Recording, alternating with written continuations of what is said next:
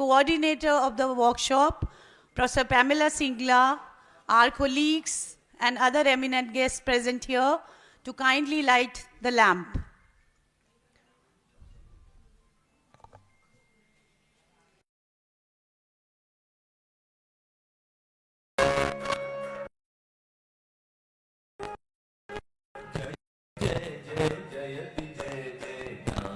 आलोक अनुपम श्रेष्ठ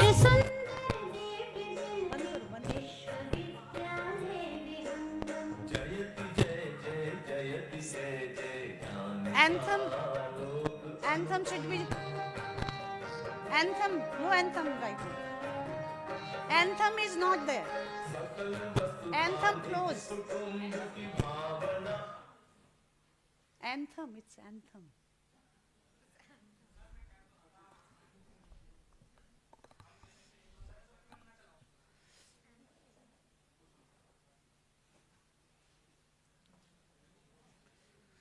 So before we inaugurate the session, it is the spirit of this occasion with the tradition of lighting of the lamp.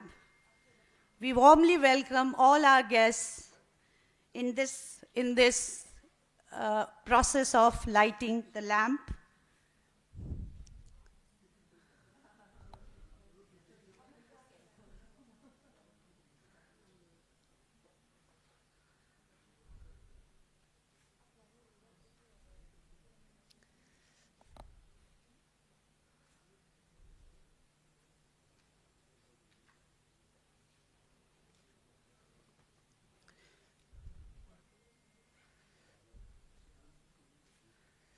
Lighting of the lamp is a traditional process in Indian culture. We begin every occasion with the lighting of the lamp. Tamso ma jyotirgamya is the motto which talks about let us take us to light from darkness. Thank you everyone for participating in lighting of the lamp. Now moving further, we invite our distinguished guest towards the dais. I request Professor Pamela Singla to accompany our esteemed guests towards the dais. I invite our honorable chief guest, Dr. Vikas Gupta sir. I invite the president of the IASSW, Professor Antoinette Lombard. I also invite our keynote speaker of the day, Dr. Rukmini Banerjee, on the dais. Our special invitee, Professor Manoj Jha, is not here as yet. I also invite the head of the department, Professor Sanjoy Roy, to proceed towards the stage, the dais. And now I invite Professor Pamela Singla to kindly proceed towards the stage.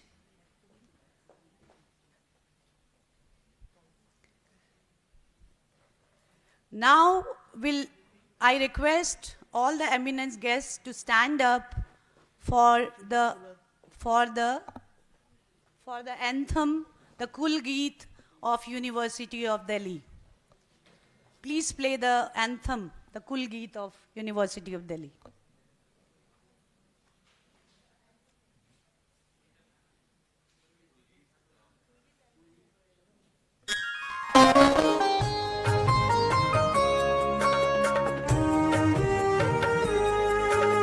जयति जय जय जयति जय जय ज्ञान का आलोक अनुपम श्रेष्ठ सुंदर दिव्य दिल्ली विश्वविद्यालय विहंगम जयति जय जय जयति जय जय ज्ञान का आलोक अनुपम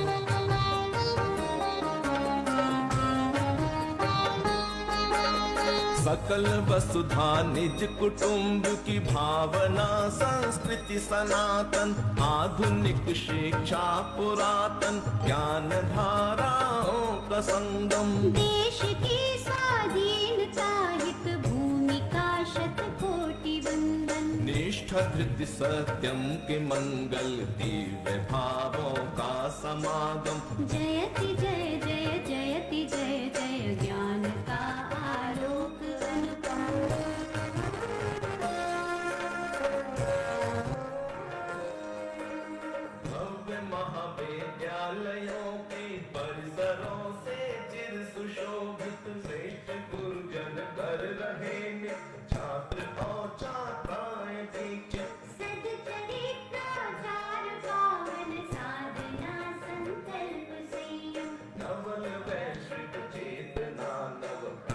संस्कारों का उद्गम जयति जय जय जयति जय जय ज्ञान का लोक अनुपम श्रेष्ठ सुंदर दिव्य दिल्ली विश्वविद्यालय विहंगम जयति जय जय जयति जय जय ज्ञान का लोक अनुपम ज्ञान का आलोक अनुपम ज्ञान का Hello. So I request all the eminent guests to be kindly be seated on their respective seats.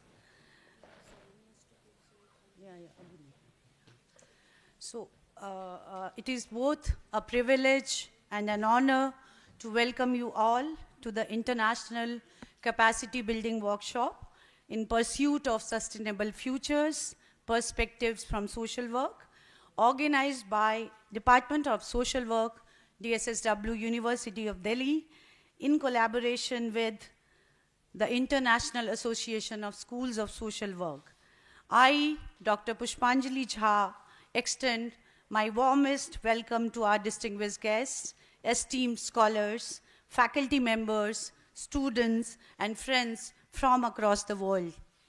As an anchor for today's inaugural session, I'm excited to be part of this momentous occasion that brings together social work academics and practitioners from around the globe and to discuss pressing issues, exchange ideas, and explore innovative approaches in the field of social work.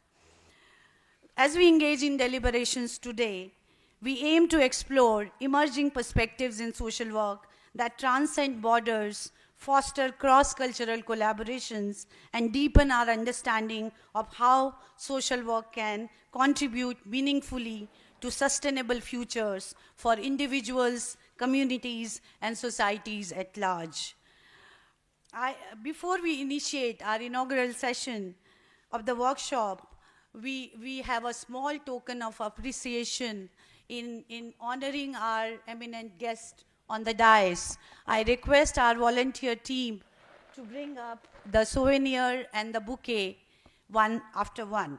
So I'll invite Professor Pamela Singla to felicitate our honorable chief guest, Dr. Vikas Gupta, with a souvenir and with a bouquet.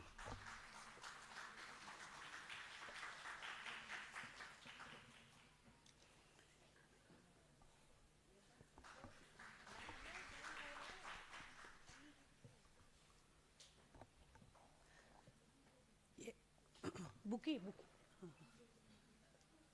Oh, there's no bouquet. Okay. So we have a small token of appreciation as a souvenir. Now I'll request Professor Pamela Singla to felicitate our keynote speaker, Dr. Rukmini Banerjee, with a souvenir. Thank you.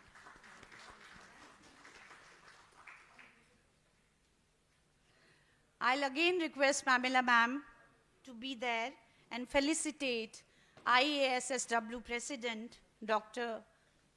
Antoinette Lombard, with a small token of appreciation, the souvenir.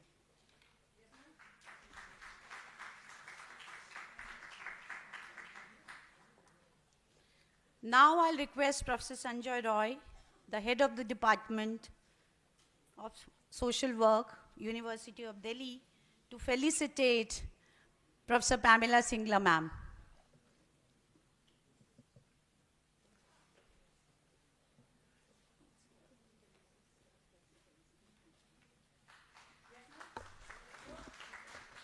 I request Professor Neena Pandey or Professor Archana Kaushik from the audience to kindly come up to the stage to felicitate Professor Sanjoy Roy. Okay. So now Professor Neena Pandey and Professor Archana Kaushik will felicitate. No, will felicitate Professor Pamela Singla ma'am. Okay, it's done. So this felicitation ceremony is over.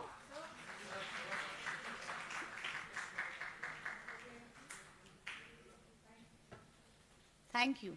Thank you, Professor Pandey and Professor Kaushik. So, so we welcome you again and we move forward towards the inaugural program of the day. The first event of the inaugural program is the introduction to the workshop, which will be done by Professor Pamela Singla. Now I invite Professor Pamela Singla to provide the introduction to the workshop. Professor Pamela Singla is a professor at Department of Social Work, University of Delhi, and the board member of the International Association of Schools of Social Work. She is the coordinator of Delhi IASSW board meeting and the capacity building workshop being organized today. This workshop would not have been possible without her visionary leadership and dedication. She is an alumna of the University of Delhi since her graduation days, and having further obtained her MA, MPhil, and PhD from Department of Social Work, University of Delhi. Professor Singla teaches social policy and gender studies. She has done her research on women-centric themes. Her academic work undertaking empirical research with diverse groups has brought the voice of people to the classroom. Thank you. Thank you so much, ma'am. Thank you, Pushpanjali. And a very good morning to everyone. Just to say that Professor Yogesh Singh, patron of the program and our Honorable Vice Chancellor of the University of Delhi, has another engagement and he shall be joining us during the day. Dr. Vikas Gupta, Chief Guest of the program and Registrar, University of Delhi, and a highly acknowledged academic administrator. Dr. Rukmini Banerjee, Keynote Speaker, CEO of Pratham. For your information, since we have our international delegates, Pratham is one of the largest non-government organizations in the country working since 1995 towards improving the quality of education in India. Dr. Banerjee is an economist by training with immense work experience in the field and an alumna of the University of Delhi's St. Stephen's College and Delhi School of Economics. Professor Antoinette Lombard, President IASSW and Professor at Department of Social Work, University of Pretoria, South Africa. Her global perspectives have always enriched our deliberations. My colleagues, Professor Manoj K. Jha, who is a special invitee for today's program, is a senior faculty at the Department of Social Work, University of Delhi, and member of Parliament in Rajya Sabha, and he is on his way. Professor Sanjoy Roy, head of the Department of Social Work, board members of IASSW, esteemed members of the university administration, heads, principals, colleagues from the department and other universities, our partner organizations, our sponsors of the program, Anil Agarwal Foundation and Centum Foundation, alumni, guests, research scholars, staff, and students. It's my pleasure and great honor to welcome you all to the International Capacity Building Workshop, jointly organized by the Department of Social Work, University of Delhi, and the International Association of Schools of Social Work. And it's an almost 100-year-old global organization with a membership spread over 80 countries. We are happy to have with us today delegates from USA, Slovakia, South Africa, Cyprus, Germany, Botswana, Italy, Uganda, Chile. We welcome you all to the University of Delhi. The Capacity Building Workshop is a regular event with the IASSW.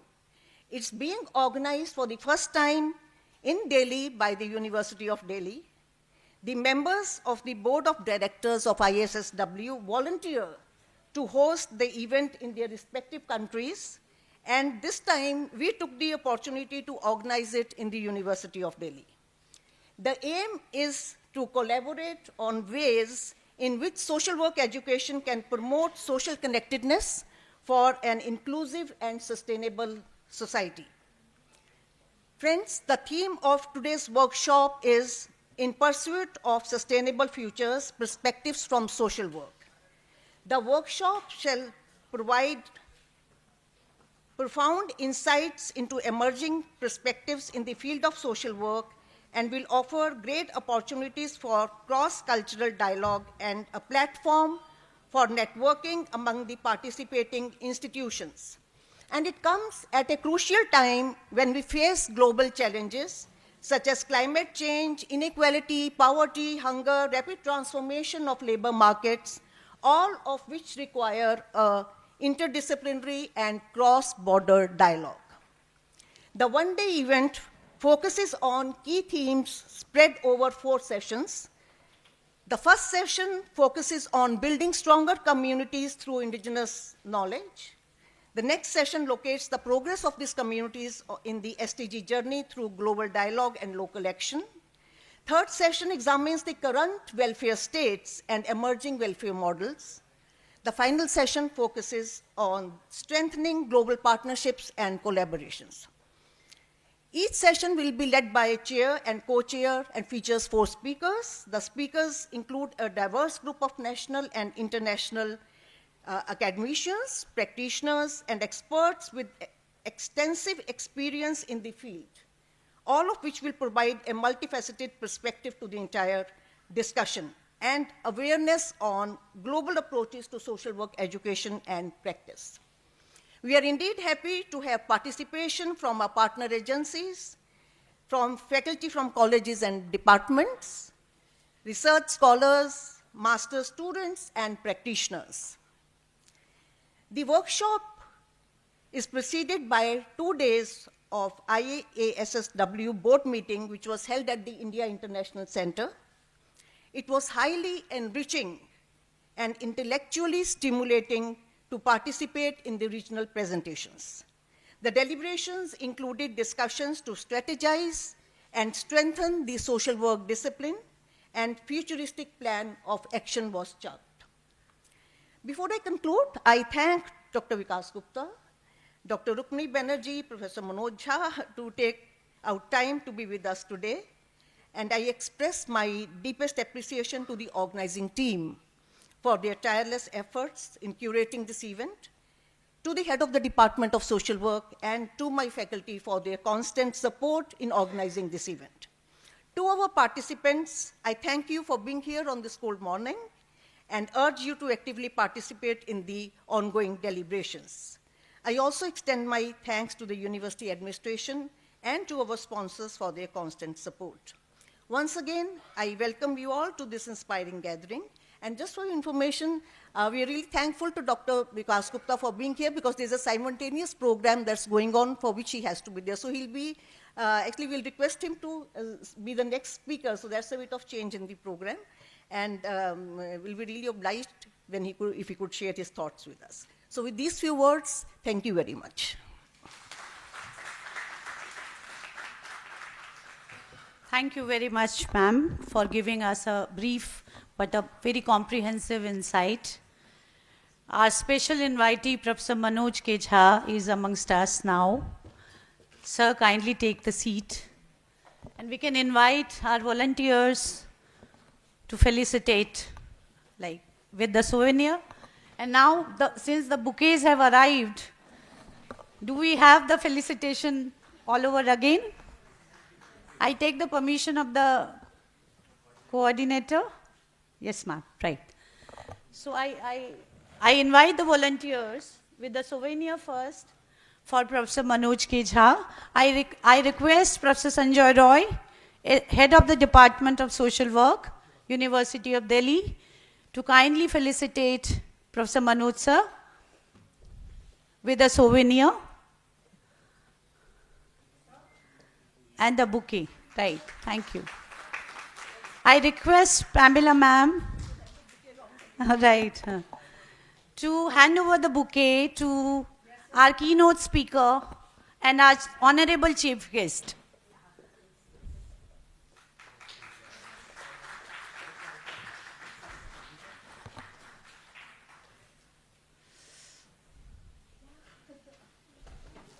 I request Professor Manoj K. Jha sir to felicitate with a bouquet to our IASSW President, Professor Antoinette Lombard.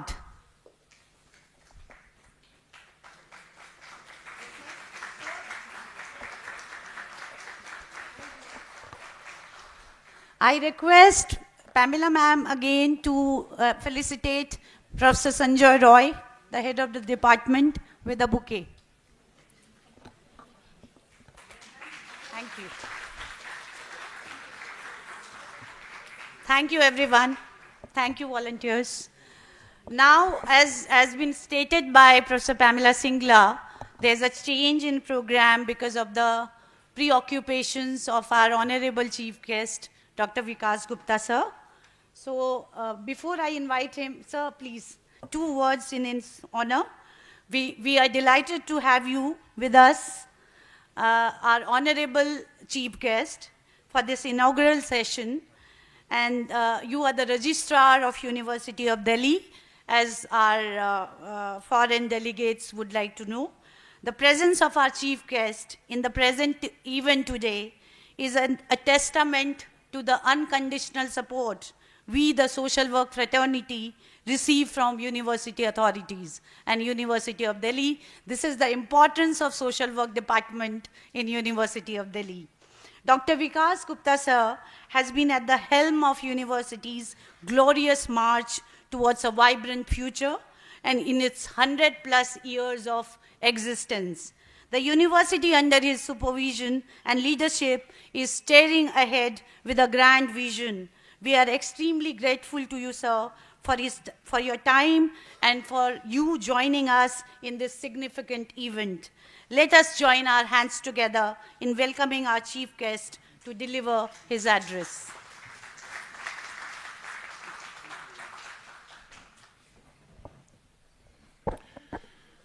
A very good morning to all of you. Namaskar. Professor Rukmani Banerjee, the Chief Executive Officer of Pratham Education Foundation. Professor Anthony Lombard, President, International Association of Schools of Social Work, and Professor, Department of Social Work, University of Pretoria, South Africa. Most respected Professor Manoj Jha, Honorable Member of Parliament, Rajya Sabha, and a senior faculty member of Department of Social Work. My dear friend, Professor Sanjay Roy, Madam Pamela Singla, the coordinator of the workshop, Professor Niragni Mitra, the chairperson, International Relations, distinguished dignitaries in the audience present here today, faculty members, officials of the department, my dear talented students. I wish you all a very good morning, and let me take this opportunity to wish you all a very happy, healthy, pleasant, and prosperous New Year 2025. I am indeed delighted that our Department of Social Work is organizing a capacity building workshop with the theme In Pursuit of Sustainable Futures Perspectives from Social Work, in association with International Association of Schools of Social Work. The Department of Social Work of this university is a prestigious department under the Faculty of Social Science of the university, which has a glorious past.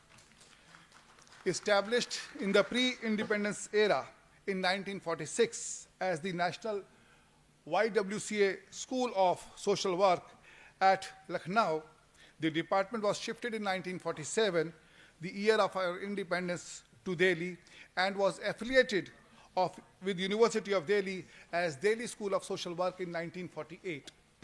It was only in 1979 that Delhi School of Social Work took the shape of a full-fledged Department of Social Work under the Faculty of Social Sciences.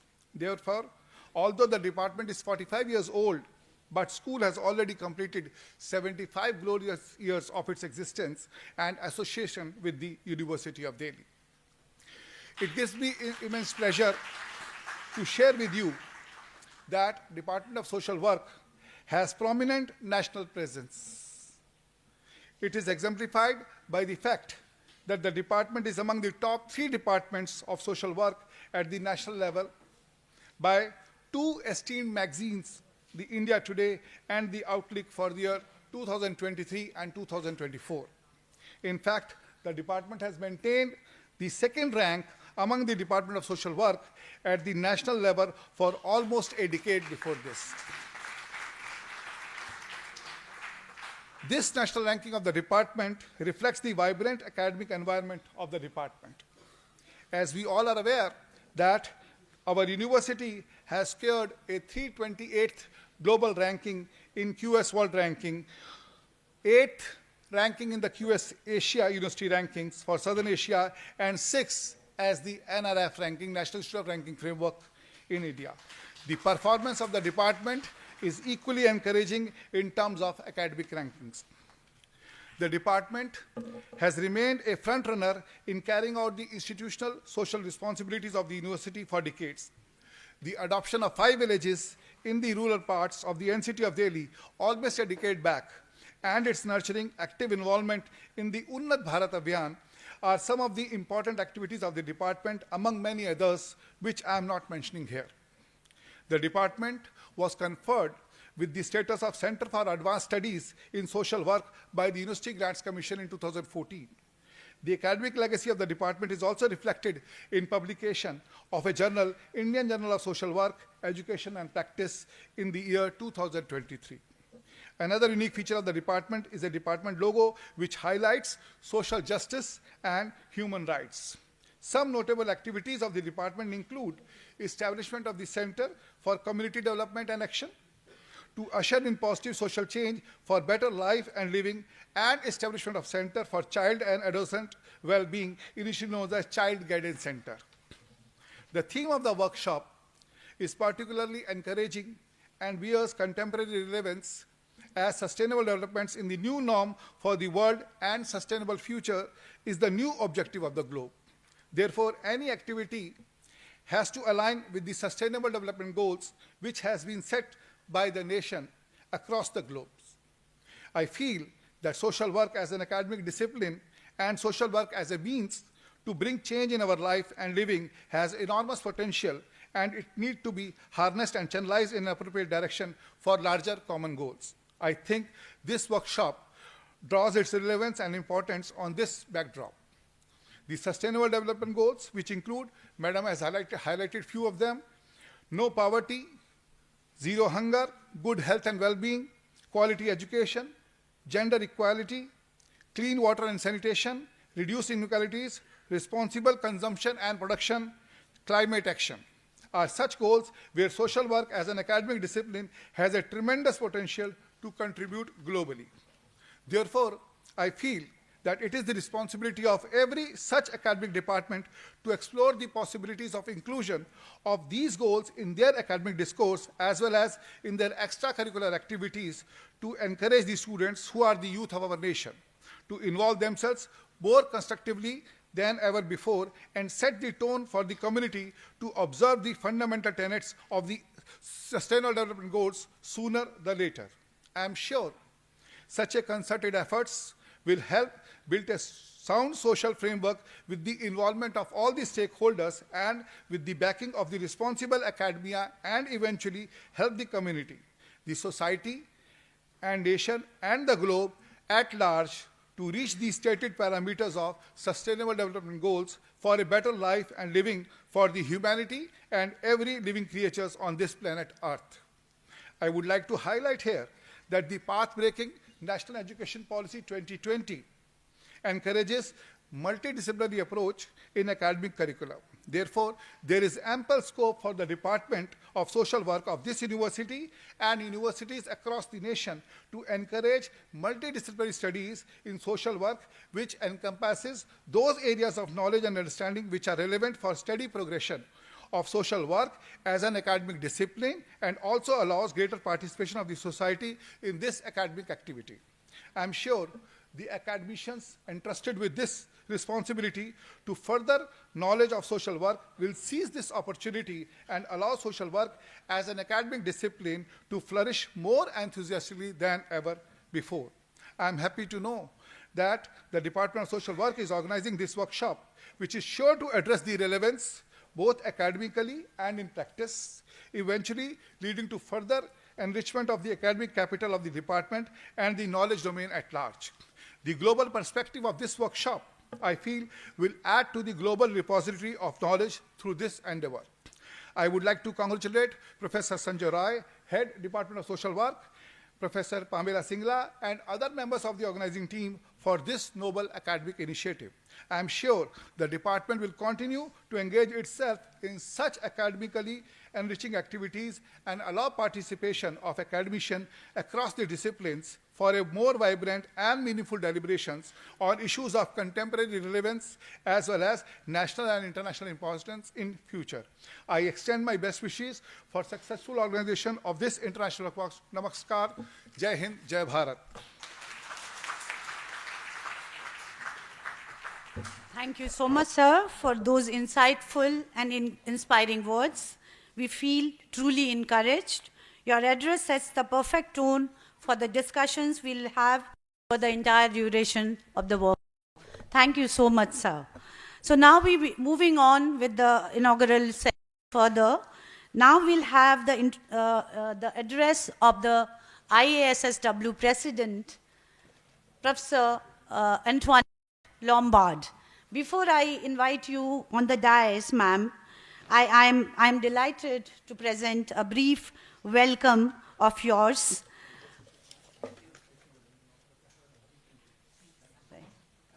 Thank you. Thank you, sir. Thank you.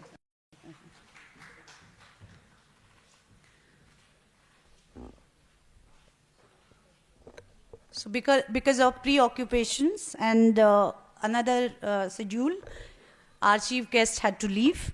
Now I invite the president of International Association of Schools of Social Work, Professor Antoinette Lombard.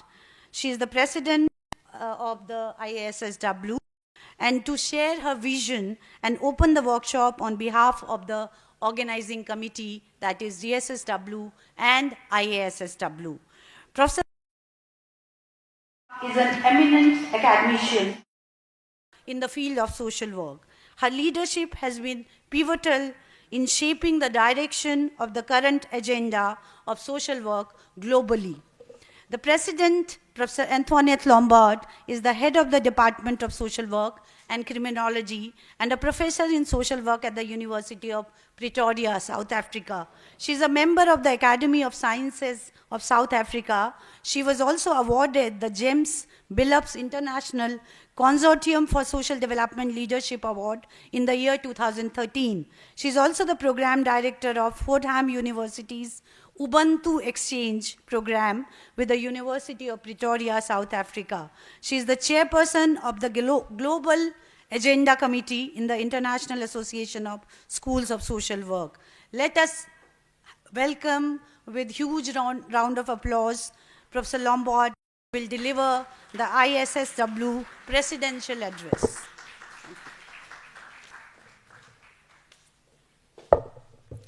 Thank you for that very warm introduction. I recognize our distinguished guest speaker, the leaders of the university and the Department of Social Work and colleagues, the colleagues of ISSW that's joining us and their accompanied family, the practitioners and also our social work students that have joined us today. Prof. Pamela Singla, specifically to you, thank you for the invitation and the work of you, yourself and your students, PhD students and other volunteers for putting this excellent program together. Pamela, I just thank you and your team and for putting us and welcoming us so wonderfully. It exceeds all our expectations we had and ensuring that we have an enabling environment for an efficient board meeting over the past 2 days and planning meeting, as well as having today's clearly going to have an experience that's going to be a successful conference. Congratulations to the Department of Social Work with your achievements and thriving in excellence. We feel the warmth of the light that unites us in solidarity, and thank you for participating in lighting this light this morning, in sharing in that joy of the light and the warmth. In the past 2 days, we have discussed many global issues and regional issues, and some of them mentioned here this morning is to how united the world is in terms of what affects us globally and also particularly in terms of our regions. So therefore, the topic today about sustainable future highlight the connection between social work and sustainability.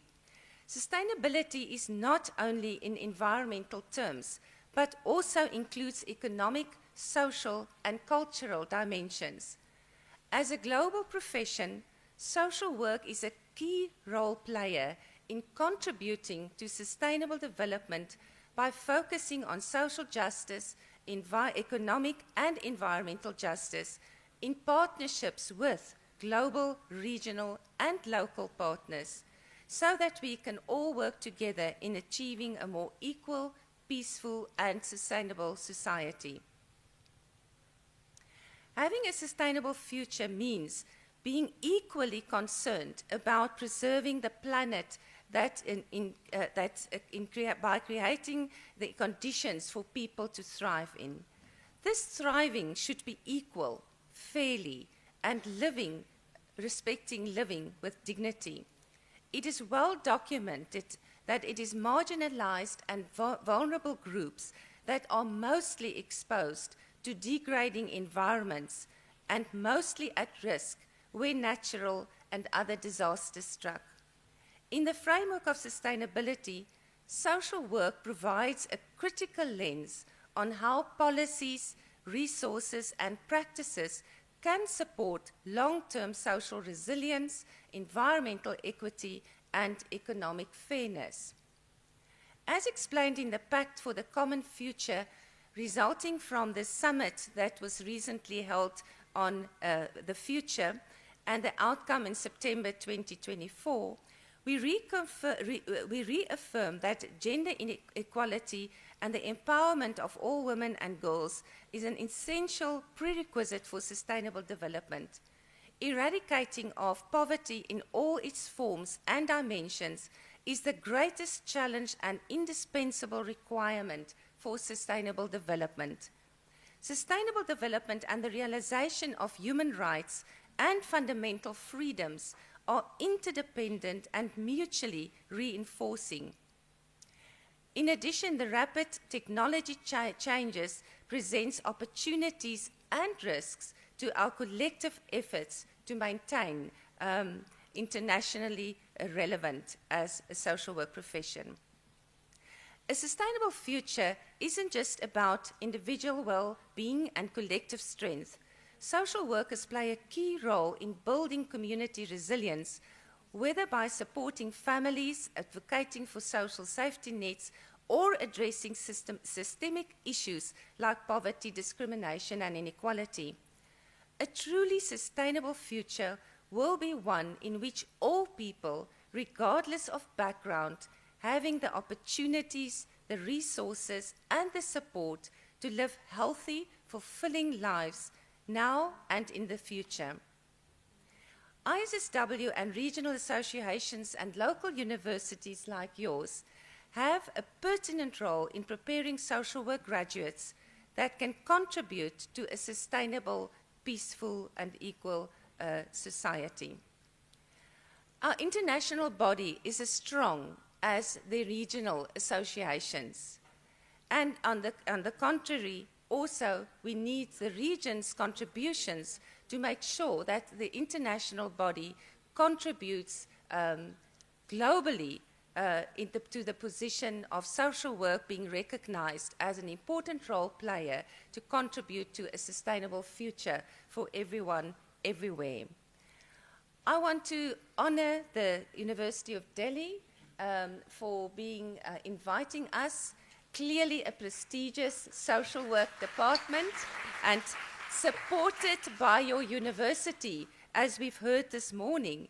And where better would that be an opportunity for you to invite you to honor us as IASSW to be an institutional member so that you can help us build social work across the globe. Thank you very much.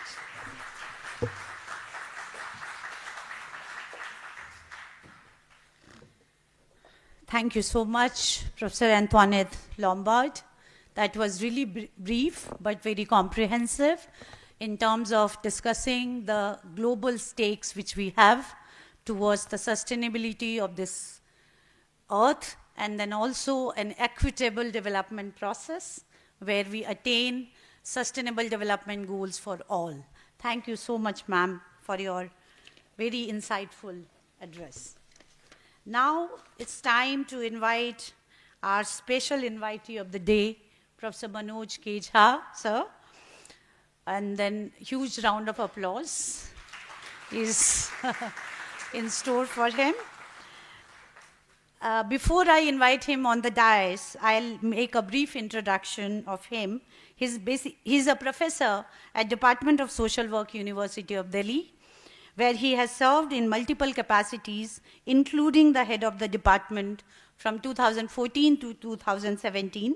Currently, he is donning the twin responsibility of professorship at the Department of Social Work, and as well as serving as the member of Indian Parliament in the upper house that is called Rajya Sabha in India. Being a staunch advocate of subaltern politics, he has interlinked the two very distinct arenas of academia and grassroots politics and the parliament in terms of raising the voices of the people and the marginalized.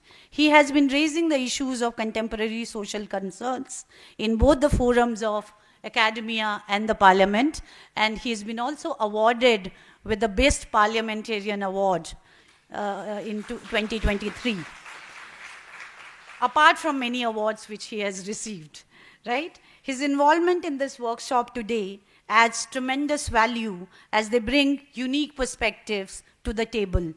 We are honored to have him with us today, and I would now like to invite him to share thoughts on the relevant agendas before the social work fraternity. Thank you so much, sir.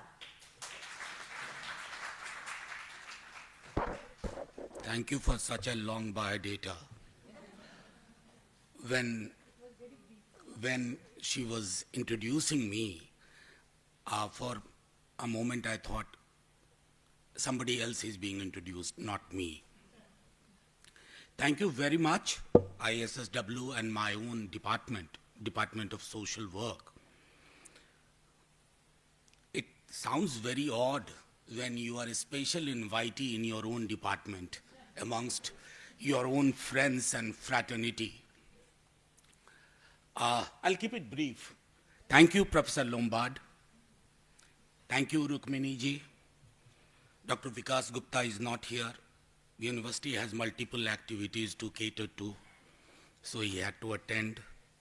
Professor Singla, our own HOD, Professor Sanjay Roy. You know, I'm so glad to see all of you here. Recently, I was in Kochi, and you know what I said? That being in the parliament, many a time you miss your own people, your own fraternity. Apart from the fact that there is no one, hopefully so, to push the bell that your time is up, your time is over. Thank you. Thank you for so many years, since the days I was a student of social work, and now when I'm referred to as a senior faculty, and seniority means lot many things. It also means that your time is up. So, always we heard social work at crossroads. There have been seminars all over the world. No part of the globe is untouched. And I wondered many a time, how long shall we remain on the crossroads? Will we ever cross the road? And that applies to each school of social work. That applies to Europe, Australia, America, all forms of America, Africa, and not to miss our own subcontinent or continent. Probably since the birth of social work, we are into a situation globally which justifies which explains that we are needed more than ever before. Fear, anger, inequality, discrimination, all over the world are the sites of social work practice. But we need to ask, when we talk about sustainable futures, how engaged are we with these images? Report card, I don't wish to sound pessimistic, but report card is actually an average report card. It's not extraordinary. For ordinary to become extraordinary, you need to work little extra, so that the extra comes to the ordinary. Before coming to this event, I thought what I'll share. As I said, recently I was in Kochi, and I made a couple of points. And again, my colleagues are here. My students are here. Some of the students I have taught, and I was taught by them. It was never a one-way process. I was taught by them, by their curiosity, by their questions, by asking me to revise or revisit my paradigm. First issue which comes to my mind is, how have we addressed, or how are we addressing structural inequality?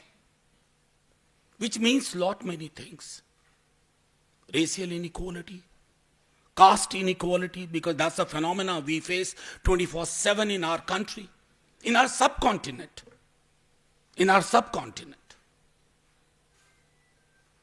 In terms of class, in terms of gender. The fact is, and I repeat, I don't dispute that addressing individual concerns are very important.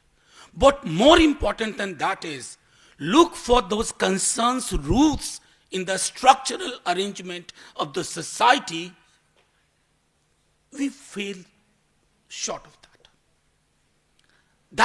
That's something which schools of social work, association of schools of social work, or department of social work, or practitioners like Rukmini ji,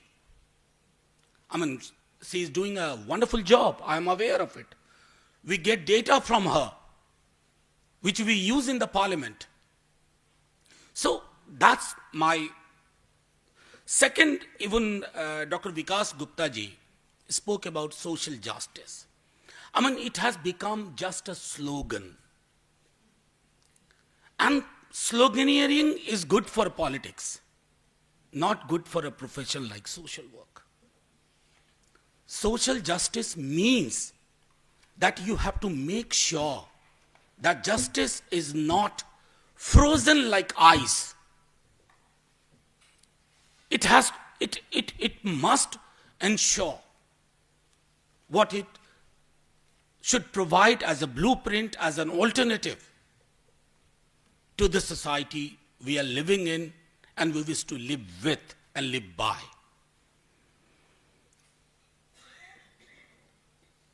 Third, which I would say, xenophobia in one form or the other is impacting the whole world. Look at the kind of leadership which is emerging in every part of the globe. The one who can scare most is the most popular one. The one who can make you love each other is probably considered a little weak, not up to the mark. Our job is to fight against that xenophobic tendency everywhere. Because ये क्या वजह? Sorry. I'll wind up. Don't worry. इन घंटियों से बड़ा डर लगता है. I'm scared of anything when I'm speaking. You know, we have a chairman, which is like a speaker in the lower house. We have a chairman who also happens to be the vice president of India. And he also is the visitor of our university. So when in the upper house, and when I speak, I wish he shouldn't be around. Somebody else should officiate on his behalf, because he is very particular about the bell and the timing. Anyway, so xenophobia, structural inequality, justice, and then challenging dominant ideology. You know, the fact is, let's borrow something from somebody, Karl Marx. Karl Marx. I mean, please, whenever I refer to Karl Marx, I just get scared. People will call me Marxist. It's not the case. Borrow something that the base and superstructure. That's for our profession as well.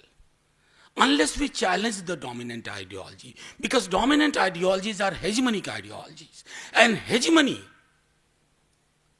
is a roadblock for liberation.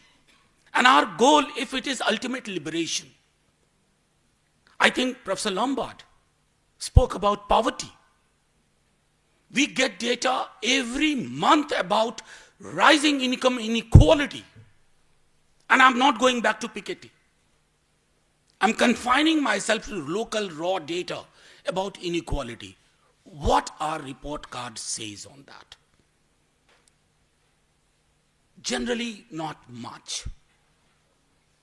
That is why it is important that in order to create lasting, sustainable futures, we need to have a holistic approach, a kind of interdisciplinary approach. And in the name of interdisciplinary approach, what we do, we borrow some phrase from history, some phrase from economics, some phrase from psychology. That is not interdisciplinary approach. It has to be a methodical engagement. One solution for anything is never the correct solution. Multiple ideas, we must learn to engage. Now, finally, I must say that particularly for the students who are seeking a career, always believe that your job is not simply to draw a salary. That is important. I don't dispute that. If I had no salary, and my salary comes from university, not from parliament, your job is to be part of the process which believes that change is not only desirable, it is possible. Long as I just said, we have remained on the crossroads. It's time that we imbibe these things. Very few countries in the world have a progressive document like Indian Constitution. We borrowed many things from best experience all over the world. Fraternity is, again, like social justice, is not simply a term. What Babasaheb Bhimrao Ambedkar said, fraternity is integral to democracy, and democracy is integral to your profession. Democracy is not only about choosing a government every 5 years or 4 years or even 2 years. Democracy is all about being democratic. Civitas. And that means your persona should be democratic. Your profession should be democratic. You don't seek democracy from your prime minister and leader of opposition, while your own profession, the institutions within the profession, are largely undemocratic or many a time individual centered democracy. Thank you very much, Professor Singla, for calling me here. As I said, such occasions become part of me, part of me in the sense that after so many months when you visit your colleagues, you talk about your profession, because I have carried this profession in the parliament. My political position is almost, my students of previous years will vouch, when I speak in parliament, they would have a sense of déjà vu. ये पहले सुना हुआ है. ये पहले सुना हुआ है. And finally, I quoted Ambedkar, and I must quote somebody I'm deeply in love with. Pandit Jawaharlal Nehru, our first Prime Minister. When he presented objective resolution, he referred to an event called Oath of Tennis Court, which was an event borrowed from French Revolution, which gave us liberty, equality, fraternity to everybody, including social work. Now, when the king realized that these members of the Constituent Assembly of France, they are going beyond the mandate, the king started closing the rooms. Meeting nahi hogi. You can't sit here. Like somebody closes this room, I hope it doesn't happen.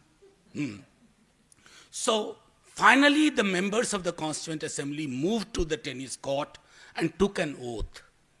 Come what may, we'll stick to the agenda. We all require oath of tennis court within us. Thank you so much. Jai Hind.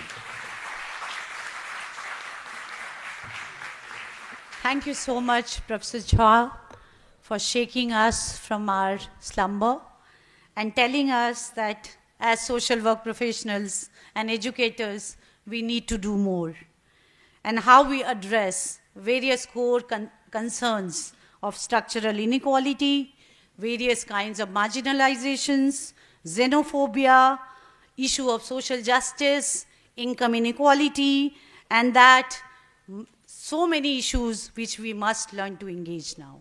Thank you so much, sir, for your insightful address. Now we move on to the keynote speech of the day. Before I invite our keynote speaker, Dr. Rukmini Banerjee, towards the dais, I'll just make a very brief introduction. Obviously, it's not possible because the kind of phenomenal work she has done, a huge spectrum of her engagement from corners of the world to coming back to her own home country, India. It's been simply phenomenal. So it's an honor to introduce the distinguished keynote speaker, Dr. Rukmini Banerjee, who is a renowned scholar and a social activist in the field of education. Her work has had a profound impact on social policies in India. They have been a leading voice in advocating for a sustainable development and social justice through education, and we are privileged and honored to have her here with us today. Rukmini Banerjee was trained as an economist at St. Stephen's College, Delhi University, and later she pursued her master's from Delhi School of Economics, University of Delhi. She was a Rhodes Scholar at Oxford University in the year 1981 to 83 and completed her PhD at University of Chicago in 1991. She decided to come back to her native country, India, and she returned to India in 1996 and joined Pratham. Over the years, she has worked extensively in Pratham's education programs in rural and urban areas. Along with her teams, she has played a major role in designing and supporting large-scale partnerships with state governments in India and for improving children's learning outcomes. Dr. Rukmini led Pratham's research and assessment efforts, including the annual status of education report, ASSR, exercise from 2005 to 2014. Since 2015, she has been the CEO of Pratham organization. In 2008, Dr. Rukmini received the Maulana Abul Kalam Siksha Puraskar from the government of Bihar, India, which is given to a prominent educational activist. She was the first recipient of this award in the year 2021. Dr. Rukmini Banerjee was receiving another award, that is Yidan Prize for Education Development. Please join me in welcoming Dr. Rukmini Banerjee to deliver the keynote address on the theme of the present workshop.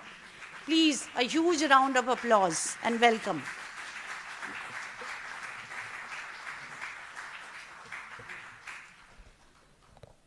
Namaste to everyone. Good morning.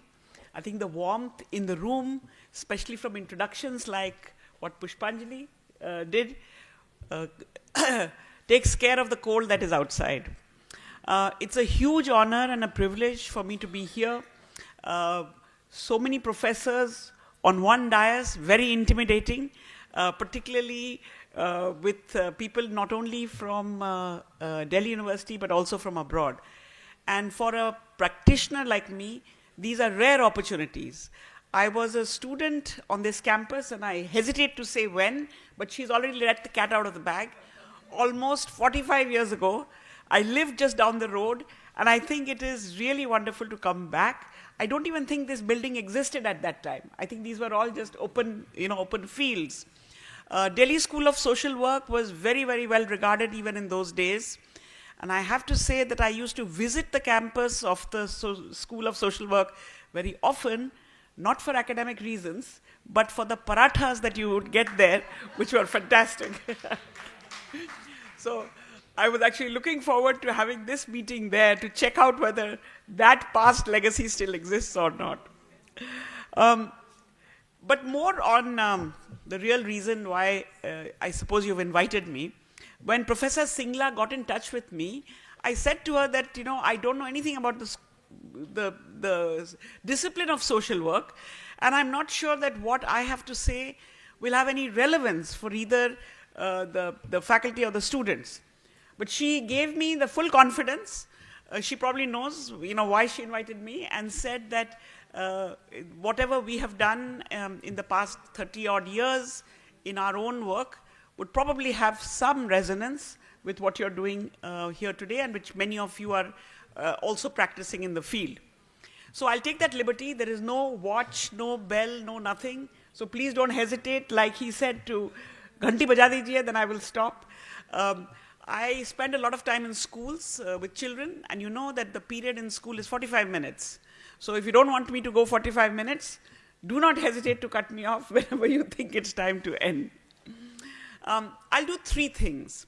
One is I will give you a little bit of a background of where we started and how, because that will give a sort of maybe a good introduction to a couple of things that I feel perhaps can address some of the sub-themes of your conference today. And let's see if I actually manage to do that. So Pratham started almost 30 years ago. The date of actually starting is unsure. We have two founders, one a chemistry professor from Bombay University, and one faculty from Nirmala Niketan, Farida Lambe. Some of you will know her. She's a well-known name in the social work field in India. Two completely opposing academic views, and I think two completely different views of how social structures and social movements can happen. Both worked in the late 80s in the adult literacy movements in India. These were, I think, very, very interesting times when a lot of people from academics were involved in large-scale social movements for thinking about how do you make adults literate, particularly female adult literacy. I think Bombay was perhaps one of the only urban, large-scale movements for how to get this done, and two of our founders were very involved in that. I think it's quite common, and I see this, the older you get, the more you look back and the more you can see patterns that you hadn't seen when you were actually in the pattern yourself. But I think at least in the field of education, when you work with adults, at some point you think it's time to work with children, and when you work with children, at some point you think it's time to work with adults. And I think they were at that point that they had been working with adults, especially with women, and were beginning to think that perhaps from adult literacy, you need to start actually the seeds of the work with children at the beginning of their careers.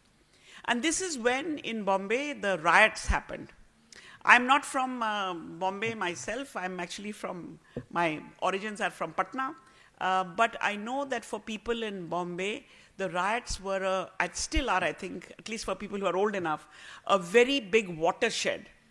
Because it's not like riots are uncommon in India. We've had them, I'm sure, for a very long time.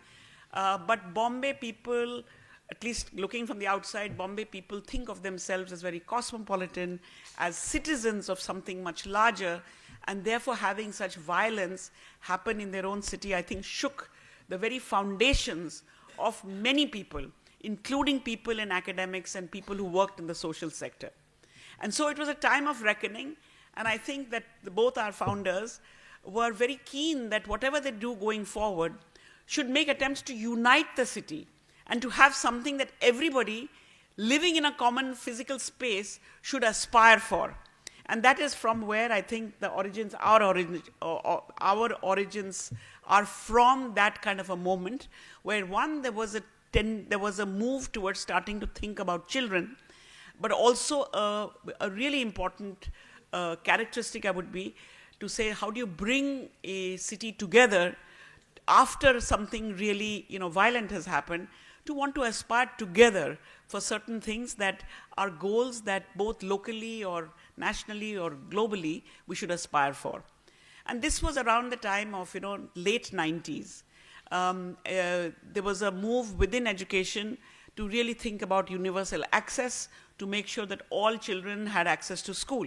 It was a Millennium Development Goal at the time. It was a national goal as well. And I think a lot of it came actually from the large movements for adult literacy. Whether women became literate or not, I think there is lots of views on that. But I think what it did do is create a big demand for a good school education for their children. In all of this, in a city like Bombay, many of you are familiar with Bombay, large crowded city, lots of problems, but also lots of resources. So what is it that if you want to do, what is it that you will want to do if you want all children in Bombay to go to school? Where do you begin and how does that go forward? The two founders, I think, took a very interesting step, and it's a characteristic that we've still maintained. I think the logic looking back was, look at your current reality, figure out where the gaps are, and you start from there. Madhav has a very good line, I'll say it in Hindi and then I'll translate it. Haath mein jo hai, wo hatiyar hai. Whatever you have in your hand, hatiyar means weapon, but I think he means tools. Move forward with those to look at whatever is the problem that you can see in front and start the process. Don't wait for something very large and major to get constructed and then move. So Bombay, even at that time, had 1,200 or so municipal schools. It's a very unusual city. They run schools then and now in 8 different languages because it's a city of migrants. People come from all over. And if you looked at schools in Bombay at that time, they had buildings, they had teachers. For me, who much of my own experience had been in northern India, it seemed like it was actually quite well developed. And so as a small group of people, what we saw was missing was actually early childhood education. In those days, our government system, the Anganwadi system as we have here, which is a government-led early childhood care and education kind of centers, did not have much coverage in urban areas. Much of Bombay in those days, and probably even now, actually should not exist. It's unauthorized. So it's very difficult to provide government services to areas which actually should not be there. Because if you provide the service, it kind of acknowledges that they exist and therefore they need to be catered to. So our first move was really, how can you provide, how cannot you provide, how can a community provide for itself some way in which young children can have some exposure before they enter school. And that is where we felt at that time is the contribution that ordinary citizens like us could make in building or rebuilding the fabric of that city. Very interesting, I joined in 1996. We had half an office, which we shared with the women's organization. And I mean, this is not a value judgment, but people in Pratham wake up late. I had to wake up early to get here today. But the women's organization people always came early. So we had a very good space sharing because they would occupy in the first half of the day, we would occupy second half of the day, and we would just move the partition, further away to the other side to make space. But from there, from a small place, What is it that you do that can, our ambition was to affect the whole city. Resources were small. And I remember even at that time that there was about 150 small, what we called balwadis. Balwadi would be translated to meaning a place for a child. Bal is child, wadi is sort of home, place. And these were community-based.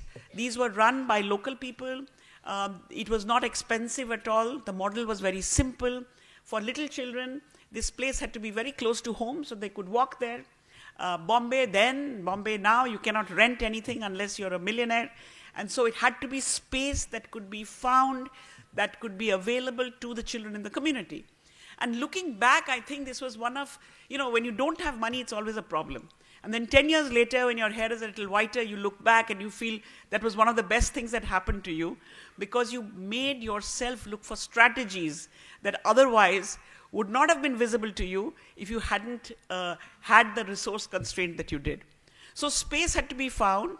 Somebody local would work with the kids, and then the parents of the kids had to be willing to have their children attend this little place. I think in this very simple story, you can see there was a lot of elements of community mobilization, trust, belief that all of this was useful. And in many ways, I think anywhere in the world, early childhood education is not only for the children. It is as much for the family, and for the families to kind of get accustomed to the idea that your child will be entering a formal system. And so for a city of migrants, this really was trying to bring some glue, both to get the families to feel comfortable in perhaps a slum area where they had recently arrived, and also connect them in a year or two to the school to which the child would be going. These community spaces were many. For example, I remember somebody from UNICEF, again, rightly said that most of these spaces are not places where children should be. And our quiet response to that was, much of Bombay is such that children should not be there. So, but if you are there, are you not going to do anything because the space is not right? Or should you do whatever is possible with the resources that you have? And so this is how it began. And it was incredible how you found people and how you found spaces. Or rather, I would say how people found you and people found spaces and organized themselves. We had little balwadis. They only ran for 2 or 3 hours a day. They ran often in schools, in the place a school could give you. They ran often in places of worship, because no matter how devout you are, you don't worship all day long. All places of worship have some time when there is nobody there. And most interestingly, Manojji, you'll be interested to hear, political parties have offices in the slum areas. And political people don't get up at 6 in the morning and start having meetings. So almost everywhere, political party offices would be available for first half of the day. Now people asked us, what is your political inclination? Why are you having your Balwadi in a Shiv Sena office? And I would say, Shiv Sena ke office mein bhi hai, Samajwadi ke office mein bhi hai, jiske paas jagah hai, whoever has space and whoever feels that the children of the community need a little place to come to, that is fine for us. It doesn't matter what the color of the flag flying, above is. The color of the flag that is flying should be the color that the children want, and that's why they come there. So I think from these experiences, we learned a lot. We learned that, often you just need a little nudge or a little platform to feel that I'm not doing something alone as an individual, but I'm part of a much bigger group. And so from 1996, when these discussions were happening over about 150 of these, till 1998, similar discussions, by that time, this Balwadi thing had spread all over the city, and we were dealing with about 3,500 little centers, which we had not planned. Often people ask us, what was your strategic plan? What was your 5-year plan? I'm not even sure we had a 5-week plan. But what happened to us was, just as soon as somebody would set up a little Balwadi in their own slum, her friend or his friend in the next slum would say, if my friend can do it, and she seems to be having a good time, why can't I do it? So we had lots of people come up to us and say, we want to be part of your club. Well, the doors were open, and who were we to say membership yes or no? People learned from each other. People took trust from each other. It isn't like all of these 3,500 people were super motivated by serving the nation, but I think they could see that what they were doing was quite productive. They were learning something new. They were forming new identities, and they were part of something that was bigger. And I often feel that I know sustainable futures has many, many connotations. But if you feel part of where you are, and you feel part of something bigger, I think Manojji referred to this, then I think these things begin to grow, and then you will figure out and solve your problems as they go ahead. We cannot solve for everything from now, but we certainly can build muscle and build sort of DNAs which say that no matter what comes, we will get together and figure out a way to deal with the next round of solutions. I'll cut forward to a couple of things. One is that, just like you saw, that from one thing leads the next thing. In the case of Bombay as well, the 3,000 Balwadis actually covered almost all slums of Bombay. And the credit went to people who lived in those communities rather than to any other superstructure to bring them forward. But through that carpet of sort of network of people came other needs. So people would say, now I know what to do for my young child. But I migrated from UP or from Bihar 2 years ago, and my older kids, we came in a hurry. We didn't have time to get a transfer certificate, which you often need to, when you change schools.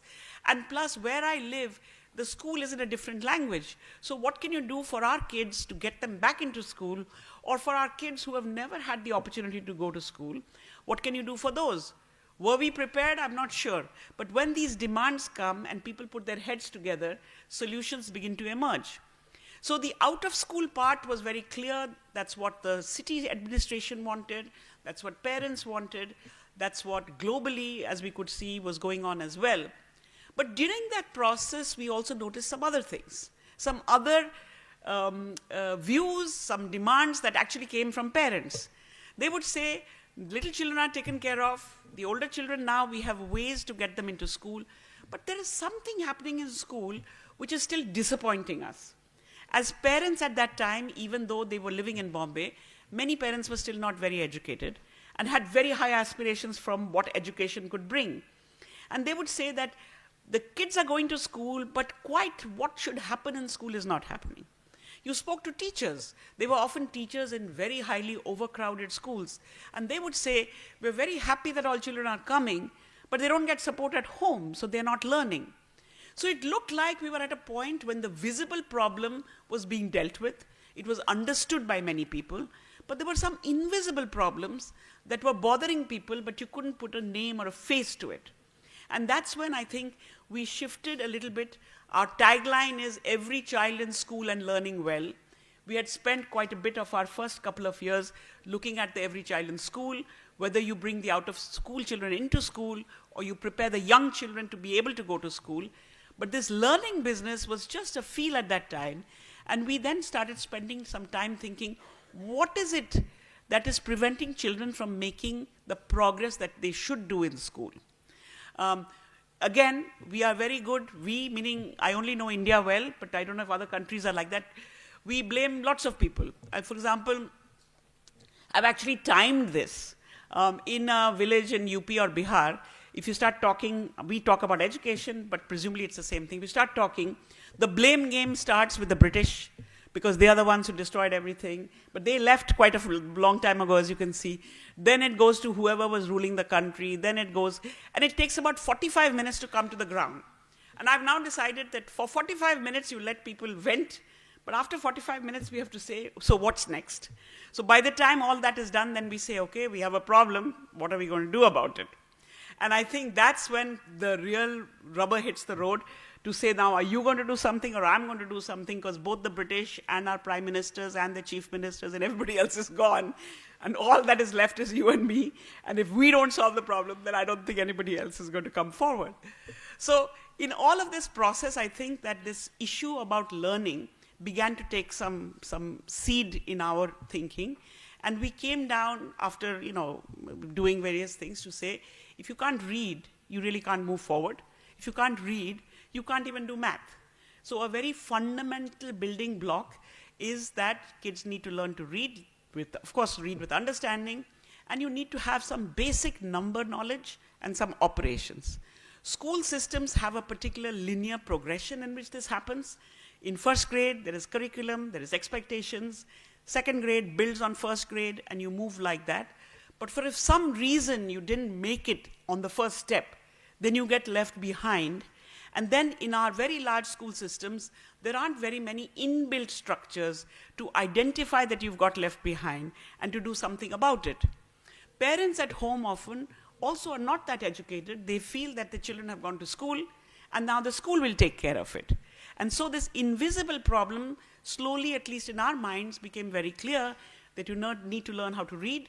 And learning to read can be done at any age. So for some reason, if you're already age 10 and you haven't learned, doesn't mean that another shot should not be taken. And therefore, how do you find what the problem is, and how do you develop a solution? What things that we began to work with. I'll give you one or two examples to illustrate this. So we were largely urban people. Our work began in Bombay, spread to many cities, Lucknow, Patna, Delhi, Bangalore, Ahmedabad. But we realized that such issues exist in other parts of India as well. So when we began to work in villages, we were very conscious that you must understand the terrain before you come up with what needs to be done. Whatever worked in Bombay may not work in villages in UP or in Bihar. So you need to educate yourself, you need to learn, you need to be like Jhababu said, teachers teach children, students and students teach them. I think a large part of our learning came from the communities in which you worked, where people actually taught you what was, what you needed to know. So we would do these little village report cards.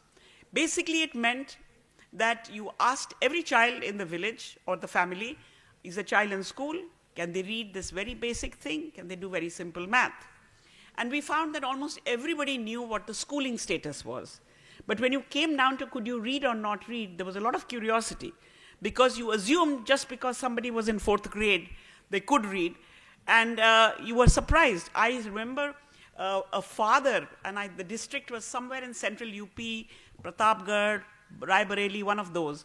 And it was a summertime. And the father of the family was lying on a charpai, which is like a string cot. And I was there with a few of my colleagues and a couple of people from the village.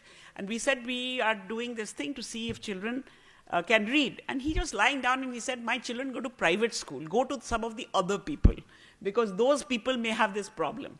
He had 3 sons, I remember. First son was in grade 3 and struggled even to read simple words. So the father said, he was paying attention, but he was still lying down. He said, he's too young. Okay.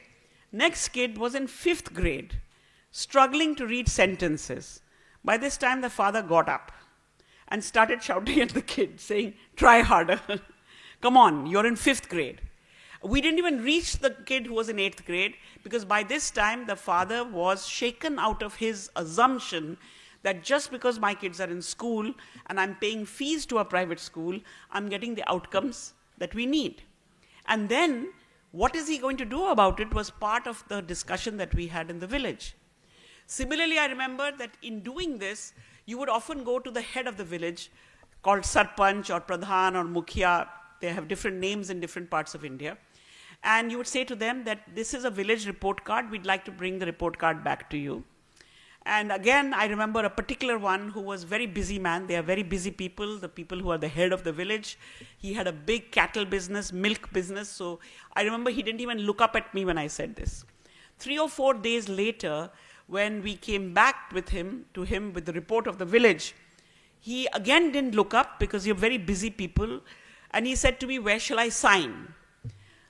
Actually, we had nowhere on our piece of paper to sign because it wasn't going anywhere.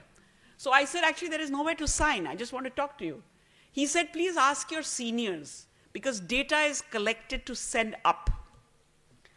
I said, well, I like to think of myself as an open-minded, fairly, reasonable person. But I thought, so I said, actually, I am the senior, thinking I would impress him by saying that. He said, really? Well, number one, people who are so-called senior don't run around in villages. They sit in an office in the city and the data comes to them. So you couldn't be a senior. Secondly, I've been watching every day. You don't come in a car. So you clearly couldn't be a senior because you don't have the hegemonic trappings of leadership. But all of this actually got him to engage. And so then he said, okay, what is it that you want to do? What are you doing? So we explained, and he said, I am a very enlightened leader of my village. I know how many children are in school, and his estimate was exactly right. But what is this about children not reading? That's not true.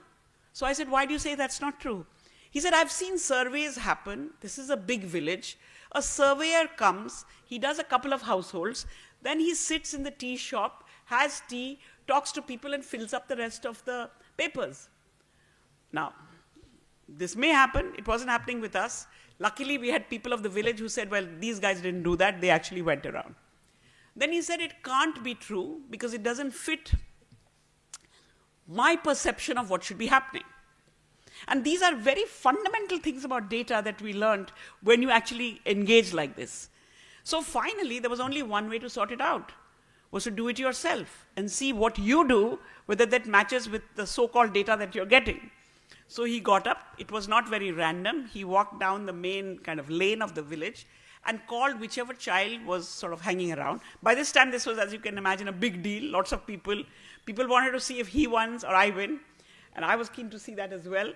And then I remember he had the little tool that we have. By the 8th child, he said, oh my God, this is a problem. It's been under my nose, but we haven't seen it. So a large part of, I think, this understanding the problem, in some cases, my colleagues say you have to feel the problem. Jab tak aapko feel nahi hota hai, tab tak aap hilenge nahi. Until you don't feel it, you're not going to move. And that's why even though the data goes to the parliament, jab tak logon ko feel nahi hoga, tab tak I think action is going to be difficult. And so anyway, long story, but I think this process of village by village, child by child, trying to understand what the problem is, trying to involve people around to be part of the understanding, I think is almost halfway to finding a solution. So the IASSW report today, which is now probably in its 20th year, is built on this kind of a process that if you are a person, you're connected to your own. In the case of the village report card, it's the village. In the case of the IASSW report today, it's for the district. People in the same district do a sample of villages in their own district, because I think the local connection is very important, the local understanding for developing whatever is the solution that will be needed. If a problem is understood, if a goal is clear, solutions can be many. But we need to commit to saying that if I see a problem, I'm going to get to somewhere where I can find a solution. So our work, I think, went in two directions. One was this IASSW, which has now become a report, but the tool still exists, still used in schools, still used in villages, still used in cities. And then the solution, which was how do you get kids who haven't learned to read, especially those who are 7, 8 or older, to pick up these basic skills very quickly. In many Indian languages, we call it kamal, because agar jaldi se hota hai, to lagta hai ki kamal hua hai. Kamal means like wonder, amazement, something like that. That there should be that you've been in school for 4 years, you haven't learned to read, and therefore your image of yourself by the time you're 8 or 9 is also that I can't do certain things. How can that be turned around? Because it's not only about reading, it's about restoring the belief that a child has in herself or himself, that I can do it. And we, over a period of many experiments, 40, 50 days, yes, 40, 50 days is all it takes. Now these two things we did for ourselves, for our own realities, and we were very surprised. In the next 2 minutes, I will finish. We had people come around 2008 or 9 from East Africa. They heard on some forum that there was something like this going on. And we were very surprised that people from Uganda, from Tanzania, from Kenya, later from Mali, from Senegal, would come not to a conference, but actually to be with us in the field. And we would show them the processes that we used. And we were very surprised that they found many of this actually useful for their own contexts. So again, I think locally doing things that make sense, locally the whole starting from the problem, going to the solution, I think can be compelling, whether people want to take all of it or not. The difficulty was not in our communication with each other. The difficulty was that internationally it looks, and you are an exception, I think, that people go to Washington or New York or Paris or somewhere else to meet people from each other's countries. It is not that easy for people to cross the Indian Ocean to visit each other. And perhaps, I think, with the collaborations that we see now, all of this is much more possible because we can be in each other's backyard to understand what each other is actually doing, not just saying, and take from there. One final comment I would say that on the work that we've been doing to find the solution for the learning crisis. As I said, in India we call it Kamal, but there is an English name for it called teaching at the right level, which has been coined actually by people who over a period of almost 20 years have evaluated our work. There is a group at MIT in the US called the Poverty Action Lab, JPAL, who does a particular kind of evaluation called randomized controlled trials on social projects. And for many years, even before they became famous, they had been working with us because they were curious to see how something like this, that you can take kids, put them through something for about 30, 40 days, and really that turns it around. They get the foundational skills that they need. And this research done by very well-known people, I think was also published and available around the world. And so today, teaching at the right level is done in Zambia, in Nigeria, in Morocco, in parts of Madagascar, in Niger. And we never intended any of that. We did it for our own kids who were in our own schools and in our own communities. So I feel like the world is a big place, but it's also a small place. We just have to have the occasion to meet in the right place at the right time and have the opportunity to see each other's work. And I think that this is a very good place to say this. I'm preaching to the converted anyway, but I think that the more we can be with each other in our own contexts, the more we can learn both about the context in which we come from. A final thing, there was a professor from Tanzania, from the University of Dar es Salaam, who came on one of these trips. And I was with him in a village near Meerut, which is not far from here. And as we were going through the village, doing this testing, talking to families, he said to me, you are really a democratic country. Now, you may have noticed I haven't used that word at all, because we are very used to going somewhere, understanding the problem, doing something about it, interacting with the local people. And he said that is not so easy in many countries to be able to do. And I think that my own, the value that I gave to my own context was greatly enhanced because I somehow started seeing my own reality through somebody else's eyes and thinking that there are things that we take for granted here that perhaps are still being fought for in many other places. So I will stop here because I have a nudge and then I have a little slip. And as you can see, I can go on forever. You're a very good audience. You're listening carefully. But I really would like to thank you for the opportunity to come here. And I hope that some of the things that I've said, whether it is community knowledge, community interaction, how things can happen very locally, but perhaps permeate globally, these are all possible when human beings talk to each other with an open mind. Thank you very much. Thank you so much, ma'am, for that kind of proactive engagement. Particularly in the context of India, the educational needs of elementary children are extensive. And ma'am chose to work with those kinds of issues. So amongst the million mutinies which India has, she chose to work on one of the mutinies called educational attainment. And then she actually, through her sustained effort, converted this movement into a national movement. Thank you so much, ma'am, for your contribution to the wider goal of education. And secondly, I'd also like to thank her because she has made this model a replicable model around the world, utilizing local resources and basic skills of community mobilization.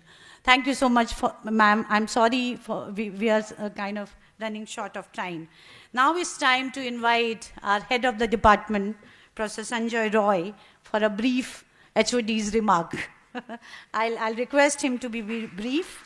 Professor Sanjay Roy has over 25 years of experience in social work education and practice. He has, to his credit, several books and articles in the domain of social work education and practice. He's also serving as the director of Institute of Lifelong Learning in the University of Delhi and has participated in various national and international seminars.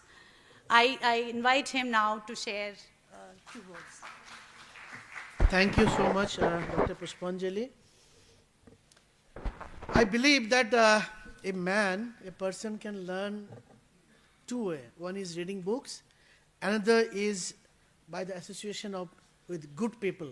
Like today we have on the dais, outside the dais, respectable Dr. Bikash Gupta sir, registered University of Delhi, is not here. Professor Anthony Lovert, President of IASSW, dear friend. Professor Manoj K. Jha, sir, Member of Parliament, rather our very dear colleague. And Dr. Rukmini Banerjee, CEO, Pratham Education Foundation, very dynamic executive officer of IASSW, Ms. Rashmi Pandey, Dr. Genestic, Secretary IASSW from Uganda, my very dear friend. Antonia Campani, she was just immediate president of IASSW from Italy. Professor Neluda from Chile. Professor Golam from USA. Professor Kohler from Germany, and other board member of IASSW. And dear my colleagues, Professor Pamela Singla, the coordinator of this workshop, my dear colleague, Professor Niragni Mitra, Professor Nina Pandey, Professor Archana Kaushik, Dr. Sudhi, Dr. Thomas, Professor Nina Pandey, Dr. Shashi, Dr. Beda, and also Dr. Niraj Madam, our alumni secretary is very good. She is also here. Thank you, our research scholar, especially two research scholars who is working couple of days, Shashi and Sudhanshu, and my dear colleagues, my dear other faculty from other department, and yes, dear students who are here. It's a very good topic, this sustainability. And I think this is a great platform to be here to discuss on sustainability. I believe that sustainability, the relation with IASSW, the start today, or day before yesterday, that relation should sustain first. Then we can do sustainability work in the future in the name of workshop, maybe other coordination in coming days. And I believe that without multi-dimensional approach, no work can be perfect. Recently, I visited a couple of countries like UK, Germany, France, African and South America. I saw that India is doing better in social work. And one my friend, Genestic, Dr. Genestic from Uganda, she is doing wonderful work on indigenous practice, social work practice in Uganda and South Africa. I think time has come, not only sustainability, time has come to work on indigenous social work practice. Because now we have to work on decolonized social work. Otherwise, sustainability, it will not go so long. So that indigenization of social work, in any country, we have to work. So that is our responsibility. Otherwise, social work will die very soon.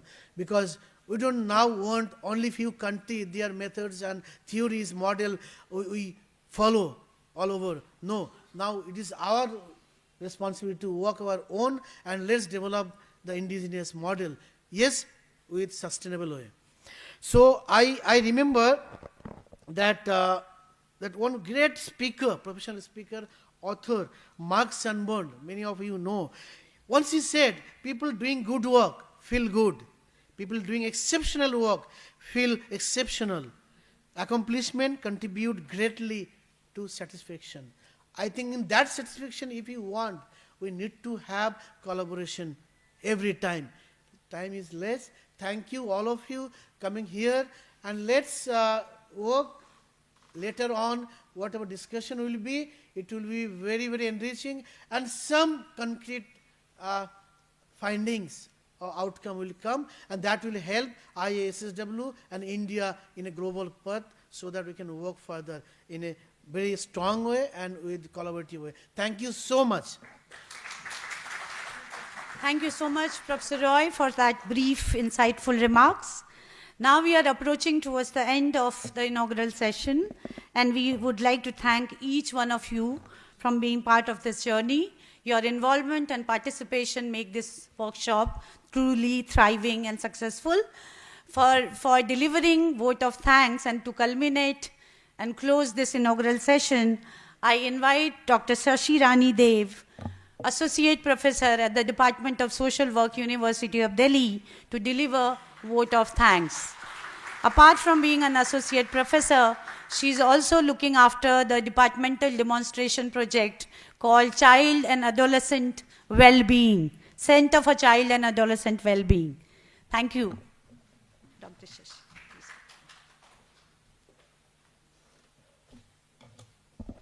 Thank you, Dr. Pushpanjali, for introducing me to the audience. And first of all, a very good morning.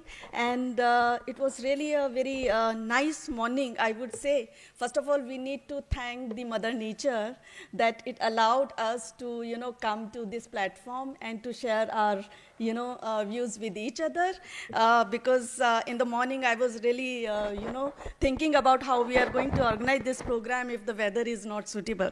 So thank you so much, and respected distinguished guests and representatives of IASSW, respected our Registrar Sir, Dr. Vikas Gupta, who left and he had some other commitments, so he could not spare much time with us.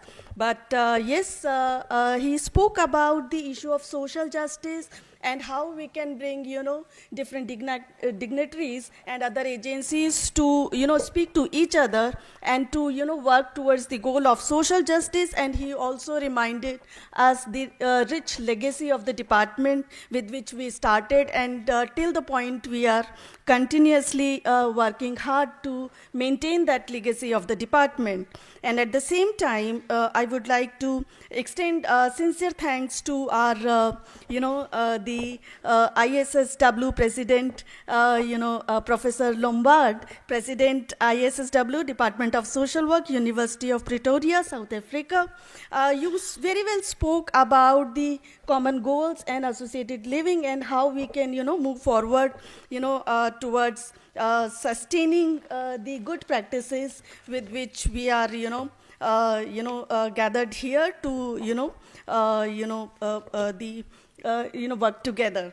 So at the same time, I would like to extend our sincere thanks to our special invitee. Sir, you spoke about that, why I am a special invitee at this forum.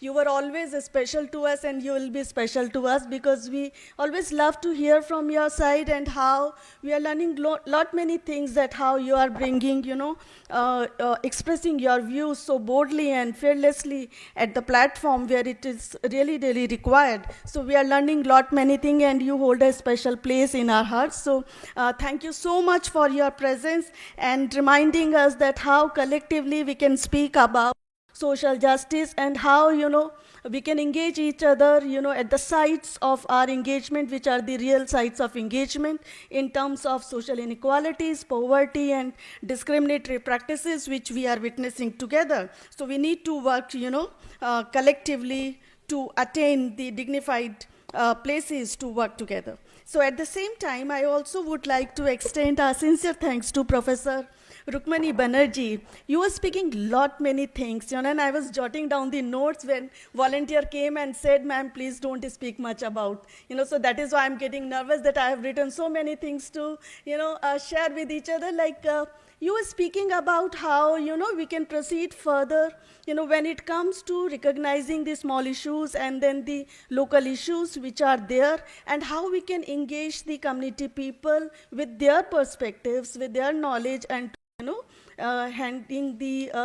holding the hand with each other to work towards sustainable practices. And because we are also having a center for child and adolescent well-being, and I was learning lot many things how we can, go along with each other. So thank you so much for bringing insights from the field. And yes,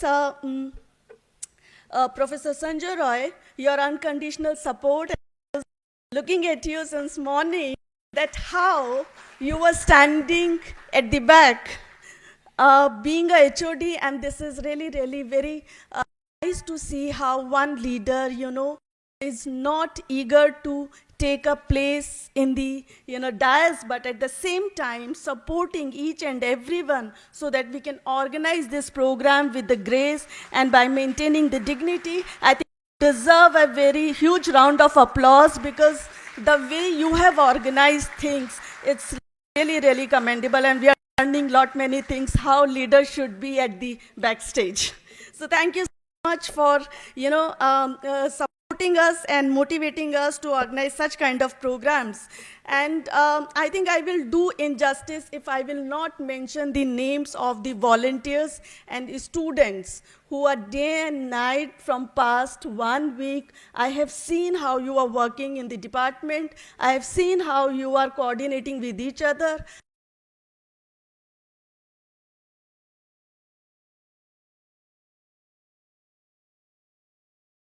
Round of applause, and thank you so much for arranging each and everything so that we can, have a nice morning and, engage with each other.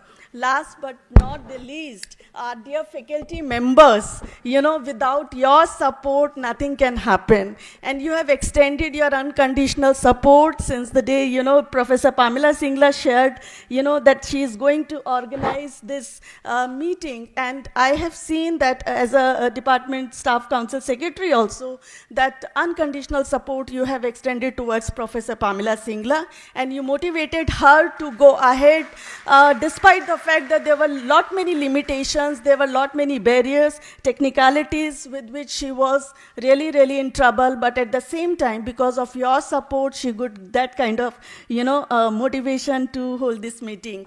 And आखिर में मुझे professor Pamela Singla के बारे में तो ज़रूर कुछ ना कुछ कहना ही है. Without naming Professor Pamela Singla, I think this vote of thanks is incomplete. So thank you so much, ma'am, from core of our hearts, because you brought us together. And then it was you that you thought, primarily that why we cannot have this meeting at the Department of Social Work in the University of Delhi. And I have, I was discussing lot many things with you, lot many things with us at the department. And the idea was have a collective association for sustainable future, and to also to learn from each other how we can go ahead with our agenda and collective vision. So thank you so much, ma'am, that you are bringing us together and providing this opportunity to interact with each other and to learn from each other that how we can share this collective goal of sustainable future. And thank you, Convention Center, supporting us to have this event. And in the morning session, the tone of the program is slightly set, so we are going to have many more learnings in the afternoon program and afternoon sessions. So thank you so much for giving me this opportunity. Thank you. Thank you so much, Dr. Shashi, for effusive vote of thanks. It is a truly kind of required at this moment of time. Before we call, with the permission of the IASSW President and the coordinator of this program, Professor Singla, before we close this inaugural session, I'll request the audience and the esteemed guests to stand up for the national anthem.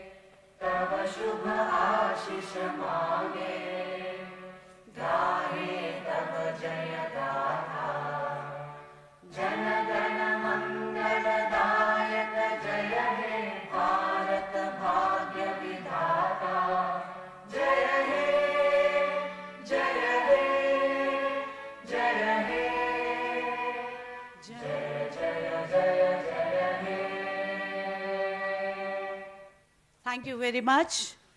So I think we call this session close.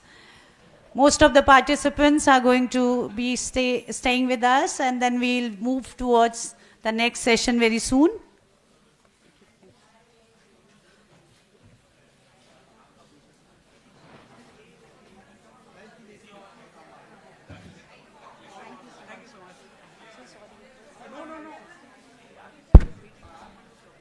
Can we please request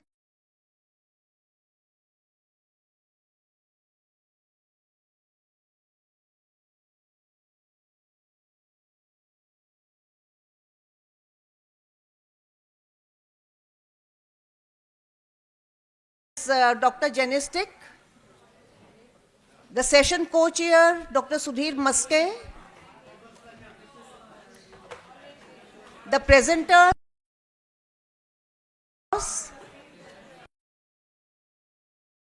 Dr. Sanjay Kumar, Professor. Can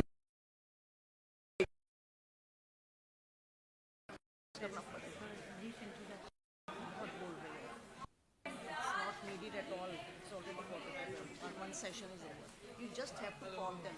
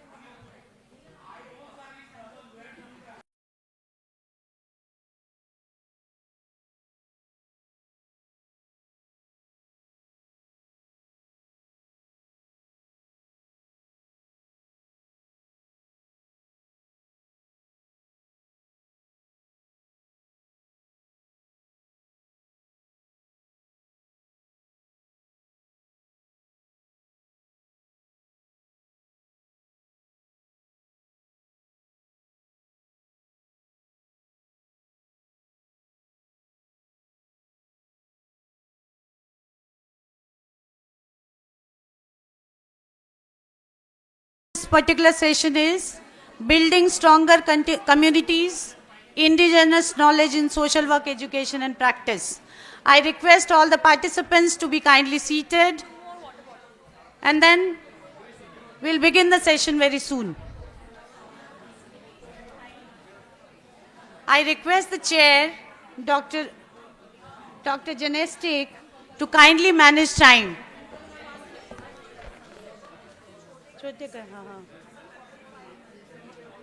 So, Dr. Janestic, you have 45 minutes time to culminate this session, right? Yes.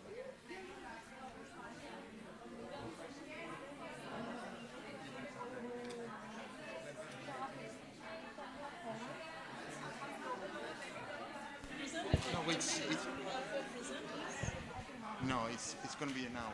This is the hour that we have. No, we'll give it to an hour. It's not possible to finish at. I request all the audience and participants to kindly be seated. Good afternoon, everyone. Chair has started the session.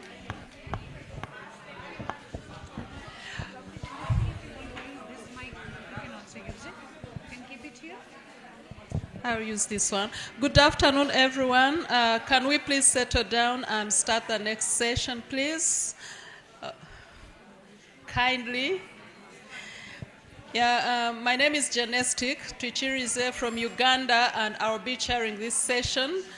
We are really out of time, so I would love to manage.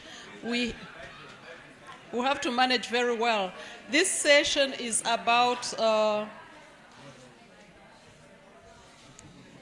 it's about building stronger communities, indigenous knowledge in social work education and practice. And it fits so well from the inaugural session because we emphasized community cohesion and building really stronger communities. So in this session, we have 4 speakers.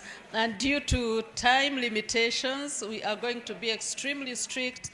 Each one of you is going to have 10 minutes to present your work. And the audience is encouraged to write down any comments and questions that you might have. We shall have about maybe 5 minutes at the end to discuss or raise any comments. So without wasting any further time, I have the opportunity to invite our first speaker, Professor Christos Panagiotopoulos. Professor Christos is a professor of social work at the University of Nicosia in Cyprus, but also the president of the European Association of Schools of Social Work. Prof, you're most welcome. 10 minutes.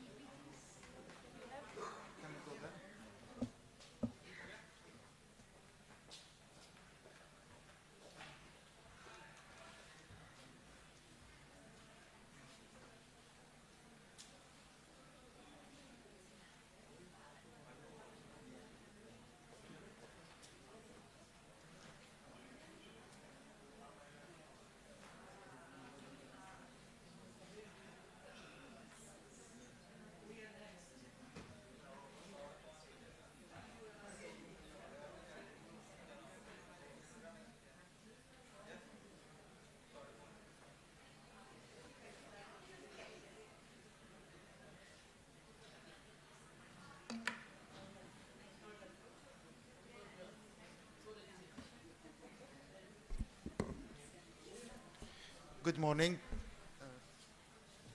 Is it okay? Okay, yeah. Good morning to all of you, and a very warm welcome from IASSW and EASSW. I'm here under 2 identities as a member of the International Association, but also as the president of the European Association of Schools of Social Work. I'm aware of the time, and I know that Janestic, she will keep on running behind me to catch me if I go over 10 minutes, so I'll try to be as fast but as focused as I can. Today's presentation is, I have decided to present a European-funded project under the European Union, which actually elaborates on the theme of this table, which is building stronger communities through indigenous knowledge. But indigenous knowledge that is not stemming from communities, but is stemming from academic and student communities. Therefore, the name of this project, as you can see, is strengthening the skills of social workers into a situation of crisis. And perhaps someone reading or seeing this title could think, okay, why should I bother attending this presentation when I know what is crisis, or we have been taught what is crisis. To be honest, and I had the same idea when I was starting this project with some esteemed colleagues from European universities and centers across Europe, Portugal, France, Austria, Italy, Poland and Cyprus, where I'm coming from, I soon realized that no, nothing is, it should be taken for granted, and we have always to reassess and evaluate our knowledge and our skills as academic, as practitioners, and as students. The topics that were researched into this project were precariousness, democracy, ethnicity, social work practice with vulnerable groups, extremism, and environmental crisis and climate change. I think these are topics that we are all aware of. We teach them in our programs. We work with our students and with our communities, as also it was demonstrated by the keynote speaker this morning. Why this project? There are two main reasons. First of all, an urgent need to increase the skills of professionals in the face of Europe's difficulties in welcoming, integrating, and caring for an increasingly precarious and invisible population. And also, it was a desire by this consortium to link the higher education and the social profession as much as possible. The main aim of the project was to prepare future social workers or even existing social workers, because the main outcome of the project, it will be delivered through an online digital manual for the new challenges of a Europe in crisis, and to harmonize training in a dual approach of academic excellence and social relevance. Sometimes we teach our students, but we have no link with the community, we have no link with what's going on outside. The past few days we had a board meeting, and we had a discussion with my esteemed colleague for Uganda, Janestic, and she was saying that one day she took her students out in the community to show the slums around perhaps the university, and students were shocked by what they saw. So sometimes our students do not have an idea, or they don't have the relevance with what's going on outside in the community. I'll skip some of the slides, because as I said, I'm aware of the time, and I know that Janestic will raise her hand when I reach 1 minute. So you can briefly see the objectives of the project, and what do we expect, or what did we expect, because the project is ending by the end of this year. The main aim is to link academic training to experiential learning, to bring what is outside inside. What we have to understand is that academic community is not a community that lives in a university and doesn't have relevance with what is going on outside. We should take events, and we should take examples from the outside world, as our British colleagues have said, is hard-based evidence practice. It should be incorporated, it should be embedded in our teaching. And the final outcome of this project will be to build a digital training tool. There are 5 steps. I will mainly focus in 2 steps. Step 2, what we did is we mapped across the consortium of these 5 countries in Europe the training modules. So we went through all the academic curriculum of social work programs, and we tried to find what were the modules, what was actually the relevance of each social work curriculum with crisis in any aspect of our life.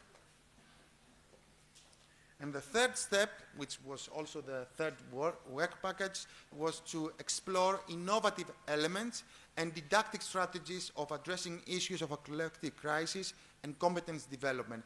That came as an, after we assessed all social work curriculums, we took some examples from each country, and we deepened within this example through interviews with lecturers, with head of departments, with students and stakeholders. And the final step will be, and is not yet accomplished, to develop a training manual on these 4 themes: social work and pandemic, with health and mental health issues, social work and migration, and especially forced migration. And we are especially focusing on forced migration because Europe is mainly affected by all these waves of migrants who have been forced by the countries due to war or to other pressing situations. Social work and social violence, radicalization, extremism, hate speech, social work, and community breakdown and separatism. I think all these themes are well aware and known to all of us, even if we are talking if I'm bringing an example from Europe to here, to Asia, and especially to India. So what are the lessons learned so far? What we learned through assessing all social work curriculums in each country. Social work training has different traditions in different countries. That's why we need to be aware of the indigenization process. We have basic similarities. We found basic similarities amongst the 5 countries, partner countries, but social work has the task of supporting and empowering people in difficult situations and also contributing to a peaceful society. Don't forget that, and this could not be missing from our results. Most training programs focus on supporting individuals or specific or disadvantaged groups. The solution, though, of social crisis on a structural level is less often at the center of the training courses. This is something that was not found across the consortium of this project. The training courses of study programs deal with current social challenges, such as public health or migration, and could not be otherwise, especially coming out of the pandemic of COVID-19. Poverty and inequality also frequently play a role in the curriculum of social work programs.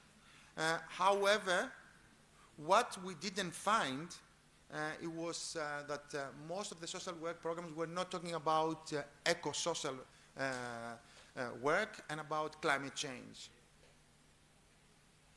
Also, we had a study run across our members in Europe. We didn't have too much response, 19 out of 140 plus.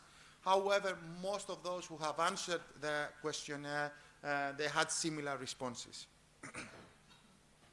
Most of the answers came from countries like Austria, Italy, countries that they have a long history in social work, and Germany, and other countries in Belgium, who have long history in social work, and they are particularly interested in the theme of crisis in social work, but also in the society.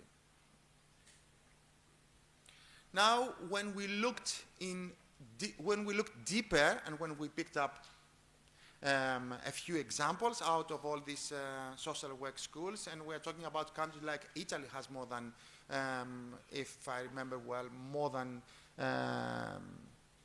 30 social work programs. Portugal has only about 10 programs, and Poland has 40 social work programs. So what we found in this step in this work package is that crisis-related content can be found in, as we said, in all analyzed program. Societal polarization, anti-democratic tendencies, and extremism are stressed as pressing topics to be more considered in social work education. Climate crisis, though, and as I said before, and other ecological aspects are sometimes referred to, but generally not stressed that much as pressing issues. So we have more attention and we focus more in what crisis is considered in a shorter term rather than in broader term. But we also found issues of how we deal with emotional overload and burnout and the lack of support to social work practitioners. So that was a topic that it was touched by some social work programs. Okay, I'm going towards the end of this presentation. I have a couple of slides, competencies and skills to be developed.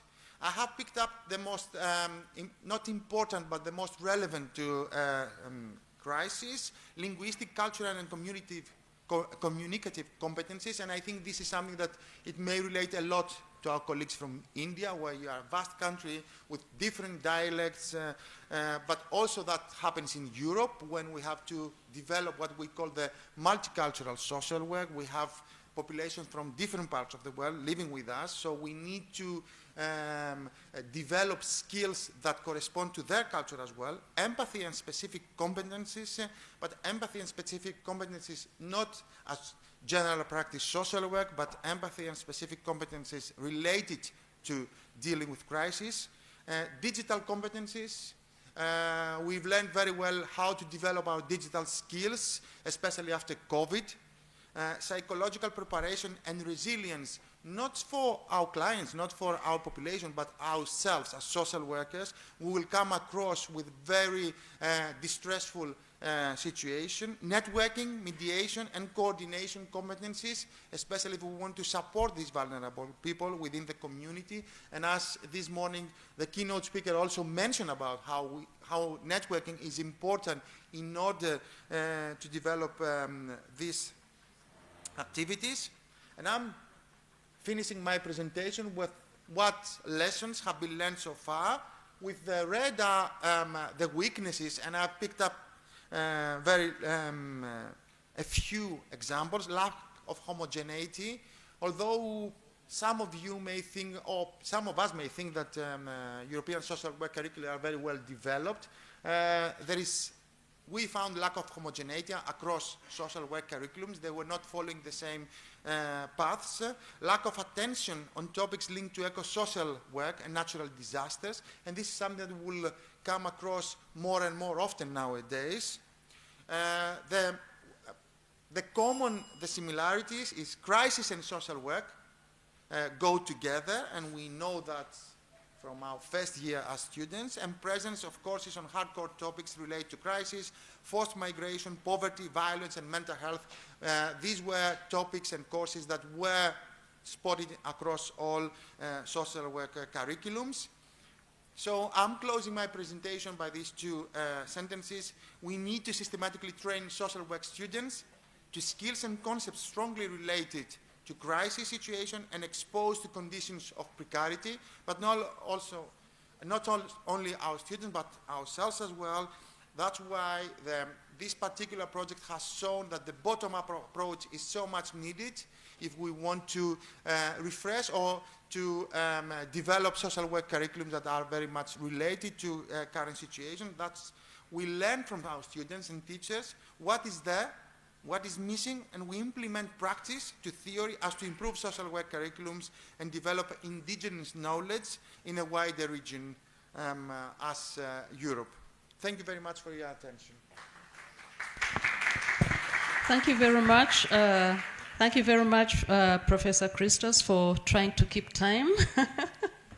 But you raise very, very important issues from your project, particularly preparing present and future social workers with requisite skills to be relevant and move towards building sustainable futures. I have the pleasure now to invite Dr.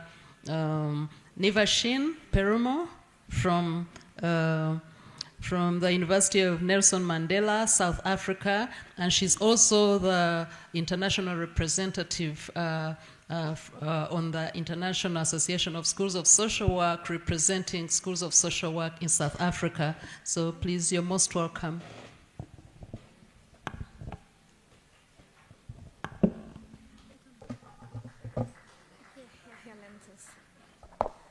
Please only start my time when I start talking.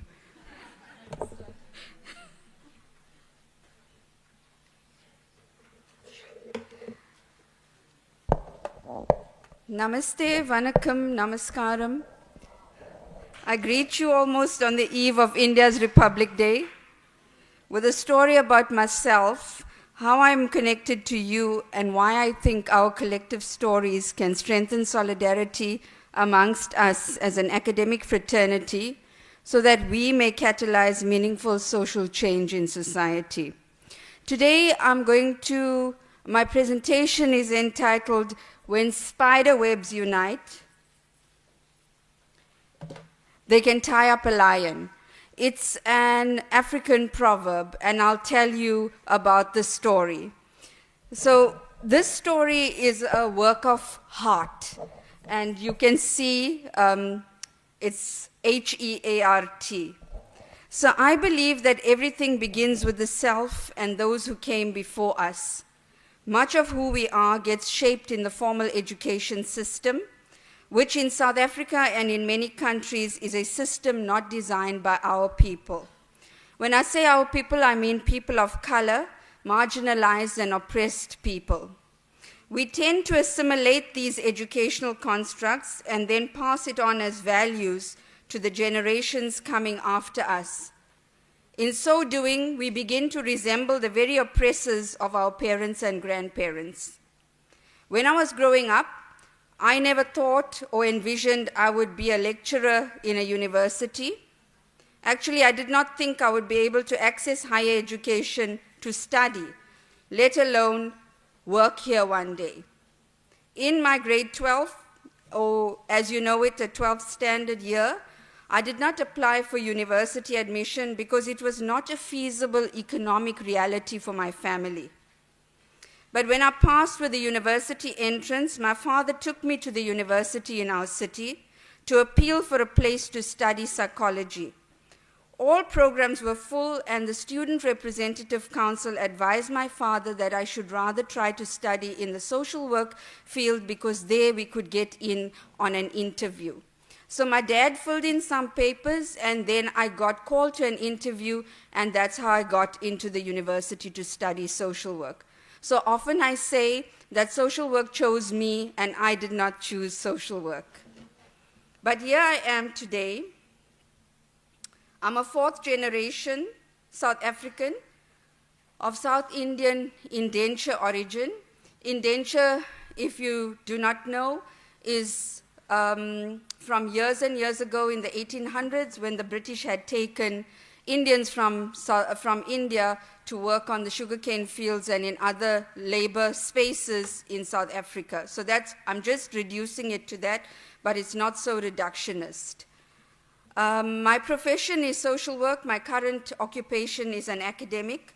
I feel a strong need to do something that all students in South Africa had taken time to stand up for and against during the Fees Must Fall. If you've not heard of hashtag Fees Must Fall, in 2015, there were several protests across our countries which brought higher education to its knees. The students were calling for a free, decolonized higher education because poverty-stricken students were fighting for access to higher education that resembled them and not the Western world. This was a chief catalyst for this project, which we call the African Knowledge Production Incubators. My need to begin this project, therefore, was premised on social justice in respect of decolonizing the social work curriculum. And because I work at a university, which is a thinking space, right? Surely thoughts should be action to result in change for common public good. But perhaps on another occasion, I'll share with you the institutional roadblocks that I faced during the first 2 years of conceptualizing this project. In hindsight, I conclude that experience was molding the heart and spirit of this project. So in this project, we are actively researching in the area of indigenizing and decolonizing social work education from the ground up. The African Knowledge Production Incubators is built on indigenous constructs of togetherness, spirituality, common purpose, and a need to reclaim African knowledge narratives. We use participatory action, learning action research, which is the scientific orientation. And in this project, we began with 6 academics from 5 South African public universities. All 6 of us are teaching in social work, and all of us acknowledge that we are Black academics who have a responsibility through our own circumstances and current power of knowledge to embark on transformative work. This is how we united our spider webs to build a stronger community of academic practice where we are foregrounding indigenous knowledge by using democratic research principles. We are slowly moving together towards transformation through active solidarity. I will tell you more about this just now. Our curriculum in South Africa and many parts of the world has been cemented on Eurocentric knowledges, constructs and knowledges, which universities have adopted historically. I'm very mindful that the keynote speaker mentioned that give a person 45 minutes to decompress from the colonialism and then start hearing them. But then we need to look at this methodology that we've used, which I'm just quickly going to show you. Although starting with the individual and the nuclear family and economic security as a point of intervention might be very valuable, we need to consider how the environment has been excluded. And when I say this, I don't mean systems theory capturing of a person in environment, but I mean an exclusion of the environment as in displacement in terms of access to land by indigenous people. You know, the land does not belong to us. We belong to the land. But through conquest, land became property and the original people were displaced. The exclusion of the histories of indentured workers and slaves, our ancestors and the extended family structure. I will now. Yeah. No, I will change it. Yeah. So this is just the very thing. When you're decolonizing a presentation like this and the presentation is not moving, the anxiety rises in the room. But there's nothing more here. I just want you to see the original slide, and I will shift it when you need to see it. So the things that we cannot exclude, the cultural heritage and practices, the erasure of indigenous languages, and geopolitical oppressive arrangements. Now, we can't condone that these are excluded from the curriculum, and if we are true to the definition of social work, how ethical are we as social work academics to leave out of our curriculum all of these things when society is facing them head on? A large part of our research design deliberately centered around Zavala's decolonial methodology, which is premised on storytelling, healing, and reclaiming. And this is why my presentation is taking the form of storytelling. Let me tell you about the value of stories. For the teller, it enables reflection and catharsis, beginning the journey of healing. And for the listener, it invokes imagination coupled with curiosity and a desire to understand the story and themselves in relation to the story. If you leave here and only ever remember that I'm a fourth generation Indian of indenture origin, then you've connected to my origin, instead of looking at many slides where I'm citing several authors and you remember not much. By telling you this story, I hope we will build our solidarity with each other and strengthen our global community of practice. In this project, we retreated cognitively from familiar academic routines, interactions, and power relations to question and rethink established sources of knowledge. We did this together for a few days at a time, the 6 academics, during the past 3 years, and we called this incubation. For us, incubation means a safe academic space for developing and nurturing thoughts and ideas on what constitutes African knowledge through our own lived experiences, as well as through the experiences of our peers and students. During these incubations, we also read and interrogated the works of decolonial and indigenous writers, such as Frey, Biko, Amy Cesar, Torres, Gacheni, Tawane, Wilson, Harmsmith, to name a few. We listened to songs in local African languages that speak of appreciation for the ancestors and elders and the strong desire to fight oppression and reclaim what was lost through conquest and apartheid. The 6 of us comforted each other as the pain of the past unfolded through the experiences we shared. This is the heart of our work. I'm going to stop there because my bell went off, and just if you give me a few moments, I'll just show the pictures. So we did not develop any scientific knowledges up front. This is the international embizo that we had across where we brought in wisdom and knowledge keepers. So here we have a traditional Khoisan chief on my extreme left-hand side. In the middle, we have a PhD candidate from our university and a nun from India. And on that far side, we have a historian from WITS University who is a guide at the WITS Origins Center. So that took us through our origins, spirituality and religiosity, and then the origins of the original people of the land. And then here we learnt under the yellowwood trees, which are indigenous trees to our country.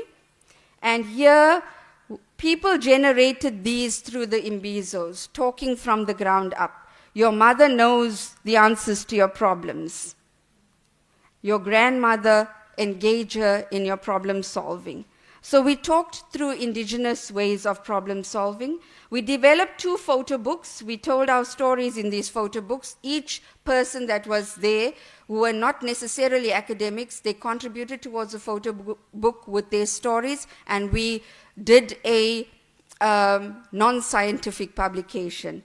And then in the very end, we had our scientific contributions. All of the people involved in the project have a chapter in this book, which was edited by myself and 2 other colleagues, and we have 14 chapters on indigenous work, and then we have the 1 scientific contribution in the form of a manuscript. I say thank you to you for listening to me. I will leave some pamphlets on the floor if you want to take one to learn a bit more. Thank you very, very much, Dr. Navishin. This is what we call walking the talk. You know, she talks about decolonization, indigenization, and she comes here and presents in exactly that manner. So thank you once again. So many insights to get from your presentation, and also very critical resources. So we'll invite our next speaker. Thank you.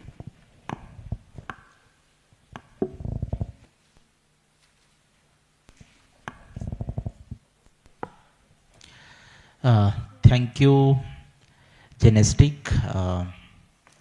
And again, thank you so much, Dr. Nevasin, for such an insightful presentation. We have listened to perspectives, one perspective from Europe and one is from South Africa. The similar kind of work which you people are doing, my PhD is also on this, that shares. I worked on the autobiographical narratives, and even I produce articles on my own PhD work. Now we have 2 eminent speakers from India. I would like to invite Dr. Sanjay Kumar, who is a founder of Indian School of Purpose and Impact. Even he is a former director of SEWA, and presently he is a founding country director of Harvard Mittal Institute. Sir, you can share your views on the broad theme, that's the building stronger communities, indigenous knowledge in social work, education and practice. Thank you. Thank you so much, and thanks Pamela ma'am for having me here and inviting me here, and all the people on the dais. So, you know, as the co-chair introduced me, so I used to work with a women's organization. For about 2 decades I worked there as the director of Seva Bharat, and later on I moved to Harvard University. I was the founding country director of Harvard has a center here. It's called Lakshmi Mittal and Family South Asia Institute. So I was the founding country director. So later on I decided to start doing something on my own, taking some own initiatives, and blending these 2 together, my experience at the grassroots level for working for about 2 decades, and combining that with academic institution where I was the director heading the center here. So I decided to start something called Indian School of Purpose and Impact, ISPI. So what do we do? So basically I thought that you know, there are a lot of things happening on the ground in rural areas or in small towns and among the communities. but there is a big chunk of school students, the students who are going to very prominent schools, and the kids who belong to privileged community, privileged family. So, they don't get exposed to situation, or they don't have any idea about the rural areas, the communities. So, I decided to start a program through which we can link these kids, the kids who are studying in top schools, private schools, linking them or taking them to rural communities, and so that they can learn from them about the real problems, real situation, and at the same time, these kids are also able to give back to the community in some manner. So, so this is, the presentation is all about that. So, my thought about why indigenous knowledge matters in social work. One is preserving cultural heritage. Indigenous knowledge carries centuries of wisdom critical to sustainable community development. Then bridging policy and practice provides practical insights to implement policies that address grassroots realities. Then sustainable futures align social work with global and local sustainability goals. So, as I said, that this is a new experiment that we started last year for learning opportunities. It's a people-to-people interaction as a method of integrating indigenous knowledge into social work education. And why people-to-people interaction? As I said, urban communities and rural communities should come together and learn from each other. There is a strong component of cross-cultural dialogue, empathy, and grassroots understanding like education and governance systems. There's a small video, I don't know if this will run. Can someone help me?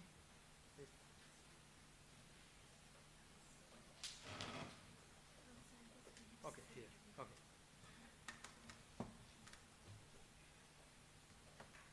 Is there a voice?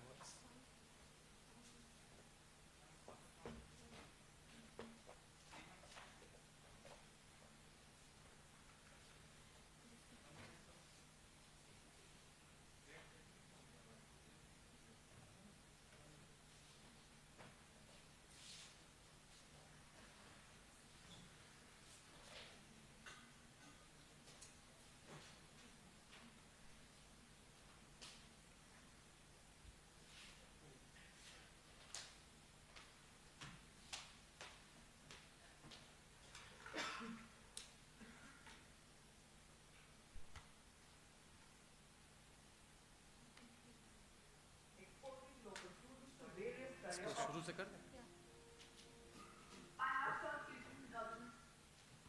Soham's Indian School of Purpose and Impact organized the first edition of Emerging Global Change Makers during the summer break of 2024. That not only provided amazing learning opportunities to the high schoolers from the big cities, but also bursted the myth among them that Bihar would be an unsafe place for the immersion. From learning how panchayat functions to exploring local food, and from mentoring students of the government school to immersing into a conversation with trafficking survivors, the participants had some of the most transformational experiences during the immersion. As teaching and mentoring was one of the core focuses, participants engaged with government school kids and provided career guidance, exposing local students to various career options. I have taught kids in government schools and interact with them. They all have dreams, but to fulfill these dreams, they do not know what to do. They just have dreams. Very, very great. Where I kept sort of like repeatedly telling them, finish 12th grade. You have to study really hard. It's the only way, like the simplest way to move on and live in your life is through your education.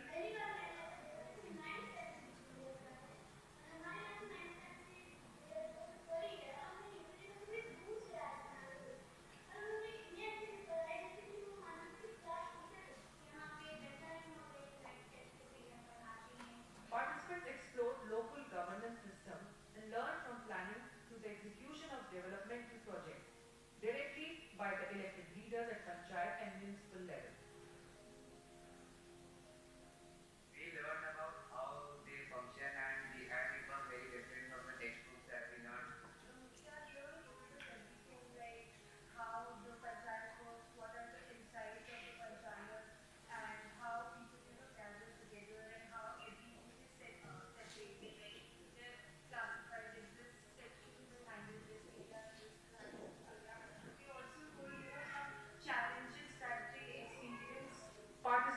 visited Araria district, where an NGO called Bhumika Vihar is working with women who are survivors of women trafficking and on gender issues. Visiting villages and interacting with survivors helped them gain empathy on these critical societal issues. It was very upsetting to know that the society is so monstrous and the victims here, they're so weak that they can't speak up for themselves and they're shy, they do not get the confidence to speak up for themselves. Because the Bhumika had done such an exemplary job that they're doing, they're coming here, they're helping victims out, making them start their businesses and really elevating their life. Furthermore, engaging in creative activities such as Madhubani painting and analyzing case study on women entrepreneurship further enriched their experience. Madhubani painting sessions allowed participants to immerse themselves in local culture. Bihar Immersion Katihar offered students an immersive experience into the region's natural beauty, education system, and societal dynamics, moving beyond theoretical knowledge. This program developed essential skills such as empathy, problem solving, teamwork, collaboration, and close understanding of society and local governance. By engaging in hands-on activities and community interactions, participants developed a well-rounded perspective, preparing them to contribute effectively to society. The Bihar Immersion Program was a transformative experience that bridged academic learning with real-world applications. The immersion also gave them the opportunity to explore a state that has negative image for being unsafe. Participants never experienced any safety issue and truly enjoyed their time in Bihar. मेरे expectations से तो develop मजा आ रहा है। मेरे को बहुत मजा आया लोगों को पढ़ाने में। कहने को लगता है कि बिहार में किडनैपिंग वगैरह बहुत होती थी यहाँ पे। और मैं जब यहाँ आया तो इसलिए बहुत पीसफुल लाइफ है तो आराम से नहीं। यहाँ पे लोग बहुत खुश रहते हैं और एक दूसरे को बहुत हेल्प करते हैं और फीलिंग वेरी ज्यादा दिखती नहीं है यहाँ पे बहुत कुछ नहीं।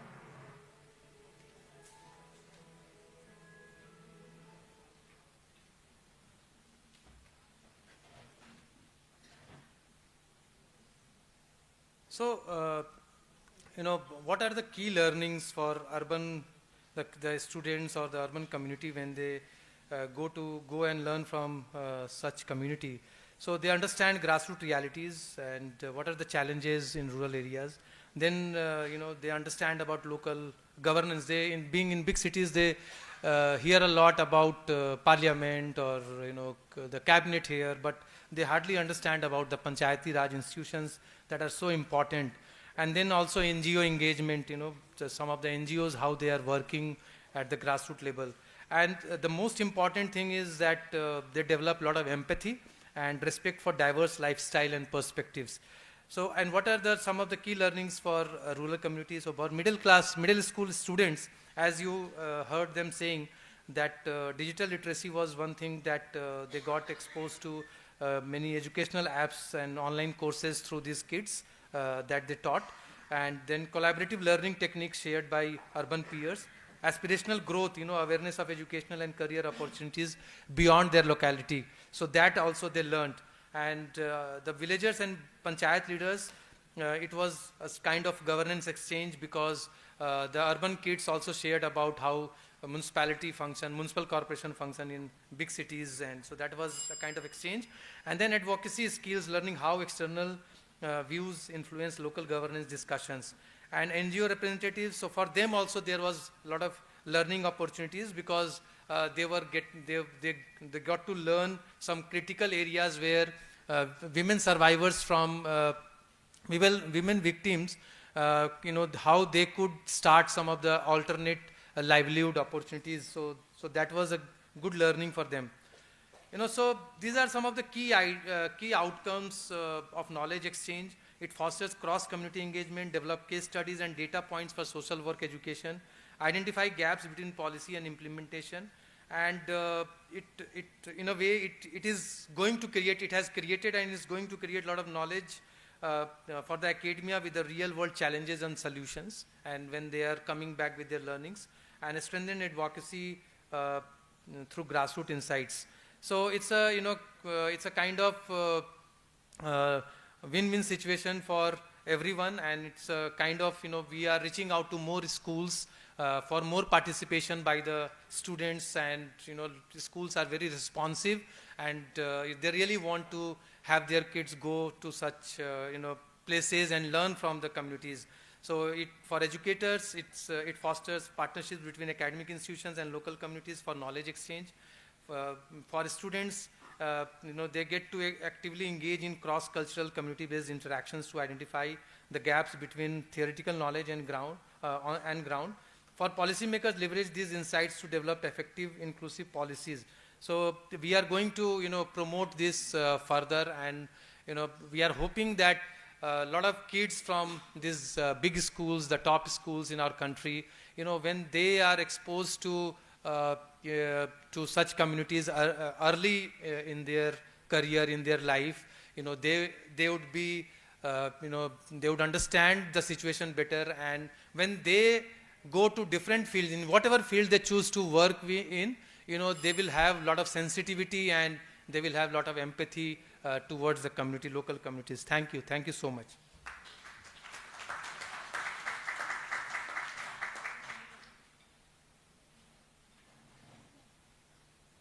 Thank you so much, Sanjay Kumar sir.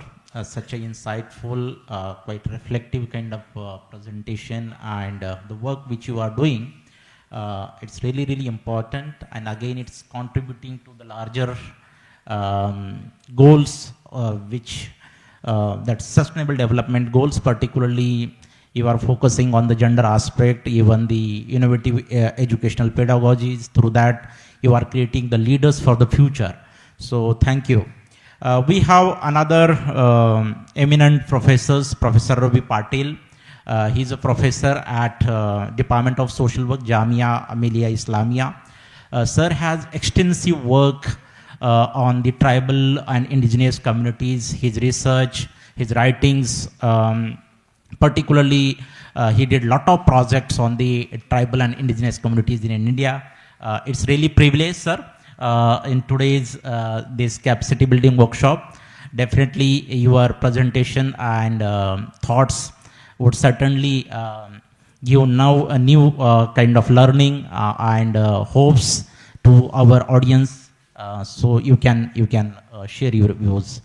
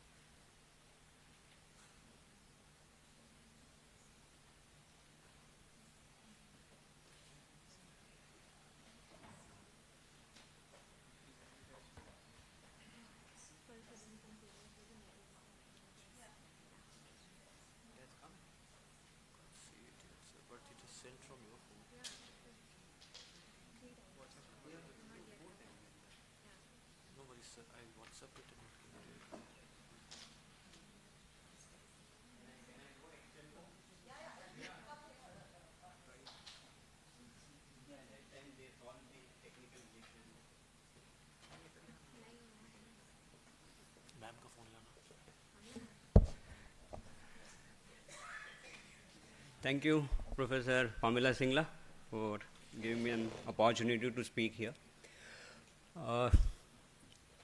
Respected Chair, Dr. Muske and other co-panelists. At the outset, let me tell you this, I had conducted one research project on tribal ashram schools. The delegates who are from abroad, let me tell you that the ashram schools in Indian context are the residential schools. Those who are from the Canada, USA, South Africa, New Zealand, they must be well aware about the report called Truth and Reconciliation, which has come in 2015 by Government of Canada, and a lot of issues had come out of those Truth and Reconciliation report regarding how the indigenous, aboriginals, in Indian context they are called as the tribal populations, have suffered, have been killed because of the larger massive projects of the cultural assimilation of the dominant religion called Christianity. And it is in this context, when I had gone through that report, I had just developed this thought in my mind, why not revisit the similar schools in the Indian context. So in Indian context, it is called as the ashram schools, and it is the government-run program. There are two schooling systems for the indigenous or tribal people in Indian context. One is ashram schools, and second one is Eklavya model residential schools.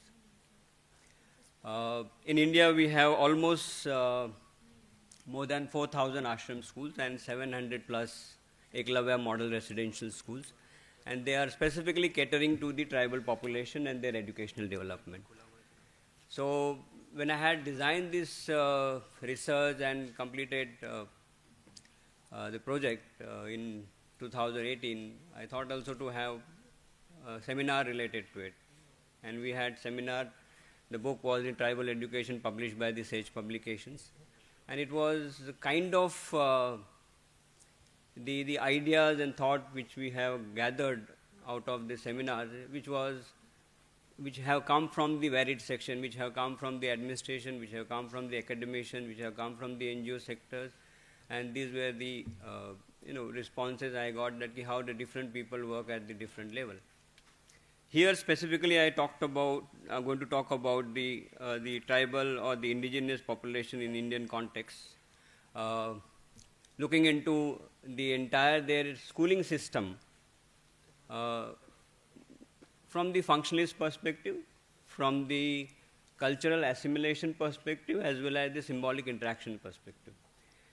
I have not gone into much into the critical aspect of it, reason being that the way aboriginals or the indigenous people have suffered in residential school, it is not the similar situation in Indian context. Rather, I will say that whatever the education so far tribals have achieved or advancement of their education has done, it is because of this ashram schools. And because of that, the new middle class has emerged among them. There are certain issues.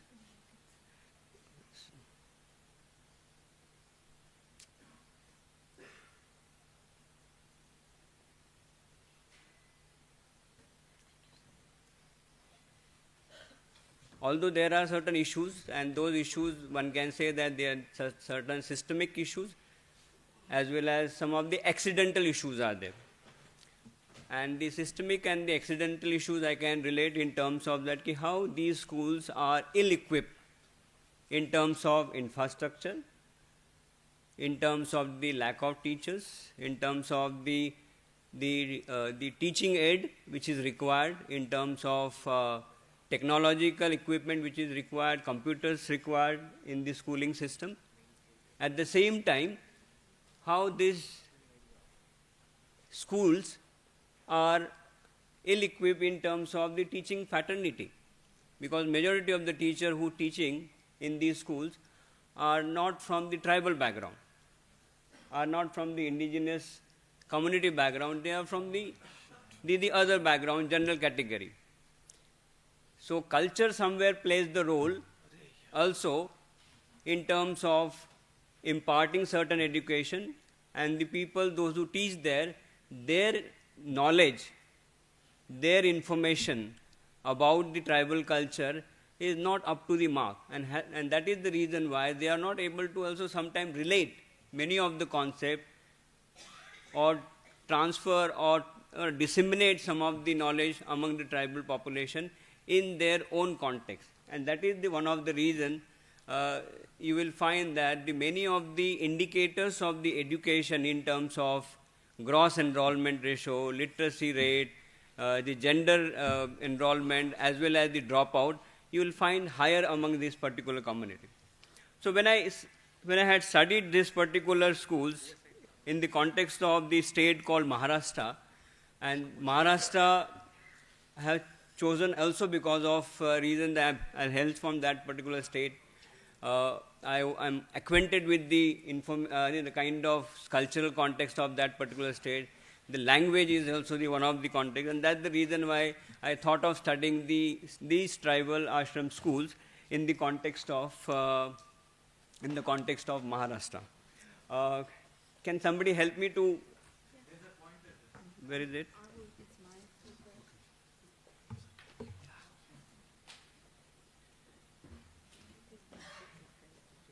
Yes, thank you. So I just prepared this one, and this is what my understanding, my reading so far about the indigenous and aboriginal communities in this country. When you see all their human development indicators, they fall low in every indicators. And in Indian context, you will find that out of almost 29 states, 20 states and 2 union territories, you will find these tribal populations. Among them also there are sub-tribes, around 834. And similar fashion, among the scheduled caste also you will find more than 750 plus subcategories are there. So it means that the kind of apathy or the vulnerability you may not find uniform among the entire tribal population or aboriginal population. So when I look at it, their profile in the Indian context, largely many of them, 90% of them are the forest dwellers, or they from the rural background, and hardly 10% they are lives in the urban side. When I talk about the tribal education, this is what their present status in terms of education, where you see that their literacy level is below the general population, comes around 58% as per the 2011 census, maybe marginally improved by this time, around 60%. At the same time, you will find that the gender population which is represented in education, which as per the different report it says that very low. So in order to provide them better facility, Government of India in 1991 have come with this particular scheme called as establishment of ashram schools in the tribal area specifically. And as I said that at the all India level there are 4,000 plus ashram schools or residential school, and 708 Eklavya model residential schools are there.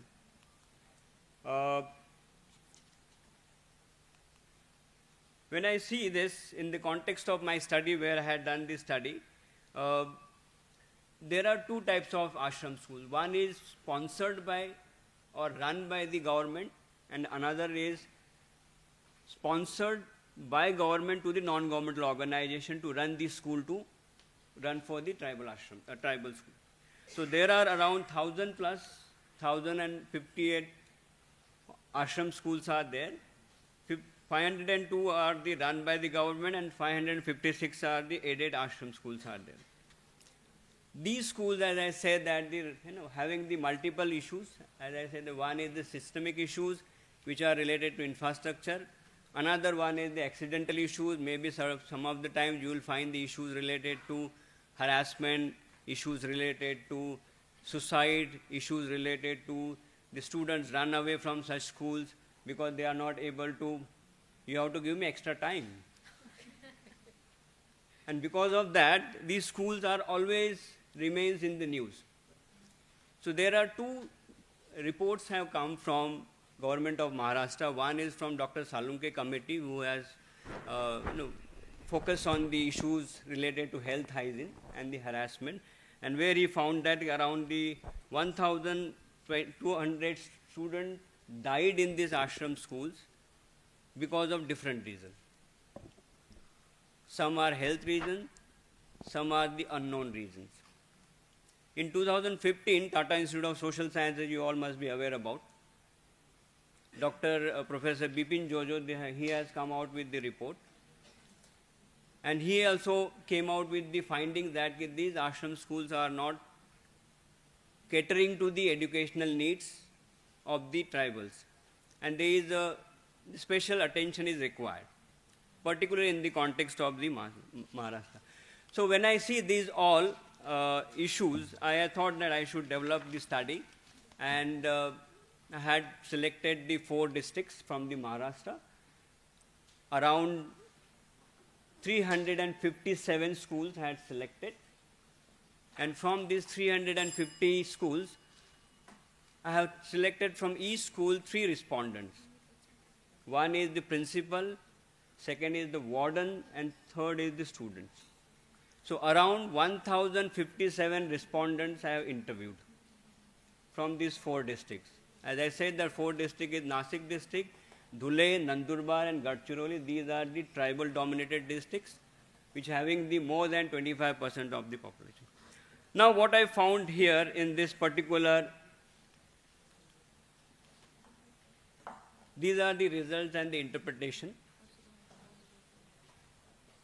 where I found that in general, despite the fact these residential schools or the ashram schools are there, the literacy rate, gross enrollment ratio, gender parity index as well as dropout rate has marginally increased. But it is not par with the kind of dominant group. The second one is, it is also, which is found in this report, that the scheduled caste educational performance, despite of 30 years of intervention from the government, it is slow and as well as low. It could be the reason because of whether they relate to the education imparted among them. Whether it may be the reason that whether do they really find it comfortable and adjusted in that situation of the ashram schools. At the same time, you will also find that the girls' enrollment in such school has not gone beyond 50%. So different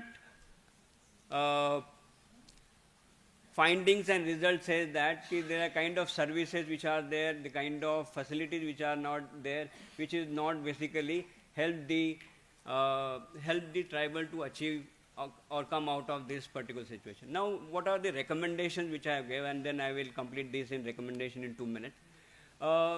Why this is happening? It is happening because the comprehensive policy at the all India level, which is required for the sustenance and the maintenance of these schools, are not there, and that is the one of the reason. And for what is required in that context, I said that the central and the state level, we have the federal states, central and the state level, we require the comprehensive policy to monitor such schools. I also say that there is also required that the situation of ashram schools across the all India level is different. Hence, the regular pan-India survey is required so that you will monitor these schools, how these schools are working. The delegates who are from the foreign as well as who are representing the International Association of Schools of Social Work, cross-cultural study is required. So far, there is no cross-cultural studies to try to understand how these residential schools in South Africa, Australia, New Zealand, USA, Canada, how they are functioning, what are its impact so far, and how the people who suffered because of residential schools, how they are coping with it. So these are some of the suggestions I have given. Now coming to particularly about the social work, school social work is missing in such contexts. In general in India, and many of my colleagues from the Delhi School of Social Work will be agree with me, there is nothing called as the school social work setting for our field work setting. We hardly have intervention. So forget about the tribal ashram school.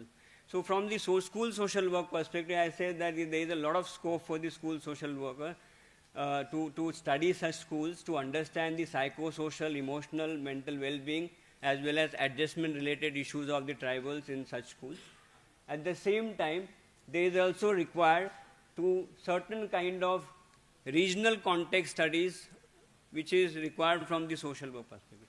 And these are some of the best practices I have seen which I can relate it to indigenous social work perspective. When I say that indigenous social work perspective, I do not mean to throw the colonial social work out or throw the baby with the bath water. I say that there should be some ratio, 60% from the Indian context, 40% from the foreign, and we should open to learn from every context. And it is in that context I say that there are 3-4 best practices I could found there. And these are again implemented not by the social workers. They are from the IS officer, Indian Administrative Service Officer, that they have created the tribal parents, school management councils to monitor to day-to-day ashram schools and their governance. It is also monitored the teaching learning practices in the tribal context. Integrate this is one of the best finding I found, which comes under the best practices.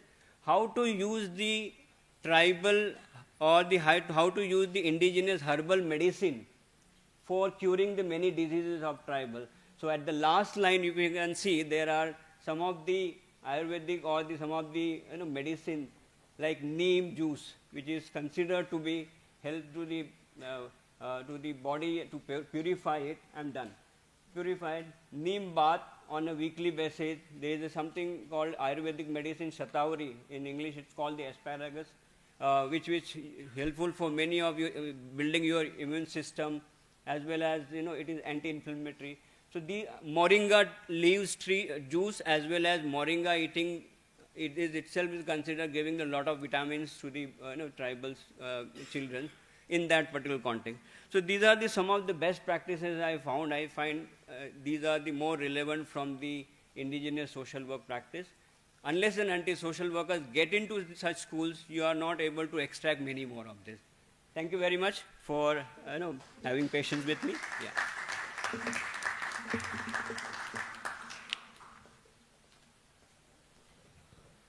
Thank you so much, Professor Patil, for sharing your ideas and the work which you have done among the tribal communities. Because we are running short of time, so we'll just, our chairperson, she will summarize. We'll make some.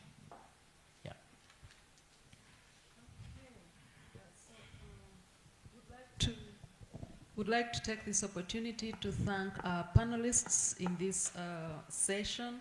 We are extremely out of time, but I think it would be unfair to just close the session without, giving an opportunity, to respond. So I'm going to give an opportunity to probably 2 or 3 people, just briefly, to provide a response or a question to a specific speaker. Just to remind you, we had Professor Christos speak about the skilling social workers, for future challenges. And then we have Professor Professor Niva Shin giving us a very interesting project that she was engaged in about decolonization and the power of, coming together, the cobweb kind of symbolism. And we had 2 other speakers. Dr. Sanjay talk about the rural-urban kind of interaction to open the eyes of students. And finally, Professor Ravi talking about the indigenous communities and the challenges they face in the education system. And he has provided very, very insightful best practice and recommendations. So if you have any response, please put up your hand. Yes, we have 1, 2, and just 2. Please go ahead. My question. Good afternoon, everybody. Wonderful presentations by all our esteemed speakers. Professor Christos, I have a question for you. I wanted to know which all countries' curriculum did you include for your study? That was my first question. And second question related to the same is that in Europe you have university system is different from applied sciences university systems. Like, so I mean, you've included both the syllabi or just of the applied universities. That's all. Thank you. Thank you. Okay, thank you for your question. We had the five countries which were part of the consortium, and these countries were Portugal, France, Austria, Italy, Poland, and Cyprus, 6, sorry. And then we ran a survey that it was distributed through the network of the European Association of Schools of Social Work. And then we had responses from Ireland, Belgium, more schools in Italy, Scandinavian countries, some countries in the Balkans like Croatia and Bulgaria, Greece and Cyprus. So the consortium, it was mainly concentrated in 6 countries, and that's one of the rules of the European funded projects. And the rest of the countries were about 20 that took part in that survey. As far as your second question, we have countries in Europe that they social work programs are offered through universities, and countries that are offering the programs through the University of Applied Sciences. There are no major difference. Some countries, though, they offer 2 degrees, social pedagogy and social work. In some of them, social pedagogy is offered through universities, and social work is offered through the University of Applied Sciences. The reason that we distinguish the difference between applied science and university is because we have what we call the practicum placement, the internships called. Thus, our students have the opportunity to go out in the field and apply what they've learned. So, just responding to your question, there are countries that they follow what we call the University of Applied Science, and these countries are mainly Central and Northern Europe, and other countries like Southern Europe where they don't have the University of Applied Sciences, like universities are offering social work programs, but there are no major differences in their curriculums. Thank you. Next question. There was a question there. Yeah. Thank you so much, ma'am. My name is Soraka Fahad, and I'm a research scholar in Delhi University. So my first question is to Professor Christos, that you have mentioned one key element is social work and pandemic, where you have mentioned about the build digital training tools. So what were these tools? Can you just give a brief gist about that? Because my thesis is also somehow related to the artificial intelligence and public health domain. My second question is to Professor Sanjay Kubar, sir. You have mentioned about the major outcomes in which in your knowledge exchange program, in which you have mentioned about the identify gaps in policies. So, sir, what we understand is that there are 2 perspectives to understand a certain policy. The first perspective is there are policies, there are gaps in terms of implementation process. The second perspective is there are gaps in terms of accessing or to trying to create a awareness towards that policy. So have you found something related to the second perspective, or is there is only a gaps in terms of policy implementation? Thank you. To the first question is the digital tool you've mentioned is actually an online digital manual that it's almost at the end.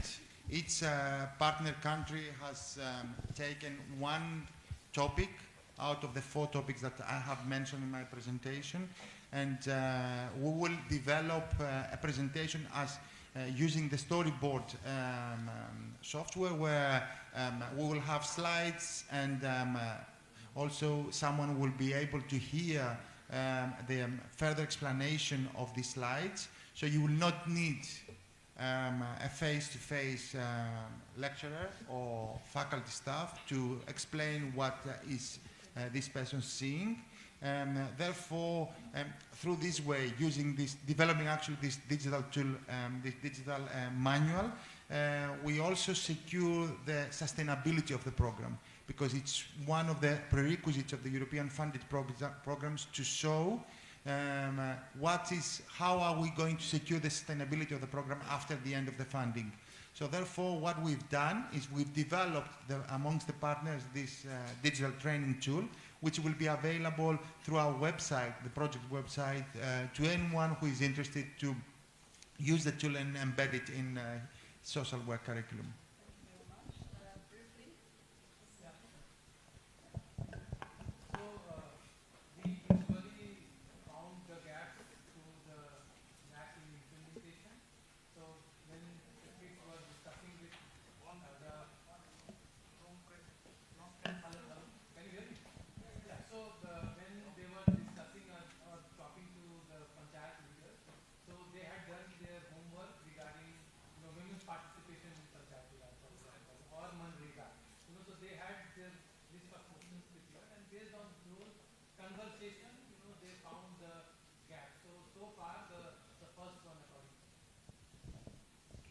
Thank you very much. Over to you, Madam Moderator.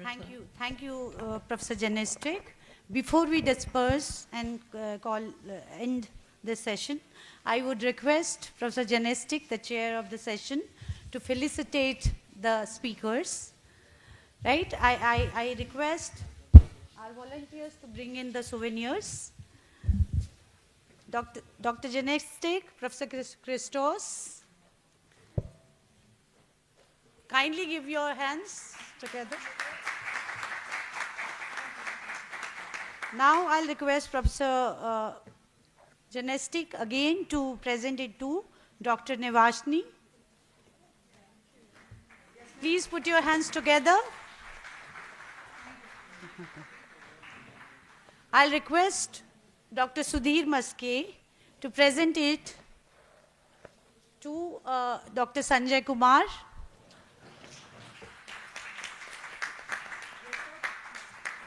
I'll again request Dr. Sudhir Maske to present it to Professor Ravi Patil. A small token of appreciation from our side for your insightful contribution. Now I request Professor Sudhir Maske to present it to Professor Janestic. Thank you so much, ma'am, for chairing the session in such a compressed time. I request Professor Janestic again to present this souvenir to Dr. Sudhir Maske, the co-chair of the session. Thank you. I think now you can sit back in the audience and enjoy the next session. Without wasting much time, I'll call upon the chair and the session co-chair of the next session, Journey, Global Dialogue and Local Action. Session chair, Professor Antoinette Lombard from University of Pretoria and also the president of IASSW. Session co-chair is Dr. N.T. Thomas. Please proceed towards the dais. I'll call upon the presenters, Professor Gholam Madbor, Professor Sabine Behrer, Professor Sanjoy Roy, Miss Annie Namala, Miss Ishita Agrawal. I repeat the presenters, Professor Gholam Madbor, Professor Sabine Behrer Kohler, thank you, Professor Sanjoy Roy, Miss Annie Namala, Miss Ishita Agrawal.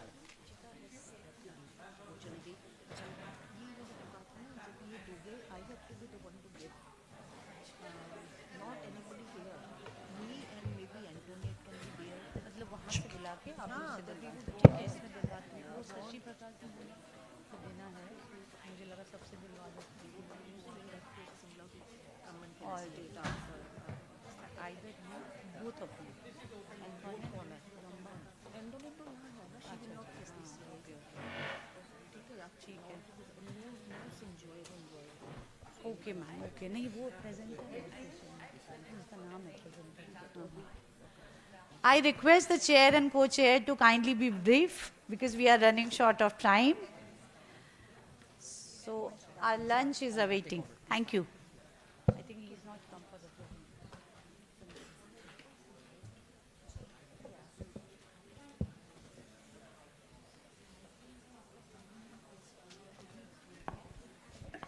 Thank you, Colin.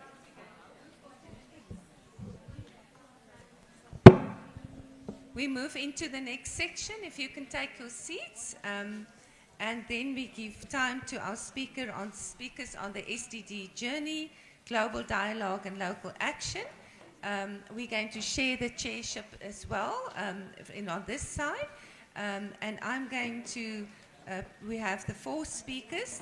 The speaker that is not going to present is the third one, Professor Sanjoy Roy. You can delete that name, so at least there's four speakers with a little bit of time. So we're going to share the speakers, and I'm going to ask my co-chair to just start with the first one. Thank you. So we begin. It's my pleasure to introduce our first presenter, Ms. Annie Namala. She is an Indian social activist and has been working for Dalit rights. She is also the director of Center for Social Equity and Inclusion. She is a vocal voice in the inclusion, especially fighting for the untouchable movement. She was also appointed as a member of National Advisory Committee for Implementation of Right to Education Act in 2010. So without further ado, I'd like to invite Annie ma'am to take over and give your insights to all of us. Yeah, maybe I'll still speak from here. Thank you so much, Dr. Pamela, for this opportunity and also being able to share at this time. I come from the civil society sector, so a lot of my reflections will really reflect the civil society sector. I think first of all, I just want to touch upon 3 or 4 dimensions as we are talking of the SDGs from a global dialogue to a local action. First of all, I want to look at the fact that at this particular time in our global scenario, a global dialogue is very important because there are some of these international, interrelated global challenges, whether you call it inequality, whether you call it climate crisis, whether you call it the crisis situation, the conflict situation. So I think SDGs provides us that space for a global dialogue to address some of these global challenges that we currently face. And secondly, what is so unique about SDGs to me is that, I mean, there's a huge progress that we can see from the MDGs to the SDGs. And if you look at the SDGs, it is surely an interrelated, integrated, a universal framework that gives us an opportunity to enter into any dimension that you want to talk to. Whether it's human rights, whether it's access to justice, whether it's poverty, whether it's education, whether it's indigenous people, whether it's, I mean, the 5 Ps of the SDGs is well reflected in all its dimensions in the 17 goals. But what appeals to me much more about the SDGs is the fact that it is not a trickle-down theory that we are talking about. It is not a growth-only process that we are talking about, but 2 principles of the SDGs which talks about the leave no one behind and reaching the furthest behind first. I think that's a transformative agenda of the SDGs, and that to me is really the core call of the current time. So in that sense, I would say SDGs does provide us a transformative global dialogue space, a frame where we can come together to look at strategies, to look at new ways, to look at cooperation, to look at learning best practices. So I think it is really a kind of a framework that allows us at this time to move forward addressing some of the key challenges that we have.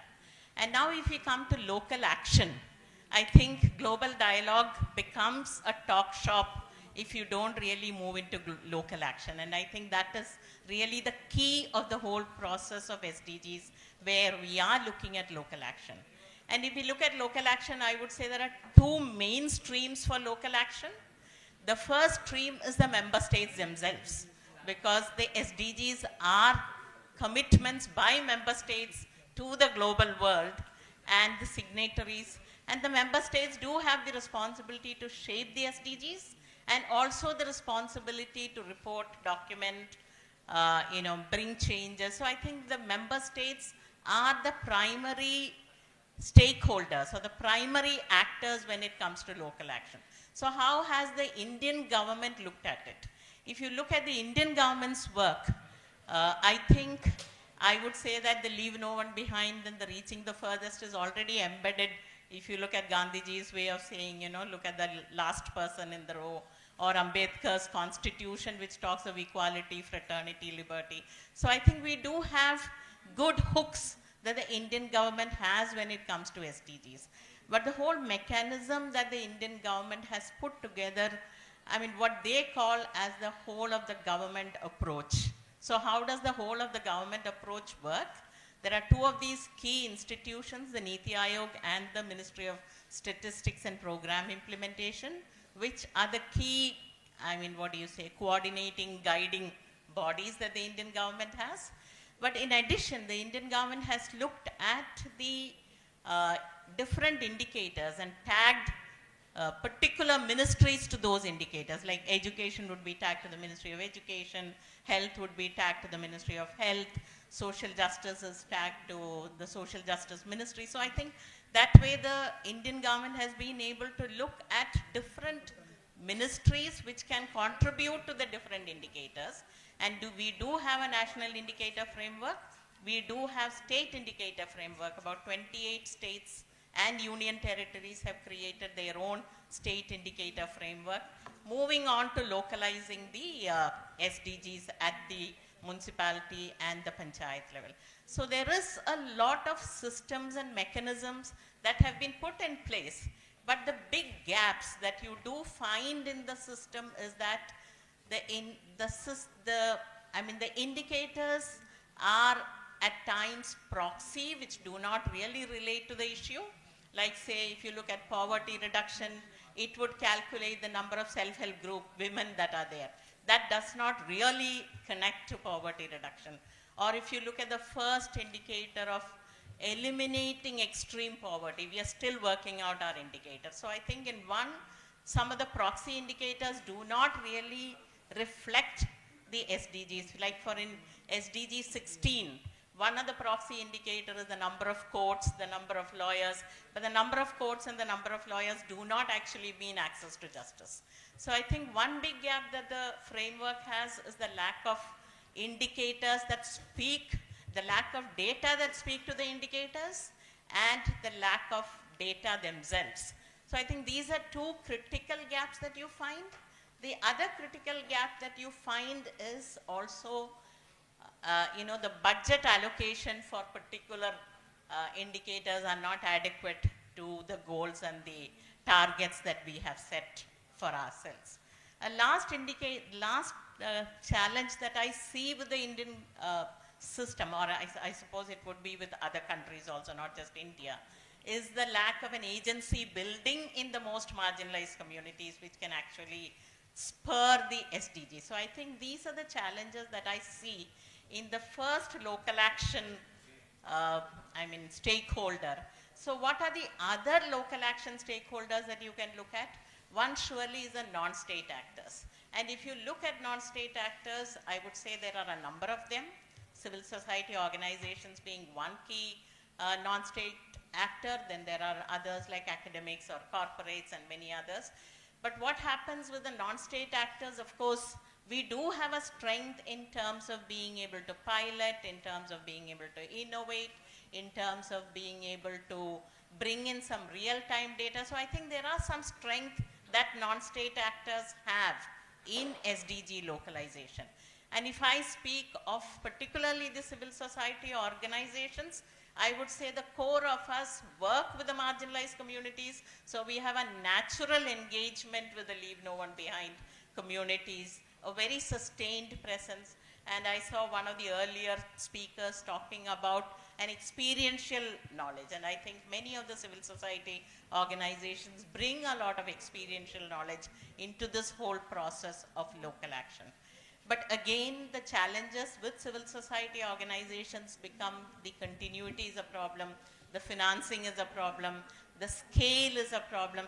So I think the way that if there is a possibility that we can look at building synergies between the state and the non-state actors, I think that would sort of contribute a lot. And currently, the language is also one of the whole of society approach, not just the whole of the government, but the whole of society approach. So I would say that these are two local action strategies that we have. And if I look at the social work teaching profession, I would say social work itself has evolved with a bias to the marginalized communities, with a bias to vulnerable populations. So here you really have the opportunity to look at the leave no one behind population groups, build strategies, support local action processes, be part of the global dialogue.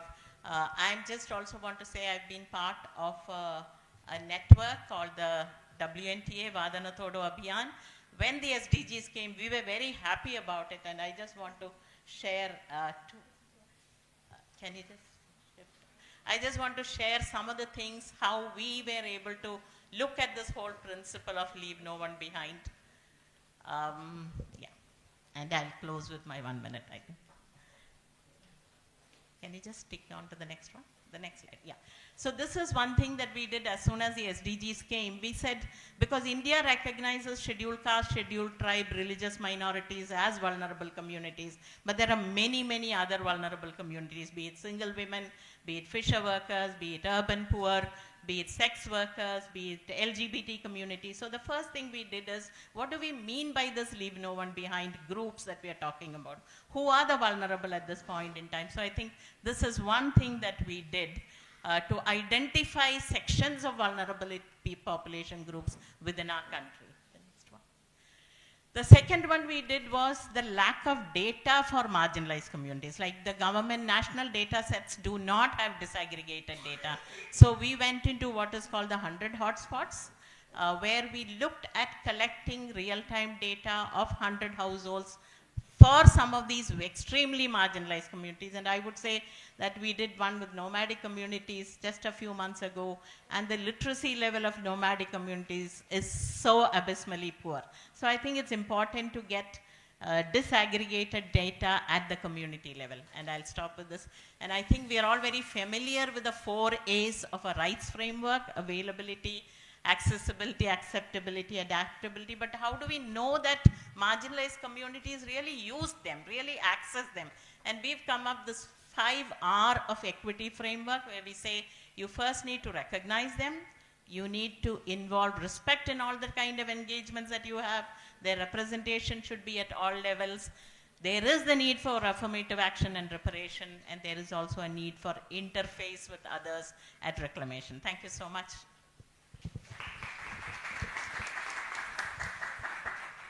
The sustainable goals represent global commitment to achieving sustainable, and but how to translate this global to local?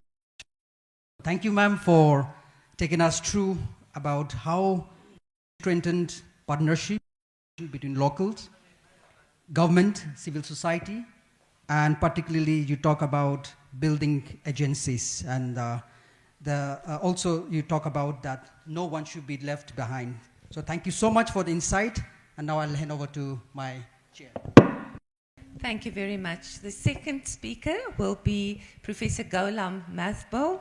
School is the Dean from the school, Professor and Dean of the School of Social Work at Monmouth University in the USA, and he's also chair of the school, the Council of Social Work Education's Global Commission's board member. I'm going to ask him to proceed. Thank you very much. Or should I go there?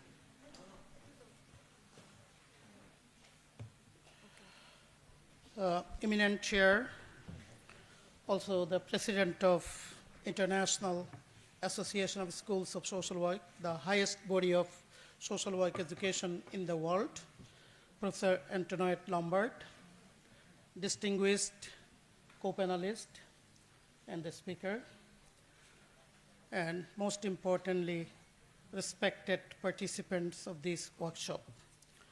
Namaskar, a pleasant good afternoon, and assalamu alaikum. I'm a South Asian American, born in Bangladesh, living in North America for 32 years. So I've been more on cold weather than hot weather, the humid weather, though I was born in Bangladesh. In fact, I have been serving in 3 vital organizations for the social work, education, practice, leadership. National level, Council on Social Work Education, accreditation body for 700 universities in the United States. As you know, the social work education journey began in the United States in 1898 at Columbia University. So we are proud that social work education began in the United States in one of the Ivy League universities, not in ordinary. So we have the history of social work education now for 127 years. So I'm serving as a member of the board of directors for the last 3 years and chair of one of the 5 commissions, Commission on Global Social Work Education.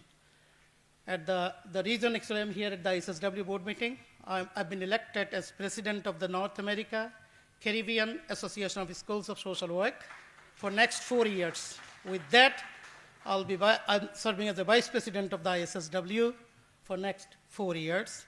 And it's really amazing for both of us, like particularly the president, Antoinette Lombard. We know each other for 30 years because both of us, we worked for ICSD, International Consortium for Social Development. In fact, this is my 9th day in India.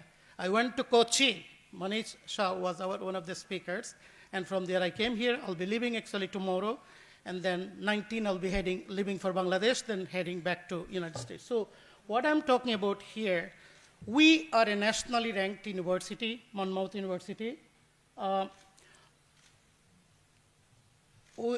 of 700 universities, our ranking is 67, and we are famous for global social work. We have BSW, MSW, and CPFC, clinical practice with families and children, and global community practice. We are very famous for that, and now we have a DSSW program, Doctor of Social Work in Human Rights Leadership, the first in the world. So that's what and our education, we will be celebrating 2025 as a golden jubilee, 50 years of School of Social Work Education at Monmouth University, human rights-based social work education, of course. So I think this is what the outline. I decided to talk about South Asia because my research, I did work in Pakistan, Sri Lanka, Maldives, Bangladesh. My main area is climate change and disaster management. I was about to actually be part of one of the projects that were funded by Social Sciences Humanities Research Council of Canada, $400,000, the fund on disaster management, resiliency building. I was going to volunteer for India, but Professor Miriam Samuel from Andhra Pradesh, right? She said, no, I will go for that. So I again became the chair of the Pakistan one. So that was an amazing experience. So what I have decided to, since I'm a South Asian, I have decided to talk about South Asian, how are we faring in terms of sustainable development goal, particularly the all 8 South Asian countries. So my information here, what I'm presenting, is coming from secondary sources of information. And we know the context is now at this, a post-COVID situation, economy, and all this happening, politically and economically and also environmentally has profound impact for social work, education, and practice. I believe, we know that there are 3 aspects of social aspect, economic aspect, and environmental aspect of sustainable development goal, as we know that there are 17 goals. And I think at the bottom you see Professor Muhammad Yunus, Nobel laureate, he said, poverty is the biggest threat, worse than any other things. Oh, sorry. I believe, a student will do a better map than me. So this is South Asia. And why South Asia is important? 1/4 of the world population lives in South Asia, right? In 8 different countries. The region is very rich for its ethnicity, religion, tradition, you name them. But at the same time, there are, if you look at these two-side things, what's happening in the world, there are at times, there are bumps comes to our way, and there are division, and also the whole world is also becoming so divided as a result of misinformation, disinformation. I think one needs to be very critically and analyze, what's happening in the world. A lot of social media. We are now, in America, we are talking more about the artificial intelligence. It challenges and its opportunities. So this is something actually dividing us. I think one of the previous speakers mentioned that people-to-people relationship is not happening. It's happening leader to leader. That's what is the main problem in the whole world. So I think there are a lot of things, I said goal 1, goal 2, eradicate poverty, inequality. To me, and also greenhouse, all those self-explanatory, I'm not going to spend a lot of time. We know we had Millennium Development Goal from 2000 to 2015, 8 goals. Then we went for 2015 to 2030, Sustainable Development Goal. There are many countries, could not reach Millennium Development Goals. So the problem here is sub-Saharan countries and South Asia. That's one of the reasons I thought, I will talk about South Asia. We all know about it. I'm not going to preaching to the choir, so you know also what is Sustainable Development Goal. And social dimension, if you look at that, there is wonderful, the statement, quote from the Prime Minister Sharma Oli, struggle. So he talked about the human rights, he talked about the democracy. I think previous speaker also mentioned about this thing. So I think I tried to just put under social dimension of this disease some of the things happening. If you also look at, my data is old, so I apologize for that, where we are ranking among 193 countries in the world, the member states of the United Nations. So look at our South Asian countries. Even if you look at India, 132, rank out of 191, 2 countries are not there. I know there are 193 countries. So this is our situation. Social side, we need to think about, based on economic side as well. Economic growth has to be there, but the problem is social inequity, inequality, and injustice. Economic growth, every country is prospering, going to the sky. At the same time, social, economic, political, psychological problem also skyscraping, rising to the sky. So these are the things I all the time emphasize on: inequity, inequality, injustice that need to be strained. So there are some of the things actually happening in Nepal, Maldives, I just put all those information there. Economic dimension, so GDP, we measured how the countries are doing economically. We know, as I mentioned, that GDP growth is skyrocketing, but the problem. So social worker rule, our rule is to work locally. I think we are in a unique situation. We work with the people, for the people, by the people. Now we are emphasizing more on with the people. I think that's what the most important thing that social workers are playing. And Sri Lanka, I know in this part of the world, I don't have to explain it detail. This is what the Sri Lanka environmental. You see many goals related to environment, but still environment.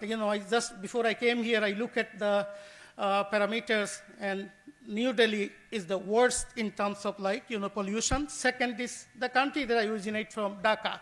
So this is what the situation. So I think social workers have a monumental role to play. Bhutan, Pakistan, I think I will skip those.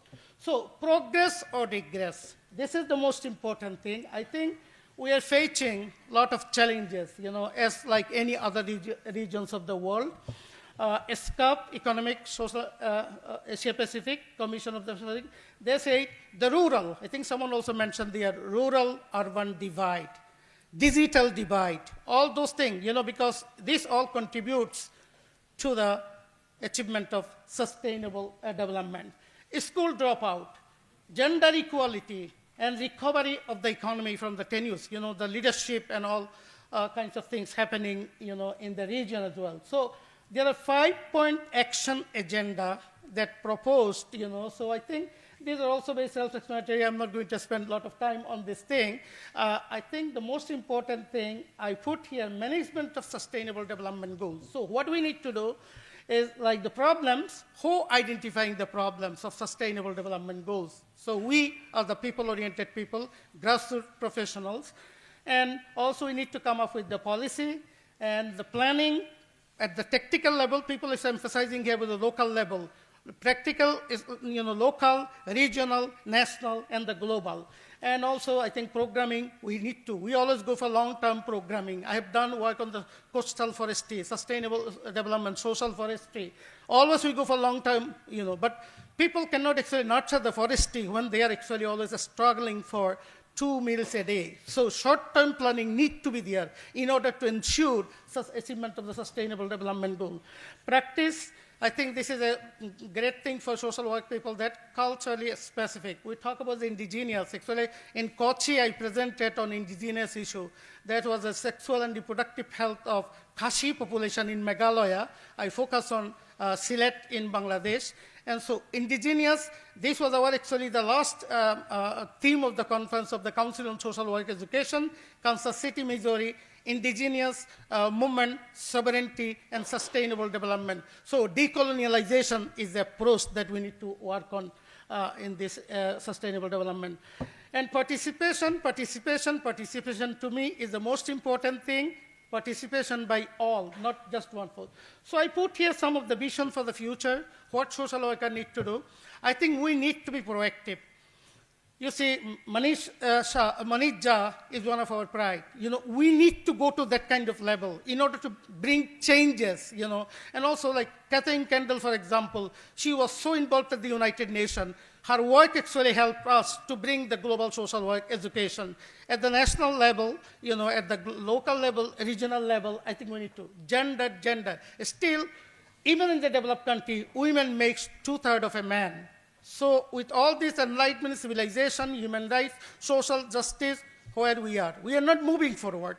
So I think, these are some of the climate change area. We have a lot to offer in climate change because our familiarity with the local flora, fauna, and the forestry. So in order to become very environmentally, I think, the healthy, you need to have minimum, I think, the environmentalists say 30% forested land. In America, 39%. I think 56% I saw somewhere. In India, I'm not sure. In Bangladesh, it's 16% forested land. So who are the people cutting the trees? My master's thesis project for McGill University, I look at the diversification of wood cutting occupation into weaving, because short-term things that we are not looking at. We always ask people, wait for the long-term benefit. But they cannot wait, because they are not, affluent. They cannot actually maintain their livelihood. So I think with all those things, I think we, social worker, IASSW, NACASO, or Asia Pacific, India belongs to the Asia Pacific region. The president is David Rose from Australia.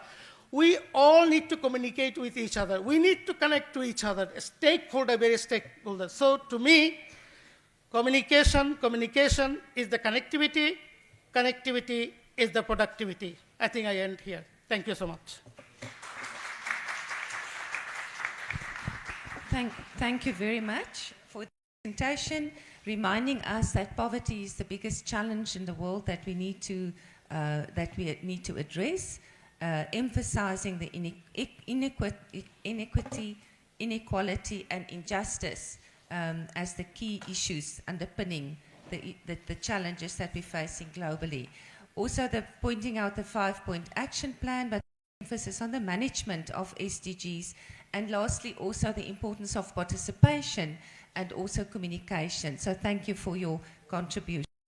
Our next speaker is Professor Sabina Barer-Koller. Hope I've got that pronunciation right. She's a professor for social work, the Department of Social Sciences at the International University of Applied Sciences in Germany. She's a member of the Senate, member at large of the Board of Directors of IASSW, as also our first speaker, and then take note, she's the President-elect World Federation for Mental Health. And her presentation will be on the SD journey, the global dialogue and local action. Welcome.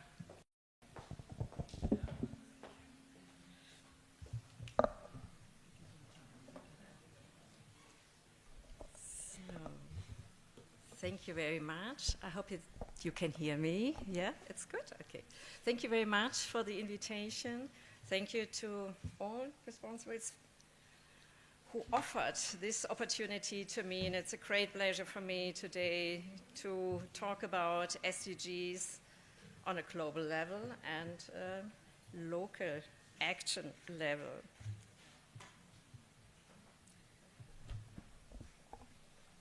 I'm sure that you are familiar with all 17 SDGs.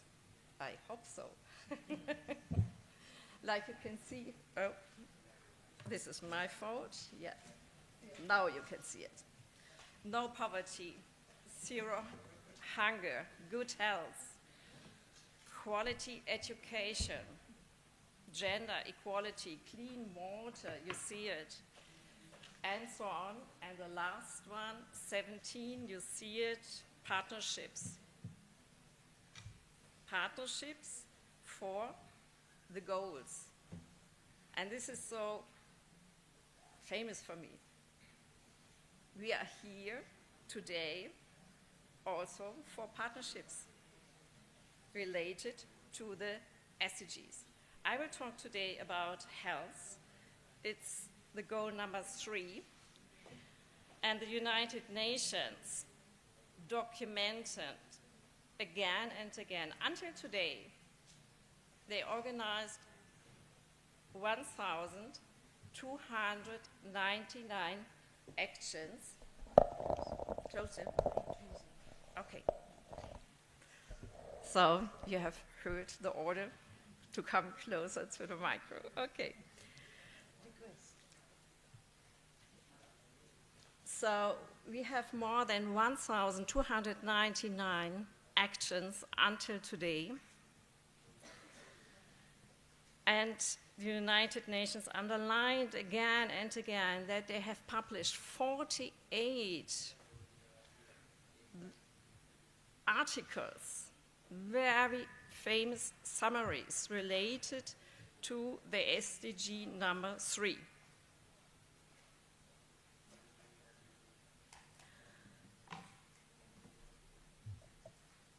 Yes, at the end, so far, I would say, yes, we have a global dialogue related to the SDG number 3, but we have also the percentage of adults worldwide who stated select issues to the biggest health problems facing people in their country in 24. You see, 45% are related to mental health.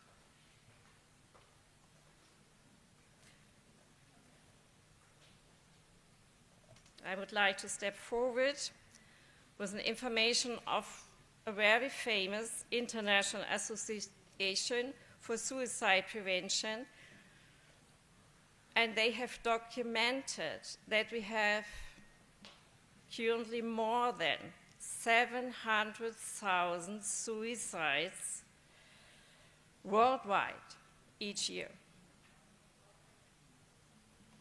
For me, again and again, and I'm working in this field since decades, incredible data. So the World Health Organization, and I'm also working for the World Health Organization, is involved in local actions. For example, in the suicide prevention in Thailand, in the suicide prevention in Suriname, in the suicide prevention in Japan, and, for example, in Nepal. So they are doing a lot to promote the whole topic and to talk about prevention.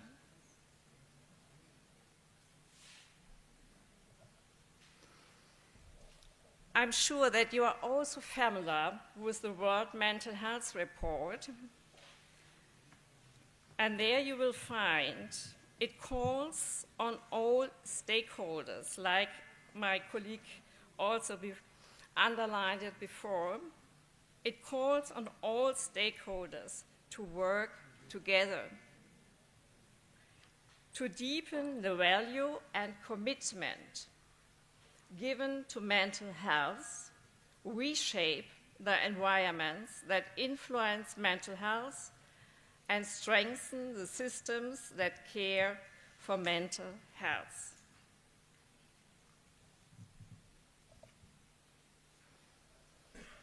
I would like to come back to your country. Mental health is also a hot topic in your country. And I found from my colleagues a publication published in the Lancet Psychiatry in 2020. The title is The Burden of Mental Disorders Across the States of India. 1 in 7 Indians were affected by mental disorders of varying severity in 2017. 1 in 7. The proportional contribution of mental disorders to the total disease burden in India has almost doubled since 1990.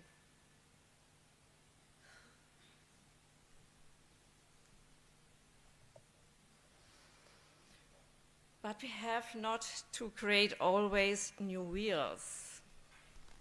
In the World Mental Health Report, you will find 4 key objectives. So what can be done? What have we all to do?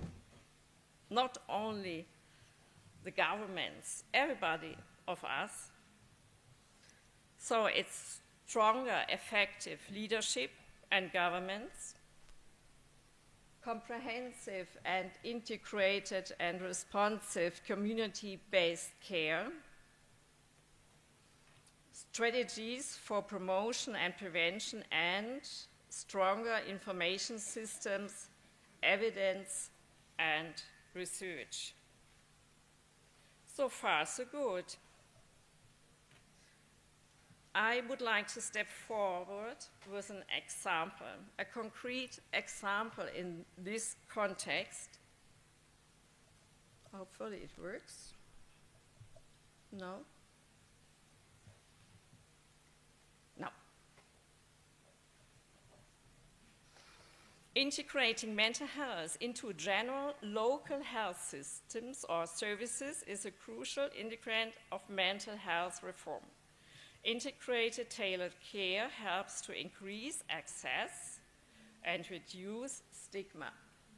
You can find these sentences in the World Mental Health Report.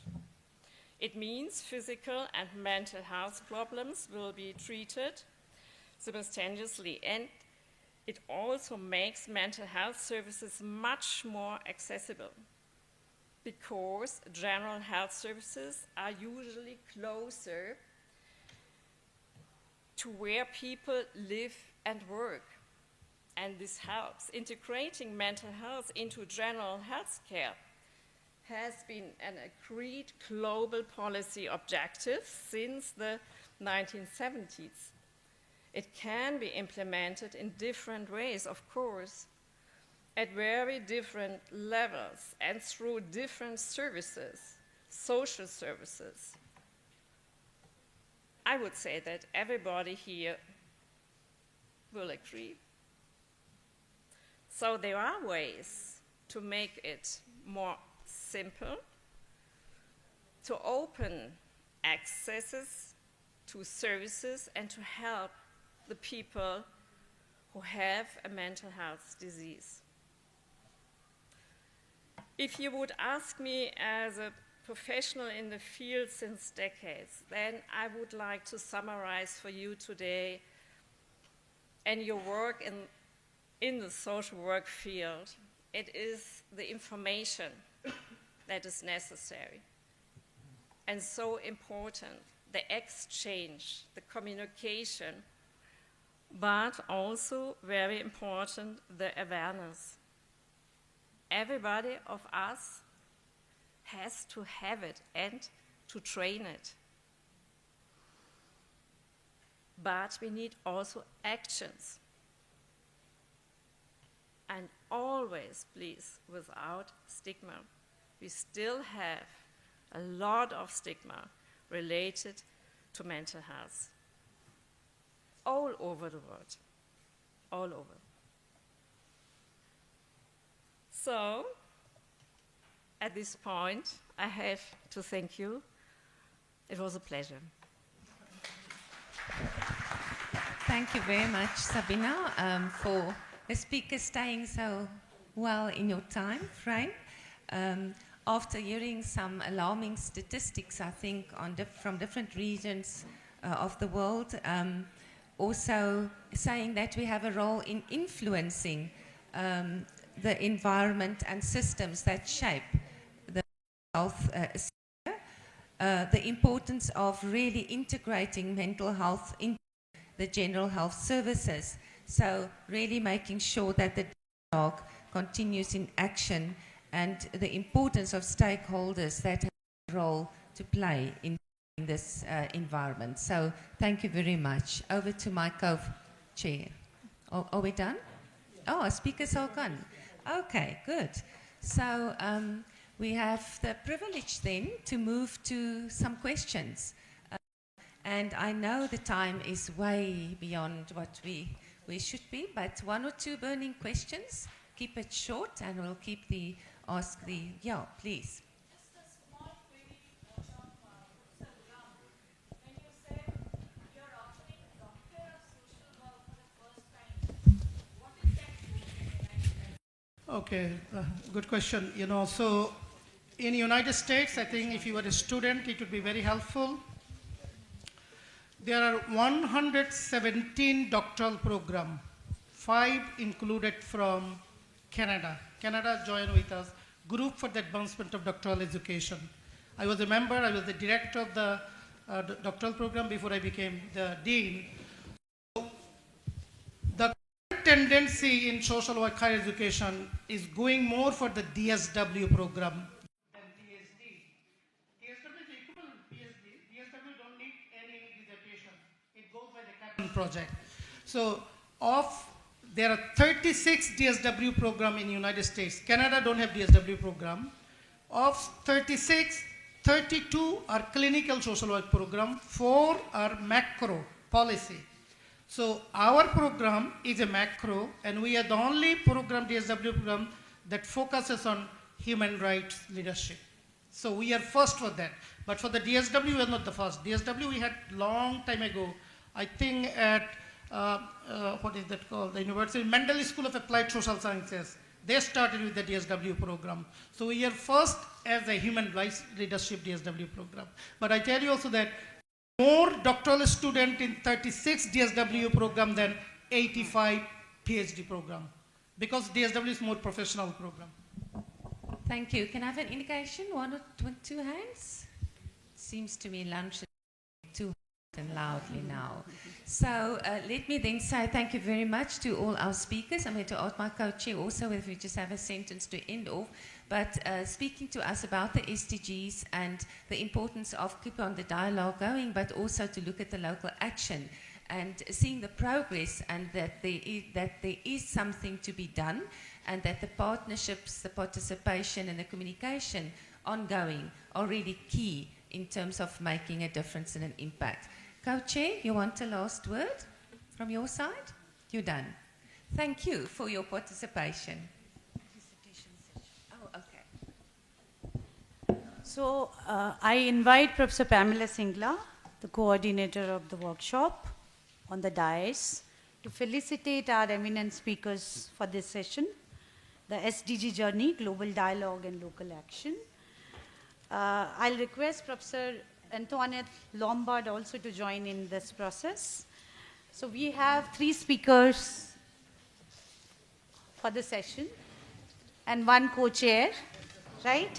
So I request Professor Singla and Professor Antoinette to felicitate Dr. Madhbor Ghulam from School of Social Work, Monmouth University, USA.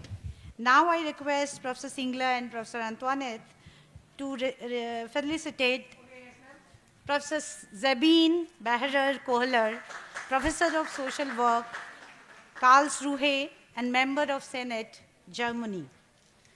Now I request Professor Singla and Professor Lombard to felicitate Miss Annie Namala from Center for Social Equity and Inclusion, New Delhi.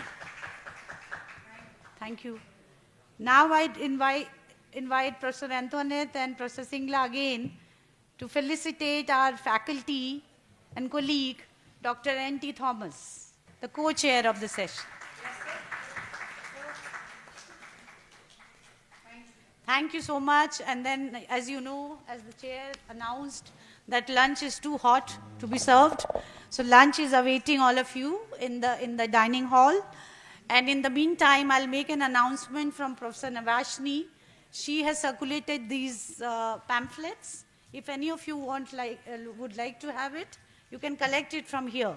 It's kept here. And now I invite all the participants for the lunch. Thank you so much. In 45 minutes, we'll be done with the lunch.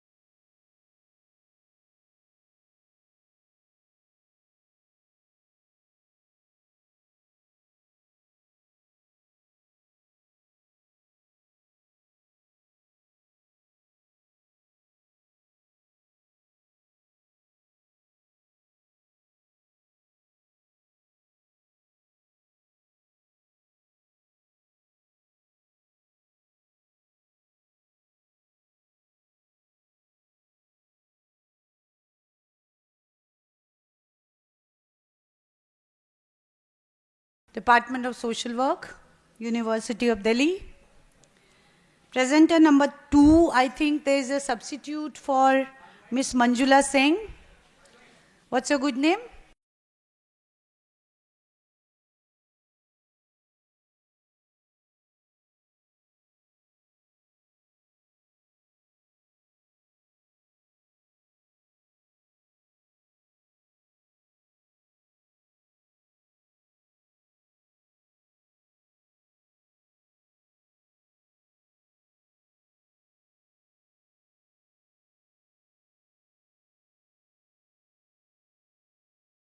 Thank you so much for representing yourself.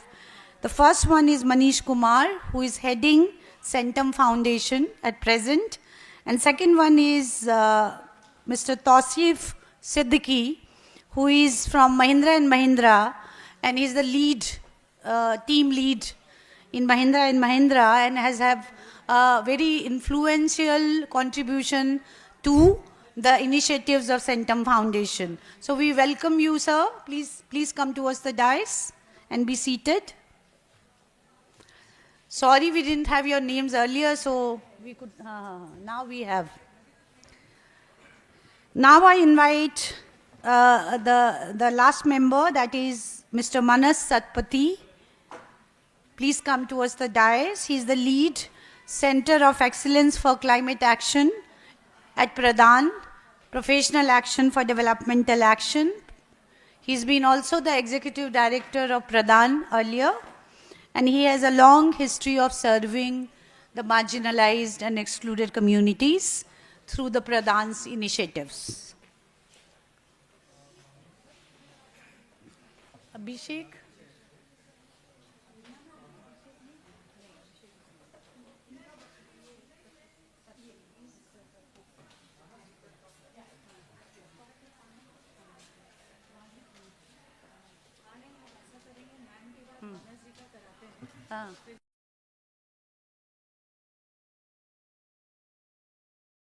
I would also like to announce that there has been stall put up outside by C3, Catalyst for Change.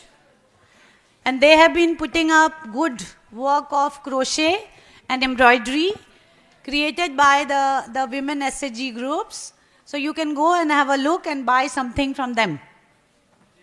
It is outside, outside the hall, within the campus of Conference Center. Now I hand over the session to the chair, Professor Neena Pandey. So we can begin?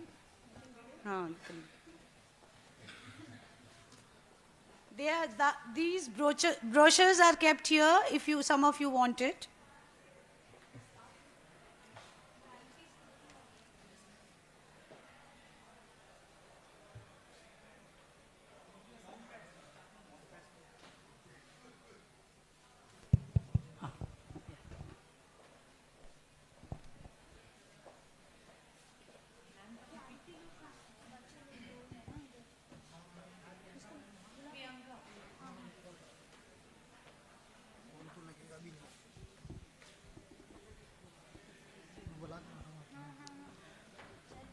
So very good afternoon. We'll begin with this session. Afternoon sessions are really, really challenging. So, so I'm sure, but then we were all hungry and we have taken appetizer. I mean, food we have taken for intellectual appetite. It is very, very important. So we are back. So the session is on social welfare learnings from current models. So as we know, since morning we have been talking about, that social work will have to work a little extra. Social work will have to take responsibility, and I, put across this point, re-emphasize that, social welfare and social responsibility is not a choice. It's a mandatory thing today. Because when we talk about social development, one of the aspects we look forward to is collectivity, and we look forward to social welfare. We know that the concept when we learn the concept of social development, we know that what has happened. You know, when we copy things, when we copy the indicators, sometimes, and we are thinking about indigenous aspects needs to be incorporated. The idea is that we shouldn't be falling prey to distorted development. And that's the whole idea. So that is why the sustainable goal and the collectivity. With me on the dais, as we say that when we talk about social welfare, we talk from three perspectives. One, that how are we managing social problems? That is one thing. Second, what strategies we have adopted to meet the needs? And third, do we enhance the opportunities for people, for marginalized section, to come forward and bring change in their lives? Is something which we are aspiring for, and social work is committed to social welfare and development.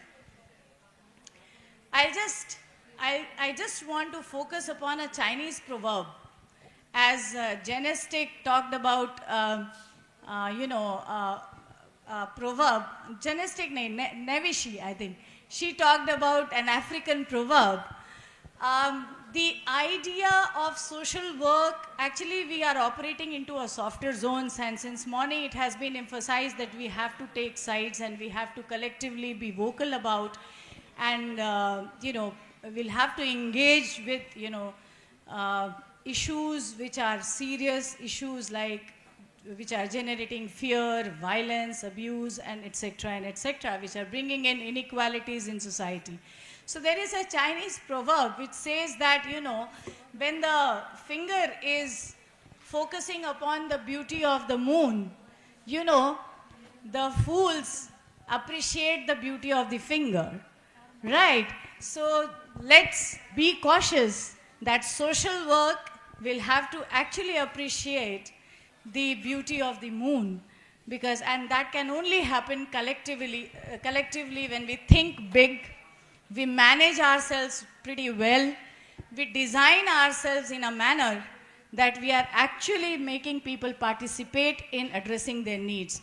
So having said that, my dais is full of extreme, experts on social welfare, and here people are going to talk about, their models which they are practicing in the field of social welfare and development.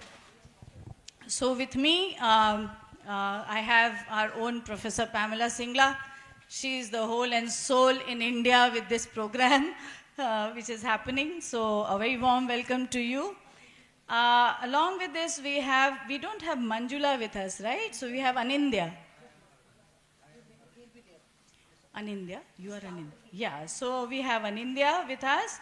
We have Mr. Tausif and Mr. Manish, representing Centum, representing Mahindra and Centum, respectively. And we have Manas Satpathy, who is representing Pradhan. So if I speak more, I am going to waste time. So I'll just pass on the baton to Professor Singla to start with. We have been given only 1 hour, so I'm sure that we will be focusing more on the models which we are practicing. So I'll introduce Professor Singla to start with as our first speaker. Her areas of teaching include social work education, gender studies, social policy, corporate social responsibility, unorganized and organized sector, and qualitative research. Professor Singla has researched on different aspects related to women's status and well-being, such as job satisfaction among women executives, women's participation in Panchayati Raj, safety of women in public spaces, which was sponsored by Delhi government, Ujjwala scheme, trafficking. Apart from this, she has spent her formative years in Iran. Besides presenting her work in India, she has been invited by various universities abroad. And as we know, she is one of the board member in IASSW, so I'm cutting it short, ma'am. You have a very big profile, but we would like to listen to you on social welfare. Over to you, ma'am, and you have 10 minutes to go. I'm just trying to see if you can start the PPT.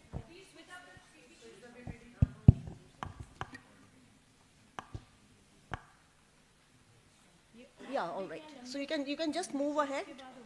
Just move ahead. All right. So very good afternoon to everyone. And so when we were planning for these sessions, the indigenous session number 1, then the SDG and its journey 2, then the welfare states and the global coalition as number 4. So regarding the welfare state, I spoke about what exactly, how should we proceed with regard to this session. I had spoken to Manjula Singh, and I spoke to, I think, Centum also regarding the capacity building. So we decided that let's first of all give an overview to what exactly these welfare states are. To what exactly these welfare states are. So what I'm going to do is very briefly just talk a bit of theory. I think most of us would know about it, what the welfare states are, but I'm going to say it out here, and that is with a purpose for our, primarily our international or delegates also, to see how within the broad framework of welfare, our work from India, because you see most of all our delegates are from India, so how their work fits in. So the kind of welfare we have in India is different from the welfare that we see in other countries. So broadly, I'll say next, please move on to the. Yes, ma'am. Yeah, so broadly, it goes that what exactly is a welfare state? We understand it in different ways, but if I have to sort of talk about the basics, it's basically provision of some basic amenities. It's understood as institutions which are concerned with the well-being of its people, with the social protection of the specific specific vulnerable stages of their lives. And the welfare states are designed to protect people against the loss of income in terms of personal and societal crisis. They prevent people from impoverishment, like the poverty alleviation programs, which we have in abundance in India. And of course, another one is NREGA, that's National Rural Employment Guarantee Act. There are also the cash transfers. So when we say, and there are much more, Beti Bachao, Beti Padhao, and campaigns, and so many campaigns. So the fact is that NREGA and public distribution, they all come under that the state is taking care of its people, those who are impoverished, those who are deprived, through shelter homes and other kind of provisions. Now, that's basically what I mean when I say welfare state, and the whole term, as the theory says, the literature says, it came up in the Second World War, after the Second World War. And it's not that the welfare states as a concept was not there earlier. It was very much there, especially in the European states. But the term came into common parlance after the Second World War. And Britain was the country, through its Beveridge report, that had a holistic kind of comprehensive welfare state. So over the years, we have understood it to mean improved standard of living, provision of certain social services, and we understand in the morning also it got reflected, provision of health services, education, reduction of poverty. And if I understand also from what we've been discussing in the last 2 days over our board meetings, gender-based violence, somewhere we tend to ignore gender-based violence, or we tend to ignore safe public spaces for women and men also, I'll say, but for women, somewhere when we talk about welfare state, these aspects get excluded. I'd just like to mention something. As the provost of the international hostel, I remember this was during one of the cases that happened in our country. And we were told to, as provost, we were told to hold the self-defense classes for the girls. And I too did that with the help of the police. And with the police, because no charge. So we're all into, optimizing. So I remember the day it was to start, and there were around 30 girls. So one of them came up and said, "Hey, ma'am, what are we doing?" I said, "This is self-defense course." She says, "But why do we need it?" I said, "Yeah, so that you can protect yourself." She says, "But it's not my duty to protect myself. It's the state's duty to protect myself."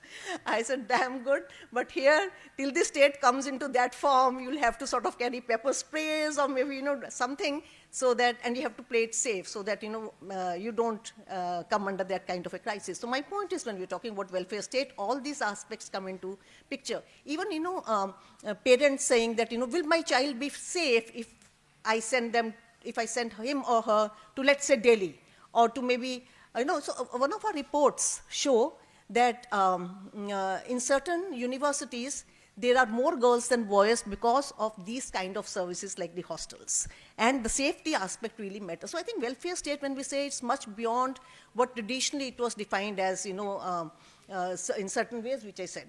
So, of course, traditionally, welfare state is full employment, a national minimum wage, free access to healthcare services, and so on. So, if I just say Christine, you know, although it's 2003, but I found her definition to be quite, you know, comprehensive. And she says it's the sum of all the governmental regulation and provisions that aim at enhancement of people's living conditions.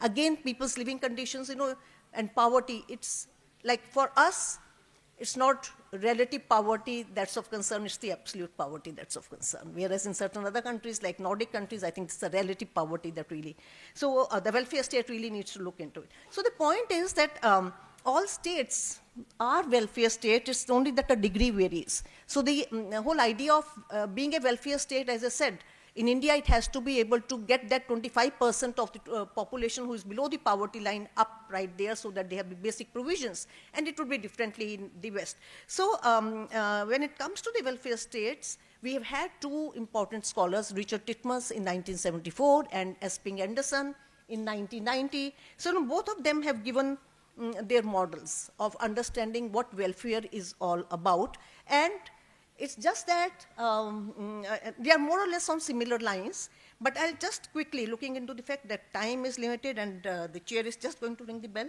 So I'll just like to say that there are a few characteristics between both of them. And interestingly enough, when we're talking about welfare state of Richard Titmuss and Esping Anderson, both these models are based on capitalist society. They are both on the capitalist world, and both of them have a means test to confirm the eligibility for for the government benefit. So that's something very important that we have to have. Actually, we have to be eligible to be able to avail maybe the single mother benefit or the unemployment benefit, something that we really don't have, we're not too particular about in India. And then, so if you look at these models, they start from both of them, given by Titmuss and Anderson, they both start with minimum decommodification. The first model is minimum decommodification in the residual and liberal regime, moving on to high on decommodification. And similarly, from being highly selective, residual is highly selective on provision of services to being really good on provision, universal provision of services. So having said this, the concern gets to be that most of the literature is based on the Western world.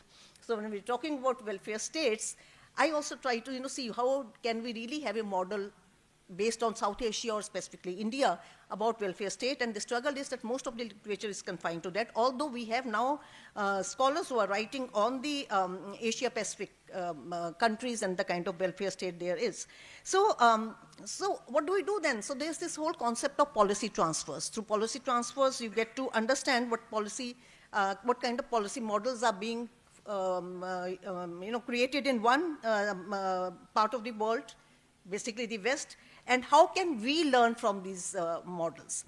So I had done a study of welfare state between India and Sweden, and it was a combined effort of me and another person, Anderson, I'm forgetting her name, just out of my mind. So we had done this combined study, and it was interesting to see how while we learn from Sweden how they can optimize their resources, but at the same time, interestingly, Sweden also has a lot to learn from us. In this pluralism, how do we really strive?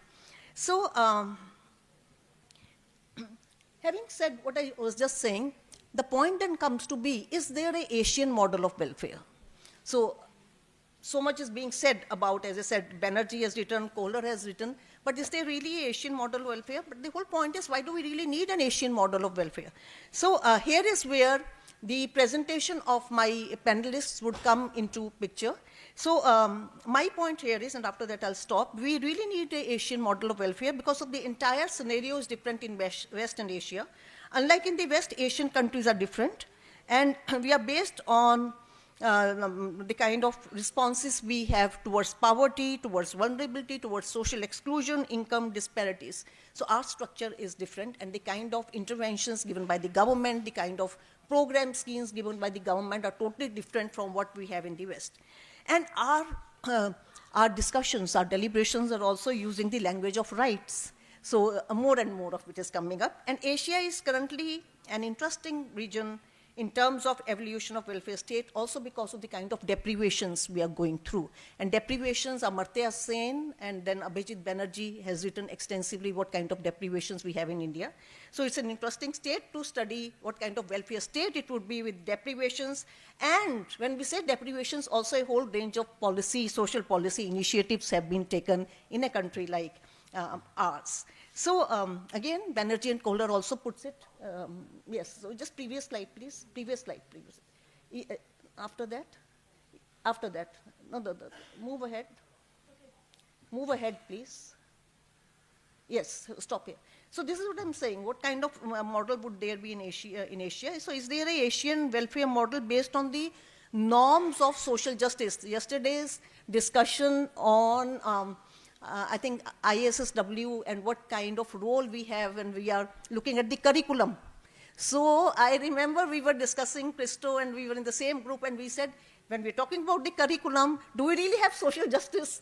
Do we really have inclusion? There would be, but again we are trying to deliberate and see some kind of discussion on how the curriculums have been framed, and have they been framed keeping in mind the values and principles of social work.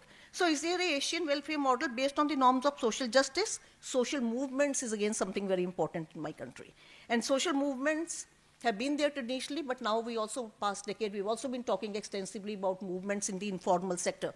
90% of our total labor force is in the informal sector. And interestingly enough, in many countries outside India, especially the West, at least hardly 1 or 2% is in the informal sector, so much so that when you're trying to say informal sector, they don't understand what informal sector is all about.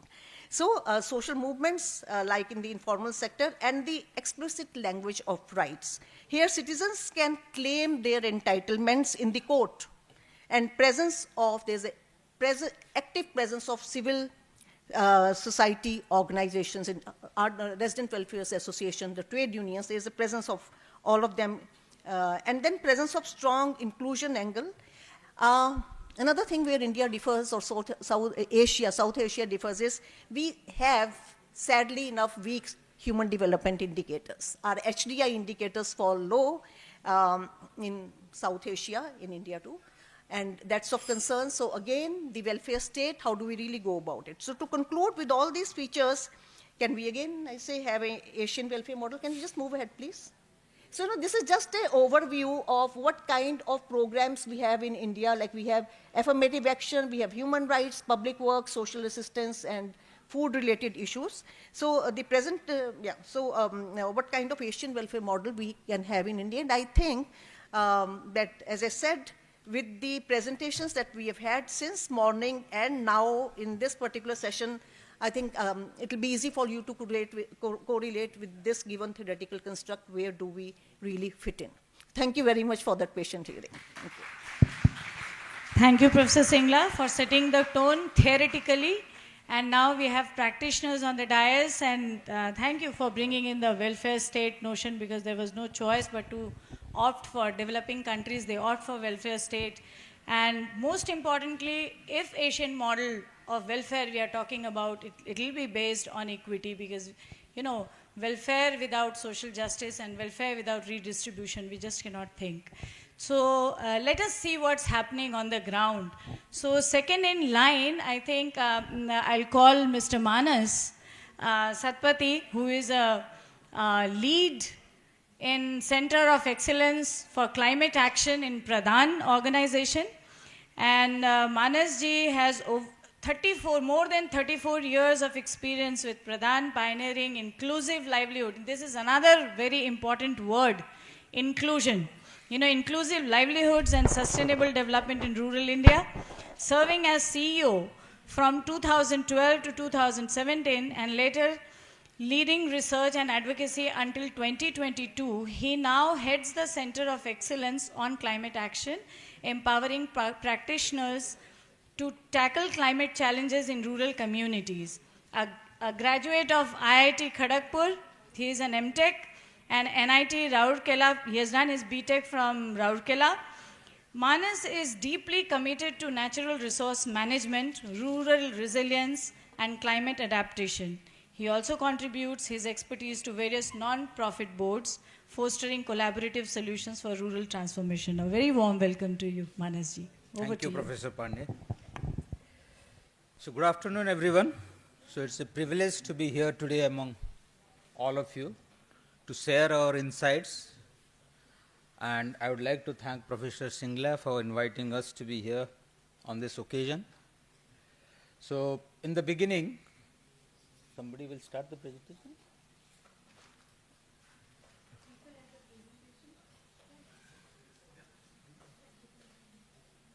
Yeah. In the beginning, let me share briefly about Pradhan. It's a 42-year-old organization engaged in promoting livelihoods in the pockets where the impact of economic growth is minimum. So the vision that we have is that of a just and equitable society where everyone lives and works with dignity, and the mission is to empower the most marginalized, especially women, to earn a sustainable livelihood and lead a life of dignity. And we pursue this with a belief that no matter how poor, everyone has the capability to drive the change that they need. So with this, we are working in the most poverty-stricken pockets, as I said. The map is this, that we are working in mostly the central Indian states, and in addition, southern states, we have just entered on the invitation from the state government there, Karnataka and Tamil Nadu. So we are working with around 28 lakh households and in partnership with many actors. Yeah. So the engagement model that has evolved, from day one it was not so, but it has evolved over these years, that the first step that we follow in every village that we enter is to organize the women into self-help groups. The social mobilization is the first step because we believe we do not know what they need. They only know what they need. So they have to come together. They have to identify their problems, prioritize them, and also come up with solutions. We can only provide the modern knowledge as input to shape their solutions. And once they prioritize, normally we have seen that food security is the primary issue. So that is what gets addressed. Otherwise, most of them are going for distress migration. So first step to keep them in the village, food security. So how can they access their rights? How can they adopt improved practices, access water, and produce enough so that they can stay in the village? Next, of course, is to manage the natural resources because they are subjected to erosion and degradation. So that is the next step that they take. And then they diversify livelihoods because climate change has really increased the risk of the livelihoods, agriculture-based livelihoods that they generally have. So diversification reduces that vulnerability. And then, of course, only production is not enough. They have to get into marketing, processing and marketing. That helps them to earn more from the commodities that they deal with. And then they take interest in local democracy so that the decisions that affect them, how can they participate and contribute effectively to the decision making. And that is the road we have seen for empowerment. So this is the model which has emerged over these years, but it doesn't stop here because creating an ideal village here and there doesn't work, they even don't sustain. So with all this knowledge, we engage with the mainstream so that the learning is adopted by the system and there is an effective systems change to do it at scale. because only the mainstream system can do things at scale. And if we know how to solve a problem and we don't solve it for all affected by the problem, then it doesn't make sense and it doesn't sustain also. So the challenges that we have seen in the welfare system that we have in the country, we have a plethora of programs, as I think Professor mentioned. Talk about anything, we certainly have a program. But the challenges are the top-down approach. The basic belief is that people do not know, so we have to decide on their behalf what is to be done for them and how it is to be done for them. So largely, communities' involvement in deciding what they need is rarely there. So it is even in a program like MGNREGA, where the Act says that communities' plans will be implemented. There also, I think it is decided that this much size of pond has to be constructed. So like that. Then fragmented delivery. It is so, I mean, we have large number of programs in different departments. They hardly talk with each other and hardly there is any integration. So doing irrigation without agriculture development or without support for processing and marketing, so these things are not linked. Somebody does irrigation without any knowledge of agriculture and somebody does agriculture without having necessary, even microcredit. So all these inputs rarely are integrated in any development program that is implemented. Third is about inefficient implementation. There are such detailed guidelines which hardly people are able to understand and then access them, and in the process there is delay. Even in MGNREGAs, the wages they don't get on time, so the very poor people for whom this is most important, they are migrating. Limited reach, and that is, I think, already talked about, that large number of programs are there, but the reach for mainly the poorest, the marginalized, is an issue. So inclusive development is an issue, even though the country has seen unprecedented economic growth after liberalization, privatization and globalization. Transparency and accountability gaps is another major issue. We have data, but mostly of the money spent, not the outcomes generated. And for whom? Who is included, who is excluded? Exclusion data is rarely there. So how will you ensure inclusion if you do not know who are excluded and why are they excluded? So these are some of the major issues that we have experienced which are there, and we are not just talking about it, we are coming up with models, answers to these challenges, and working with the mainstream to shape the program so that these issues are constructively addressed. Next. So our next, no. Achha, I have the control also, okay. So these are some key insights from our own experience that, as I said, we work, our first step is to organize community so that we don't deliver things. Development is largely understood as delivering goods and services to people, but for us it is all about building people and their capability. So empowering communities has to be the first step, and they can drive the change that they need. As I said, we believe that. Next is community-led change. So they have to decide what is their problem and what can be done. They understand their resources, opportunities much better than anybody else. So how we can help them lead the change. And then third is integrated approach. If we are doing agricultural development, then we integrate everything. Skill development, microfinance, infrastructure development, processing, market linkages, everything.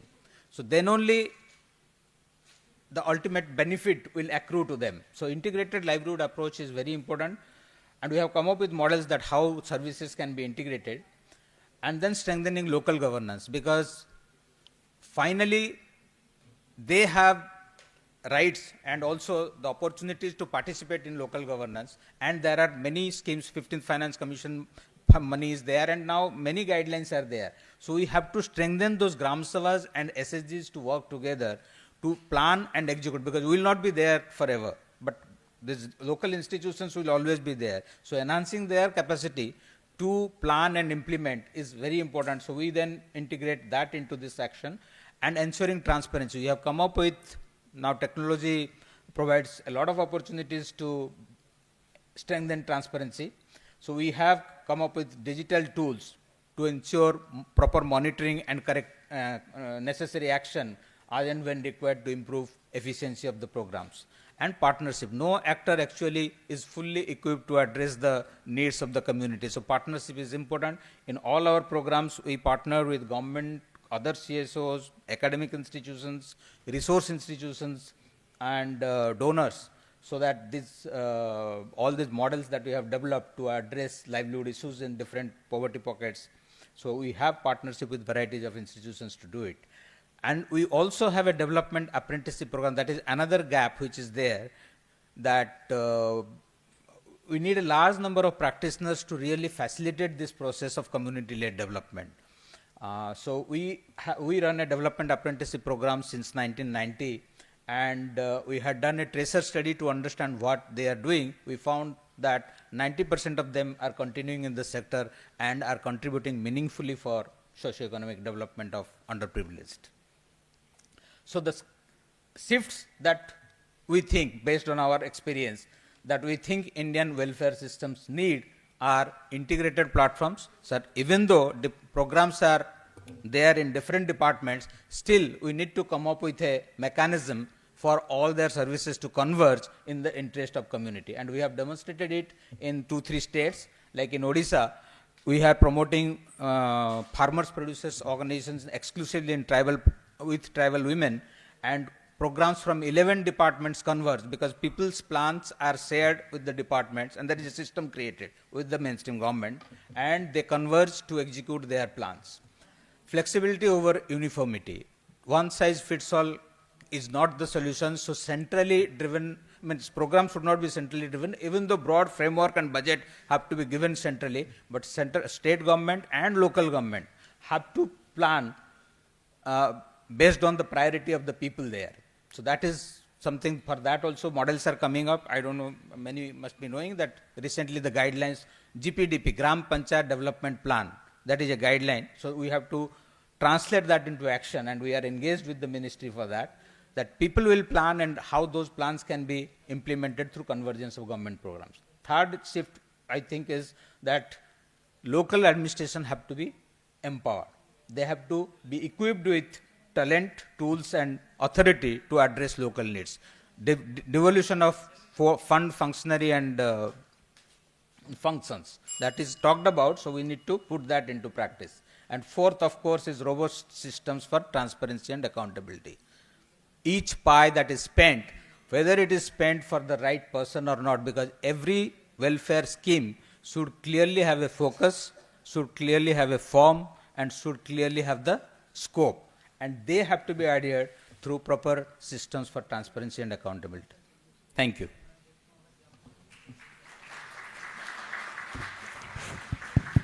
Thank you so much, Manasji.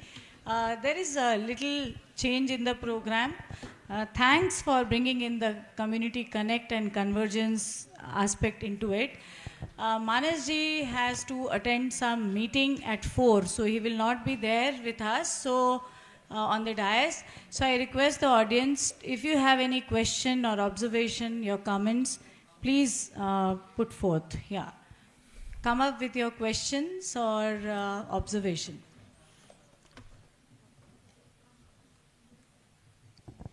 Anybody? Yes.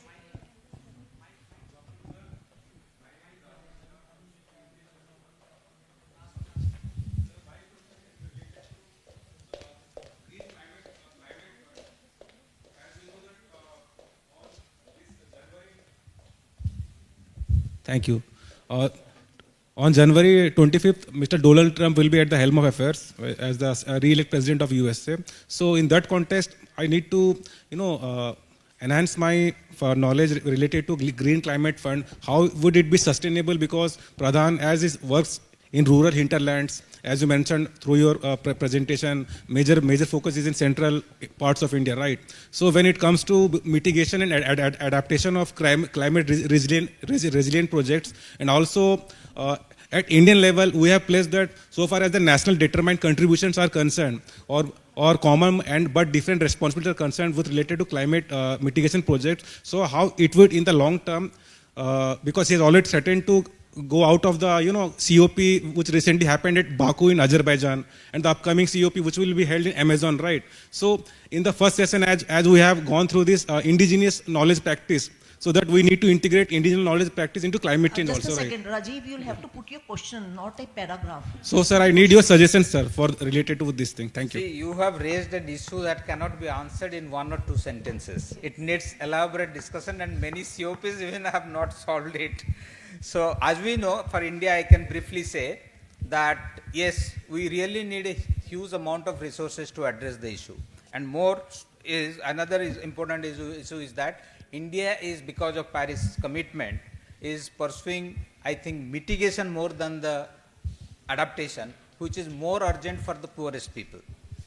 Because the climate change is going to stay. It is not going to be reversed in near future. It may get further worsened if we increase the emissions.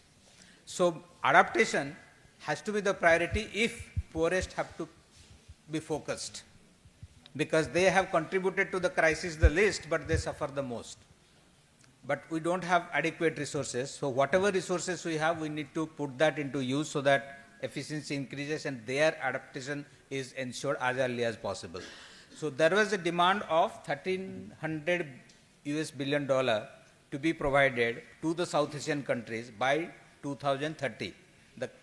What they came up with in the last COP was $300 billion, so which India rejected, and I think other countries also rejected.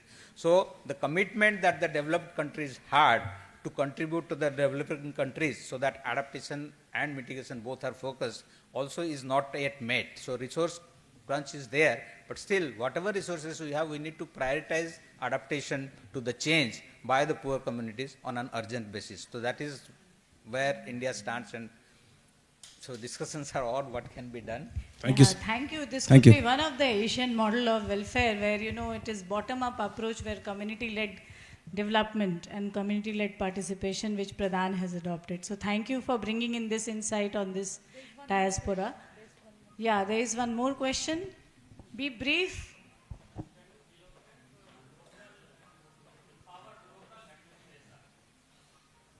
Local administration. Empower local administration. So it is about the local democracy or the local governance system which is there. It is there, I think, since the constitution was made, but still the attention to strengthen it is not adequate. Even though 73rd, 74th amendments came to further focus on that, PESA came, but still a lot is yet to be done to empower them, because this devolution of funds, functionaries and functions is still at different stages in different states. You all must be knowing Kerala is ahead of rest of the states, but even though we have an example in the country, still other states to follow that is taking so much of time. But that is an important issue because that is the closest government for people to approach. So unless that is strengthened, unless it is strengthened with all, as I have said, talent, tools and authority, ensuring inclusive development and ensuring that the last person is attended to is not feasible. So that is a model which needs to be pursued to ensure inclusive development and significant impact. Thank you, Manasji. Another thing which I would like to say that Pradhan is our regular recruiter. This year also we have done the recruitment with you. Thank you for, Since Manasji is leaving early and then he Yes. didn't have lunch also, so we have to serve him lunch first and then we'll allow him to leave, right? So before he leaves, we request Professor Neena Pandey and Professor Pamela Singla to felicitate him with a small token of appreciation, the souvenir for this workshop.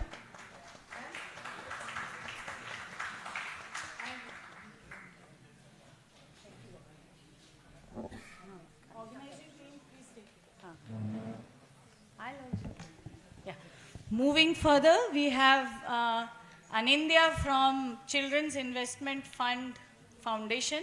He's program manager in CIFF, and he's a nuanced trainer in the domains of education, life skills, and social norms, focusing on schools to work transition of adolescent girls. I think this is something we have in our department CCAW, Center for Adolescence and Well-Being. So thank you that you are one of the trainer. You are going to be a great resource for the department as well. With a background in research, he has been working in the development space around issues of intersectionality of gender, education, skills, social norms, and protection. Over to you, Anindya. Please stick to the time. Yes. No, thank you so much, and thank you Delhi University and Professor Singla for inviting us. I'm actually a PhD from JNU, so it's been a very long time after which I've come back to an academic seminar, so like feels at home after a long time, so thank you. I represent the Children's Investment Fund Foundation, which is the largest philanthropy in the world, focusing on children's lives. And the way we look at welfare and social protection is basically from three specific questions, right? One is, how do you ensure that your welfare schemes reach multi-millions of people, right? So for example, a very interesting video I was watching yesterday, it said one state of India, Rajasthan, the population of Rajasthan is equivalent to that of Germany, right? So imagine, we have so many states in India. So how do you reach such a huge population? That's one. Second, how do you do it effectively? And third, how do you do it sustainably? Which I think one of the audience had also raised, right? We have 7,000 plus schemes, so I'm not going to repeat what my esteemed panelists have already covered. They've talked about what kind of schemes are there, what are the challenges, etc. So maybe I'll talk a little bit more about the experiences from our work in the field, more of, again, bottom up, like Pradhan had shared, right? So what we wanted to do was, instead of really putting lots and lots of people on the field, we wanted to understand how do we leverage the frontline workers who are already there on the field, right? So one is looking at common service centers, Anganwadi workers, ASHA workers, self-help groups, etc., to really leverage their on-ground presence in villages to really ensure that last mile delivery. So I'll give examples from 2 to 3 programs of ours. One was a program called Pre-Matric Scholarships. It's a scholarships which is given to both boys and girls from scheduled caste, scheduled tribe and OBC communities. And pre-matric is specifically given for grades up to grade 10. So we tried to do a pilot with the government of Rajasthan back in 2017. And we found a couple of issues. One which Mr. Manas also said that there was no awareness, right, of such a scholarship scheme. So girls were constantly dropping out. So it was a cost barrier for them to continue school. Second, we saw the process was one, it was manual. Second, it became duplicative for the school principals, teachers who were doing it. And third, it was extremely complicated. Like even when I saw the process, I was like, I'm not sure whether I'll be able to fill this, right? So what we did was we took it both from the demand and the supply side. So from the supply side, from the government, one, we digitized the process. Second, we simplified it. Third, documentation, as you might know, is a very big issue in India, right? If 2 of your documents don't match, you're not going to get your benefit. And at times, schemes ask for 8 to 9 documents at one go. So we reduced documentation from almost 9 documents for a single scholarship of just $40 to at least 3, right? That became much easier for them. That really, and also at the community level, we increased community demand, community uptake. We trained schools locally, and we did lots of camps to really improve documentation, do corrections of documentation. That really improved uptake. So over 100,000 girls enrolled back in secondary school. Rejections for scholarships went down from almost 20% to less than 1%, right? And also in documentation, there is a cost of acquisition. If I tell you that you will get a scholarship worth $40 and you need to spend $20 to get that scholarship because your documentation is incorrect, it doesn't make any sense, right? So many issues to really solve. So this was one of the pilots we did in Rajasthan, which was very successful, and we are trying to help other state governments to really replicate this. Second is we have also worked with migrant communities. where we've set up facilitation centers, but it's not us who are paying for it. It's actually the industry and the corporates who are going to hire these migrants who are actually paying for it, right? So one other way of seeing sustainability as it is. The third one, along with UNICEF, we have developed a digital youth hub, where basically all schemes which are centric to youth, girls, are available on that very portal, which anybody can access. It is free for all, and and what we are doing is, so that girls and boys are able to access those schemes, we are basically trying to build capacity of community centers, resource centers, Anganwadi workers, etc., who can help really bridge that last mile access with them. So just, I think, wrapping up, couple of things that we feel should be the recommended way forward under social protection or welfare.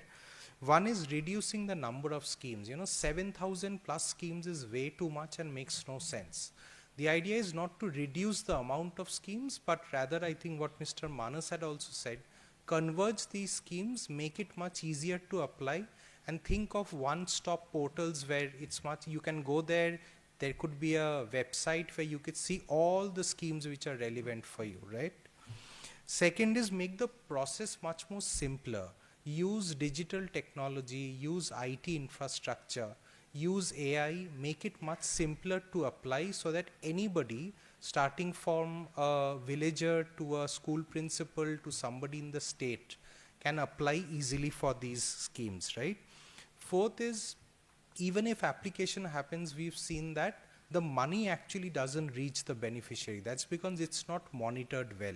So what we've tried to do with governments is digitize the tracking and monitoring system as well. So now when the principal secretary sits with his team, there is this huge dashboard where they see, okay, how many applications came in, how many were rejected, why were they rejected, if applications which were approved, have they been transferred to the beneficiary's account, if not, why not, etc., right?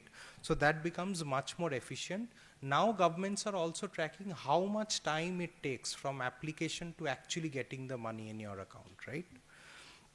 And I think as academics, as practitioners, as students, as scholars, I think we need to also think of some radical ideas like universal basic income, right? Inflation-linked minimum wages. Currently, the scholarship schemes, the money they are, the government benefits that people get, they are not indexed to inflation, right? So imagine a scholarship which was 3,000 rupees 5 years back is still 3,000 rupees. And our inflation is running at about 7% per year, right? So these are a couple of ideas which we wanted to share, but thank you and happy to take any questions.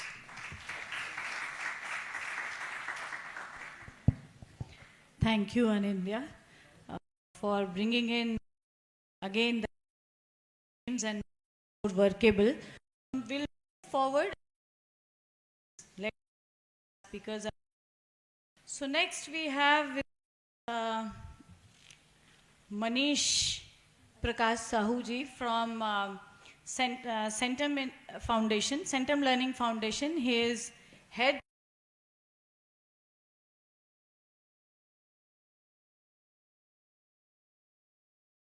experience in this sector, social sector, and he's passionate about social and environmental change for good. And today he is here to spread his passion to all of us, because collectively we'll have to work towards, change for good. And he has extensively worked with government departments, UN agencies, Tata Group, EY, etc. Over to you, sir. Time is 10 minutes. So thank you, respected chair, dignitaries on the dais, and academicians, change makers, change influencers, thought leaders, and all my friends from the social impact space. So briefly, I'll just tell about Centum Foundation. It's a social impact organization working in India since 2005. And we work in collaboration with a lot of corporates. Corporates have got corporate social responsibility. We partner with them and we implement projects across the country. We are primarily working in the area of skills development, employment-linked skill development, wherein we provide vocational skills training to around 30,000 youths annually, and minimum 70% of them are getting placed. Average, we were able to hit 71.6%. And in education, we have started last year. We are helping schools transform into digital infrastructure, focusing on future skills, AI, machine learning, these kind of courses we are bringing to the government schools' children. Whatever we do, we believe in creating value. So that's the main motive along which we have been working. I would like to, since I've been into this sector for around 20 years, worked with the government department, UN agencies, corporates, consulting. So I would just like to share that how the welfare or the social impact space has evolved over the last 20 years since I have seen what I have seen over. So previously, what I have seen that definitely the government is at the help with the programs and schemes and policy, but how the other organizations, donor agencies or implementing agencies, how the things have changed.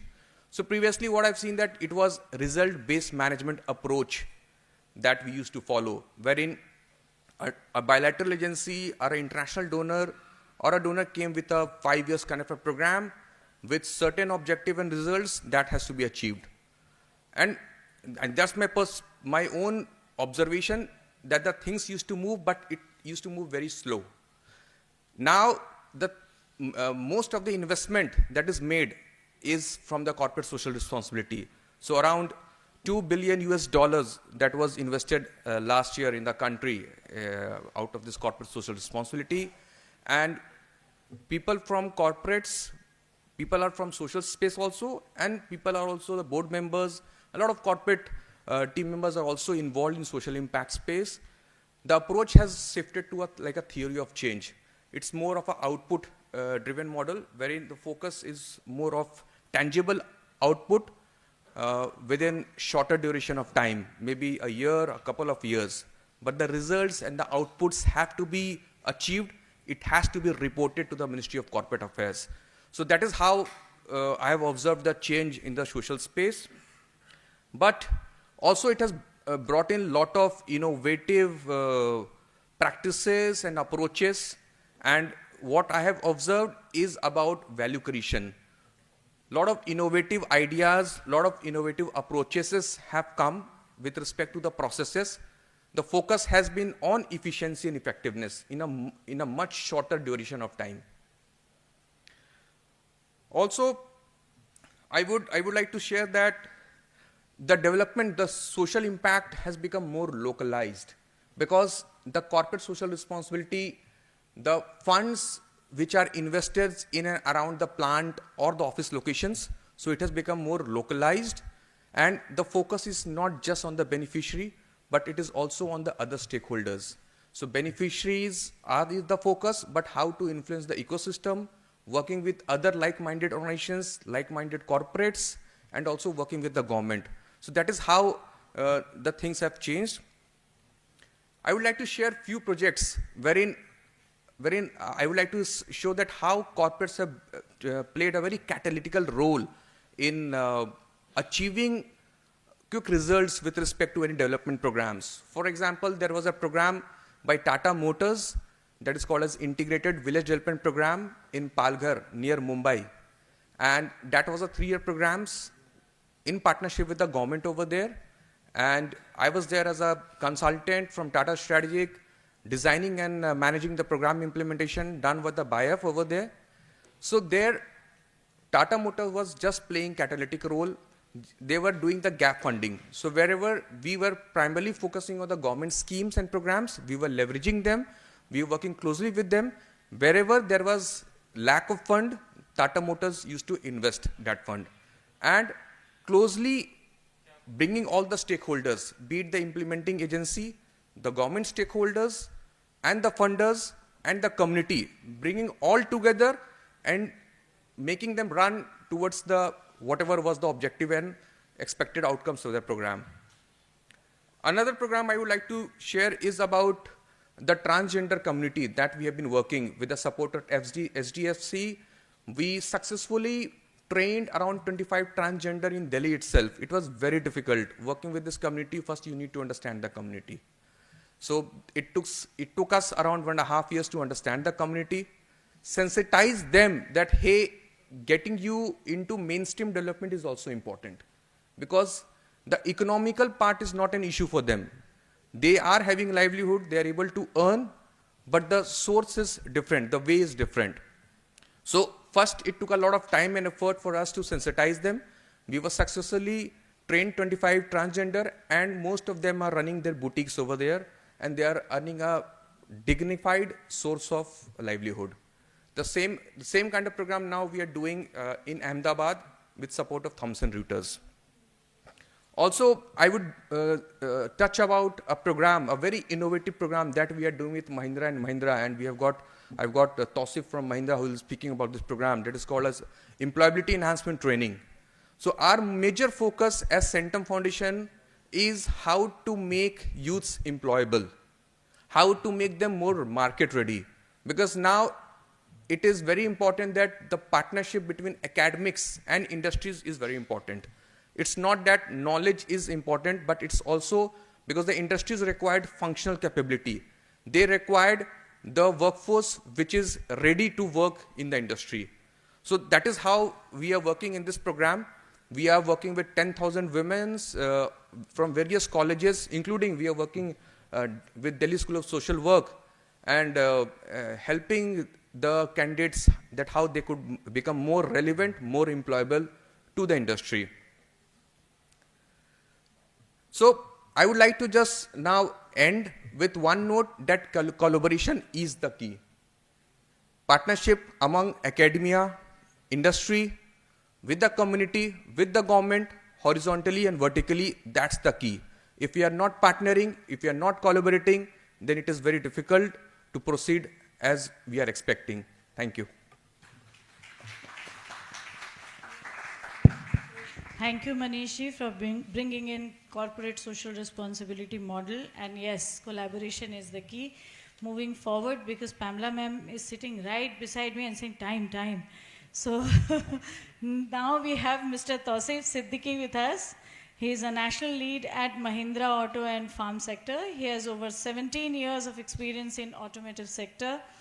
Leads initiatives focusing on women's skill development and capacity building across India to empower individuals in the industry. He is acknowledged training and development professional, designing executive training programs. He has completed his business. He is passed out from IIM Lucknow, and when we were sitting on lunch, he said, I am a business guy. I am come all together from business sector. And he has an expertise in using multimedia resources, personality assessments, and group activities for holistic learning experiences. He has worked with renowned organizations like Sonalika Motors, Hyundai, and Mahindra, of course, currently is working. Over to you, Tausif ji. Be very brief. Thank you, Professor. Pamela ma'am, I will be very, very brief. Good afternoon, everyone. And I believe after lunch it is very, very difficult for us to hear this, but I'll be very short and brief just to share our thoughts, not to share any slides or data on the screen. Let me first introduce myself, though a lot of things have been told. What has not been told is that though I am working with the industry of automotive for last 17 years, but CSR is very, very new to me. Social responsibility, I am very, very new in this industry. It's been only 2 years that I've been working with this industry. And the reason why I was brought into this sector was that Mahindra has thought of a vision and a mission of empowering 1 million women year on year, stating 2026 onwards. And when this mission was thought, or the vision was thought by Mahindra, then it was thought that what kind of team can do this, because it has been always traditionally skilling and then going away with this skilling in every financial year with those CSR budgets. How can we lead it to employability? How can this gap of education to employment be fulfilled. And then a team was built from sales, so I have a basic background of learning and development. I have worked into sales also. And the day when we started, that is what I was talking on the lunch table also, a lot of partners with whom we implement on the ground really don't like working with us, because we are very, very stringent in talking to them about numbers, everyday reporting, every day telling us what is to be done, what kind of plan do you have, how will you implement it, and what results will you show it to us. So Centum works very, very closely with us, and they have been really implementing it very, very well on the ground. We don't only skill, we put a lot of focus on skilling and then getting people placed out after skilling, because there was a cyclic gap which Mahindra thought that we skill a lot of girls in the school, we skill a lot of people at a graduate level, but then we leave them on their own to search for jobs, and what happens to them? The cycle is not closed and it is an open-ended cycle. We thought we will close that cycle, be part of their life throughout the cycle and whenever they require us, and that is how this mission and vision was brought. And Mahindra, being an automotive brand which is traditionally a male-dominated organization or an industry actually, so we thought that we will focus only for women empowerment and not male empowerment in this, right? A lot of people say, why only women, why not men? We say that, okay, there is a lot of things to be done at a field level for women. There is a lot of focus from Government of India. We have done a lot of tie-ups with foreign agencies like Bill Melinda Gates Foundation and many more agencies who are working on this. There are a lot of private partners who are working along with the Government of India to partner and bring some collaboration together so that empowerment is there for the women and actual things happens for the women on the ground. So we are just trying to bridge that gap, collaborate together, bring all the players under one umbrella and say that, okay, hello, you are doing things on your own at a ground level. Why don't we join hands? Why don't we come together and do something for which the people at the ground really will be able to be affected from whatever we do and get results out of what we do. And that is the whole mission that we are working on. Maybe I don't have a lot of time to speak on this right now, but probably, yes, we can always connect back and understand that why people should go into the social sector, why the industry should work towards the women empowerment, and what steps are there which industry should be taking on these lines. So thank you so much, ma'am. Thank you so much, Mr. Tausif, for, yes, redistributing the fruits. Only women will be skilled is something which you are thinking, lest, we are not again creating a kind of divisive society. All right. So with this, I think the presentations are over and the floor is open for, we'll take only 2 observations or questions because we have 2 more sessions to go. So fast. If there are no raising of hands, then we'll move forward. Yeah, we'll close the session. So before I close the session, I'm not saying who said what. The takeaway of the session is we began with the welfare state to community-led engagement, filling the gaps, and build the connect is something which we look towards the question which put across that what is actually Asian model of welfare. Then the tracking systems is something which is very, very important, which Dr. Anindya talked about, because yes, the benefits are, it started somewhere, it is released, but whether it has reached to the right person is something which we need to be very serious about that.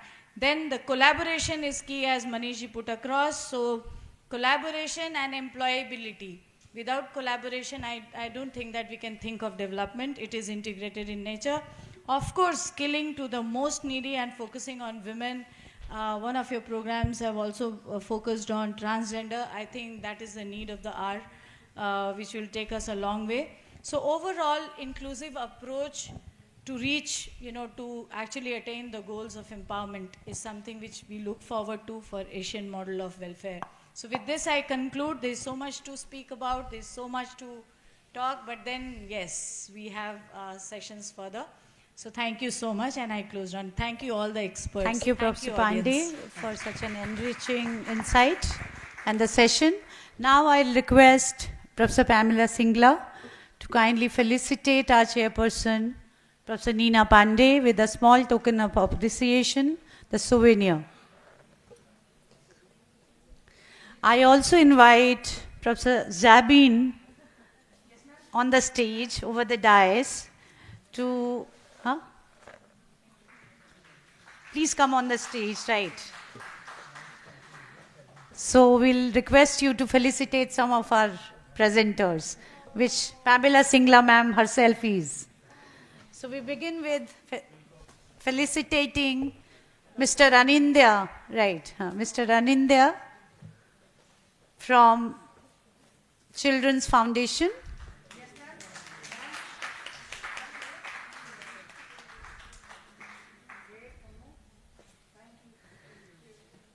We would again request Professor Singla and Professor Zabin to felicitate Mr. Manish Kumar from Centum Foundation.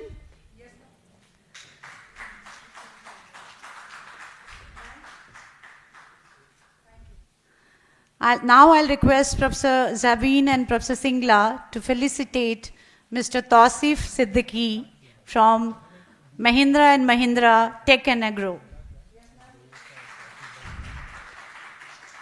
Thank you so much, all our speakers, for such an insightful session. Thank you. So we... Vida? Thank you for the honor. Oh, it's a pleasure.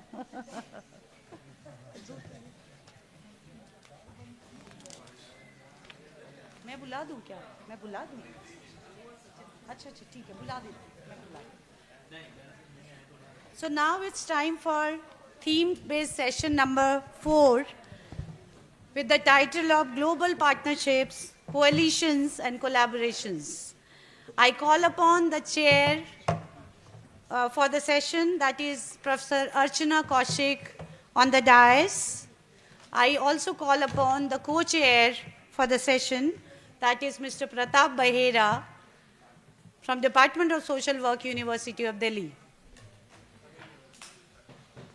Professor Kaushik is a professor and fieldwork director at Department of Social Work, University of Delhi. And Mr. Pratap Bahera, I think he's not present. So we'll have to manage.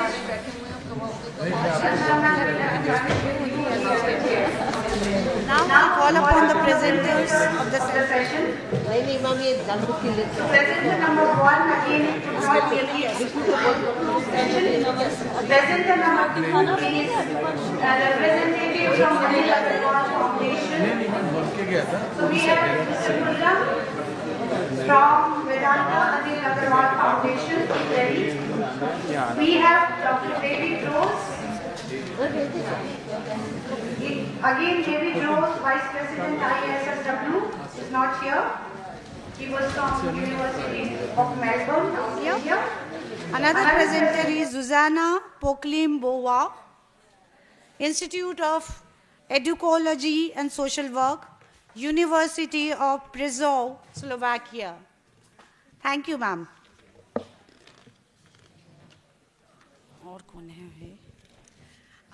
Thank you very much, Dr. Pushpanjali. So this is the last technical session, and that is going to be very quick, fast, and hopefully we will make up for the time that we had spent in earlier sessions. So I hope we have half an hour time with us. Huh? Definitely. But we would, because we will be able to match that. So the session titled as Global Partnerships, Coalitions and Collaborations. Truly, the whole day we have talked about lot of topics. The problems that are global. And in the last session, we talked about welfare systems. Especially if we see the importance of these global partnerships, collaborations, coalitions, we do not have to go beyond the recent times when the entire world was grappled with COVID virus. And one virus has in many ways united us. It was democratic virus throughout the globe. We suffered in numerous ways, and some of the maybe the solutions we collaborated. There were lots of partnerships, not networkings, and we tried finding out for the solutions globally as well as locally. SDG 17 also talks about partnership, fostering such partnerships, and as far as we know that yes, NASW, National Association of Social Work, that also talks about the cultural sensitivity, and it's a seemingly paradoxical aspect, but yes, this global and local, they are in a way complementary. So going from global to local and local to global, that is the solution. Maybe we have to look forward to that. And there are definitely so many global examples of native usage. Technology, it's coming up. My little bit of work is in the area of gerontology, and last year I happened to visit one of the Helpage India programs in rural India. And there the usage of technology, how these elderly who have been they have lived life in a particular way, the cultural context and all that. So they were using technology, they were using internet. So these are definitely certain innovations that are taking us, that are connecting us globally. So not going more on this right now. Let me first welcome to our first speaker, Professor Susanna Poklemabo, and she's an associate professor, lecturer, and researcher at Institute of Educology and Social Work, Faculty of Arts, University of Prešov, Slovakia. She holds a PhD degree in social work, received from master's degree in economy and in social work. She is the secretary of European Association of Schools of Social Work and member of Slovak Association of Social Work Educators. There is quite a bit of her short CV is also quite big, and I'm very, very happy to tell you that her focus of research is on self-care, helping professions, self-compassion, mindfulness in social work, and these topics are very dear to all of us. In our department, we also keep on talking about these. So without wasting much of her time, I would request her to please present her views. Thank you. Thank you, Professor. Thank you. And if I may ask our colleague 10 minutes, okay. For just presentation. Thank you. Good afternoon. It is a very nice metaphor that self-care is in the last session, because usually after all our work duties, family duties, it is the last thing at the end of the day what comes to our mind. And no one tells you how your self-care should look like. Definitely, I may tell, it couldn't be stress. If you don't have time, that sometimes it is short moment with friends, short moment with yourself, whatever you find important for yourself that minute. Just for the 10 minutes time, I will skip presentation where I'm from Slovakia, Europe, and if I came to Global Self-Care Initiative as one of those which actually maybe started working a little bit more during COVID, because we get used to work on the platform, online networks. This initiative was built in 2016, and since 2017, I'm honored to work there. We are focused on self-care, primarily in social work, but not only for social workers, also for our clients, for our students, and for academic in social work, because it is really difficult to teach students to have their own self-care if we don't have ours. So main goal was promote self-care, but I may list findings of research why self-care is so important and so good, and all benefits. And we all know, so in second phase, we more focused on how our social workers' self-care looks like, and maybe a little bit why isn't better. Sometimes during international comparison, you get to know more about yourself than about other countries, and that was one of these cases. If we are talking about self-care, we are usually talking about professional self-care and personal self-care. They are really closely interconnected. Sometimes we also divide them macro self-care and micro self-care, because not always we have time to plan a 2 weeks holiday. Sometimes it is maximum if we plan short coffee or tea date with our friends. And for working with clients, very often we use dividing for emotional, social, physical, and spiritual self-care and professional self-care. Also, work-life balance is really important.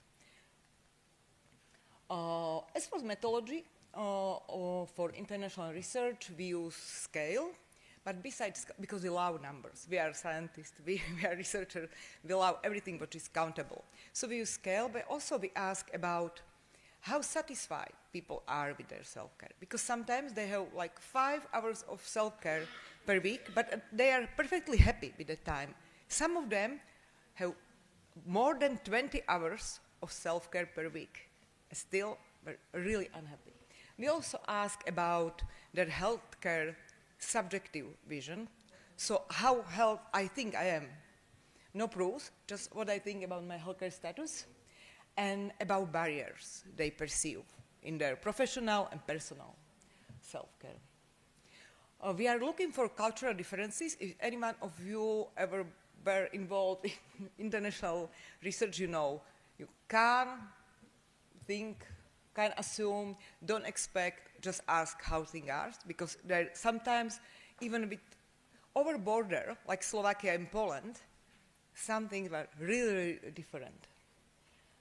And so far, we have results from, beside the US, where this initiative started, results from Slovakia, Finland, Czech Republic, Poland, Romania, and I may say also Bhutan, which is nearby country. And we are processing results from Cyprus with my dear colleague Christos Panagiotis. And also we are working on Kenya with colleague Dr. Vinny Rugut. And I'm really happy that it is country which are working right now, because, you know, in 2026, there will be big conference on social work and social development. And I'm pretty sure that we will have results until then. So what we find out so far is that, besides the fact that self-care is pretty much individual concept, some predictors are common in every country, in every age group, and in every group. It is this perceived healthcare status, marital status in some countries, in some not. In case of women, self-care is not really fair. Women with children between 3 and 10 years have really significantly less time for self-care. And also the main barrier of self-care worldwide, from Bhutan to US, is lack of time. Some people tend to blame themselves, like, I have bad time management. Some of them blame family, too many family's duties. Some of them blame workload, but there is no significant relationship between how many hours per week they work and how much are they happy with their self-care. So what we're working are now with our for future social worker, our students, we included self-care as a part of preparation for professional practice and in subject of which is specified for supervision. We were very curious how social work academics are in terms of self-care, and we find out that we are much worse than any other academic in Slovakia. So now we are focused on academics in other countries because maybe it will be just us, but lawyers, economists, even transportation, academics are better. They think maybe because they are helping professionals too. They are teachers.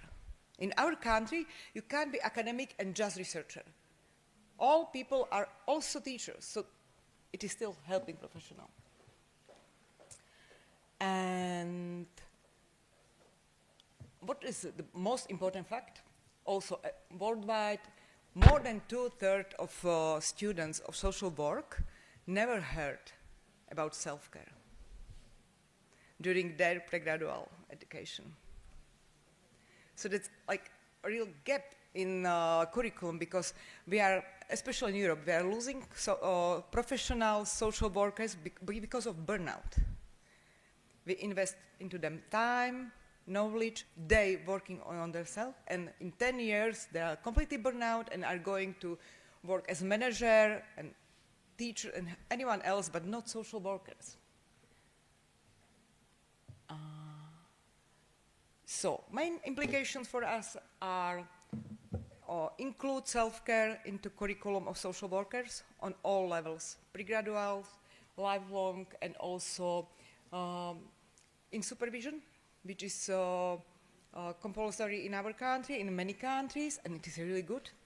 And also in any trainings which are focused on social and psychological development of social workers. And also we create model of self-care, which is just a tool where to start. Because whenever we work, even if students, even with clients, with our colleagues, even in research, we need to find out this exactly individual way of self-care this person needs in that moment. Because however I may be happy with my self-care now, maybe in 2 years, it wouldn't work for me. And definitely, it wouldn't work for someone else. There is no one way how to be happy with your self-care, because everything is changing. So I guess I'm in the limit, because I didn't. Thank you for attention. And also, there is space for collaboration, because as you see, India isn't among countries where started research, so if any one of you would be interested, just to look at academics, social workers, students. Thank you so very much. Thank you. And well in time. Topic is definitely amazing, and actually somewhere I had read self-care is a divine responsibility, and it is so very true. This use of self, for the first time when I, as a student of social work in department, I heard this word that yes, social workers use self as tools, and that had definitely confused me a lot. What is this use of self? I kept on searching till date. What is this self? What are its dimensions? It's such an interesting aspect of existence, this self. When from self-care we just move, what is this self? We tend to become Buddha. We find the meaning of that. So if time permits, we will definitely go ahead discussing more aspects of it. Now we have with us the second presenter, Mr. Khurram Nayab, and I'm told that he has done masters from Jamia. Jamia is our sister institute, and sir has more than 28 years of experience. Very, very brief. 28 years of experience in corporate and development sector, and he has brought rich, varied experience in the field of CSR, sustainability, governance, partnerships. Over to you, sir. Thank you. Thank you much. Thank you, Dr. Kaushik. Thank you very much, and good evening, everyone. And I hold myself in between you and the tea, I believe. Is that true? Okay, so but coming back to the department is always a pleasure. And I remember I was part of the annual day celebrations here as well, and I really look at like Professor Singla as well with much respect, in fact, and she's the one who really like has been calling me, and like we've been working together on certain things, in fact. So coming back to this particular thing, which is partnerships and collaborations, I won't go too much into the presentation. The presentation is already there with you guys, and maybe you can circulate the presentation. I just want to say that Anil Agarwal Foundation, where does the vision of Anil Agarwal Foundation come over? In fact, see, we at Vedanta, we are an extractive industry, and I'm sure that you guys might have already heard about Vedanta and the work which we do in the field of extractive and natural resource management, plus in the field of in the field of corporate social responsibility. So as part of our corporate social responsibility domain, we launched this particular organization called Anil Agarwal Foundation. And as you know, this is in the name of our chairman of Vedanta, Shri Anil Agarwal ji. And let me tell you, the Anil Agarwal Foundation, it caters to 4 or 5 different verticals. These verticals are one of the key verticals which you might have heard about must be Project Nandghar. Project Nandghar, we work in the space of women and child development. At the moment, we are working on the Anganwadi structure, Anganwadi space, wherein we have constructed and upgraded more than 7,000 plus Anganwadis pan-India, if you can say 15 states of India. And we are targeting 300,000 children through preschool education, through nutrition, through like healthcare there. And around 200,000 women through skill development, because we wanted to optimally utilize the space of Nandghar, which is in the rural areas. So that was about the Nandghar piece. Secondly is the animal welfare. And let me tell you, like we have launched an organization called TACO, the Animal Care Organization, under which what we do is we support the animals, the strays, the stray dogs, the stray, and also we have taken over a Gaushala in Faridabad. We have also invested in surveillance equipments for the tiger protection in Ranthambore, as well as Vishdhari Tiger Reserve in Bundi. So that's one thing. We are also looking at doing the largest Asia camel park in Jaisalmer. So if you happen to be in Jaisalmer, please go there and visit the camel park. It is at the moment in the process of construction itself. And my colleague there, who is also a student of this department, Rupam, is there sitting there. Akshita is also sitting there. She's also, I think, she's also a student of Department of Social Work. So both of them are here. If you can get, you can reach out to them for these projects as well. Coming the third project, which is basically is into the healthcare, which is we are having our own hospital, which is the cancer hospital, Balco Medical Center in Raipur.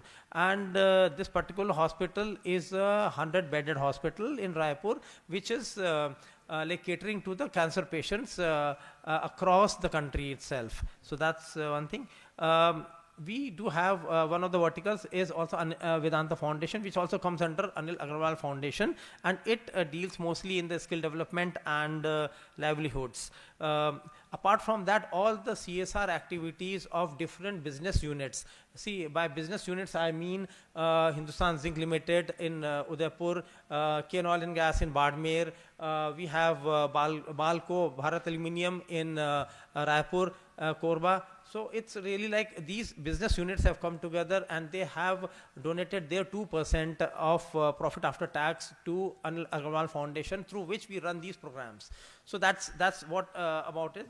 Coming back to some of the partnerships which we have envisaged over a period of time. In fact, like Anil Agarwal Foundation has been like 4 or 5 years, wherein this organization, we revived it. It was launched in 2007-8, but then it got defunct.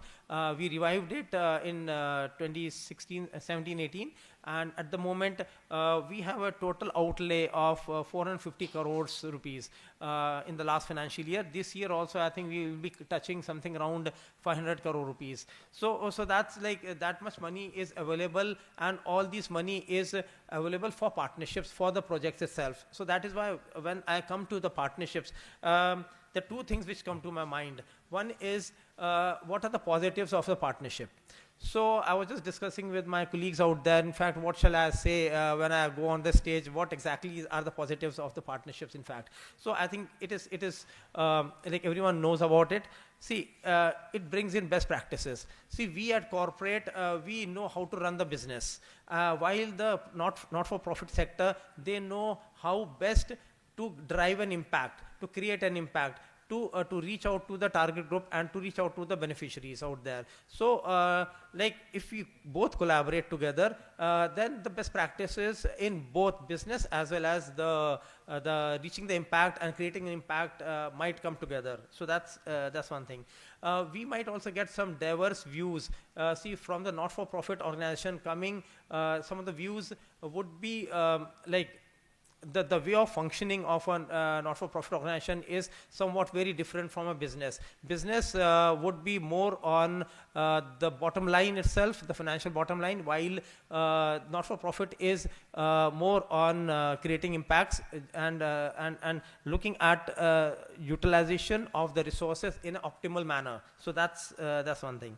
And apart from this, there's widespread change across the geography itself. So all these, both these organizations, apart from this, government should also be one of the partners in this particular developmental framework. So it could be a PPP model. And let me just tell you, in the project Nandghar, it is a PPP model wherein the government provides us with the building, which the Anganwadis, which we renovate and which we operate through different partners. So different partners, I can name a few of them, like in fact BMGF was one of them. Then we have partners like Mamta Society, then we have American India Foundation, we have partners like in other animal welfare, we have partners like Yoda as well. So they are different partners. So having said that, see, what I want to say is that the second part is very critical, which I am just coming to, which talks about the challenges in the partnership. See, the challenges in the partnership is that, as I mentioned earlier, that while doing business, we are quite business minded. So that way, when we do, like in this particular, at this moment, I just heard Tausif ji, in fact he said that I'm a businessman and so I come, so same here as well, in fact. So what we do is we look at the business goals, and we look at how project management could be done vis-a-vis, because see, bottom line is, financial bottom line is there. So we are spending the money and we are spending the resources. We want maximum impact in a shorter period of time. So apparently this is where difference of opinion comes over when a not-for-profit organization, they say they are there to stay, and they usually work towards a long-term vision, like say 5 years or maybe 7 years, while a corporate will look at a possibility of a couple of years maybe to create an impact. So so that's the difference. While the government in the sense is that government is the third party, which is mostly a silent party in this scenario. So here I will not take much of a time, and while I'll say that see, Anil Agarwal Foundation is open for collaborations, and we expect that we do get some requests for proposals, we do get requests for partnerships and all, but I request you to please go to the websites, please go to the public domain websites and see which all platforms, which all social projects are open, so that you can apply accordingly. And I've also also got some cold calls as well that we are from these organizations and we want to collaborate with Vedanta. See, but it might not work with Vedanta because we do have a laid out process, which is a commercial process as well. And I request you to please go to the website of Vedanta, look at what are the key thematic areas wherein we work, and accordingly put up your proposals so that we can get good partnerships and we go a long way in reaching the outcome and taking sure of the outcome wherein we want to go, and we want to take the country there. Thank you very much. Thank you. Thank you so much. Thank you. The presentation is there in the drive, so maybe you can circulate it. Sure, sure, sir. Thank you. When my son was 4 or 5 years of age, he was told in his school that tigers are extincting. So that day after coming back home, he asked me, Mama, what if all the tigers from the country, they die? Do we have to look for another national animal? And how do we do that? So I'm sure till the time organizations like Anil Agarwal Foundation is there, we don't have to find out another national animal. So we talked about the partnerships, and since morning we have talked about these global partnerships, and as sir has rightly said, lots of benefits of such partnerships, coalitions. They are cost effective, there is knowledge sharing, so they are solution focused, judicious use of resources, and theoretically also WHO has many times, World Bank has many times said this, when state, market and civil society, they work in tandem, there is a partnership between them, we flourish as society. May we have a few observations or questions? Otherwise we can wind up.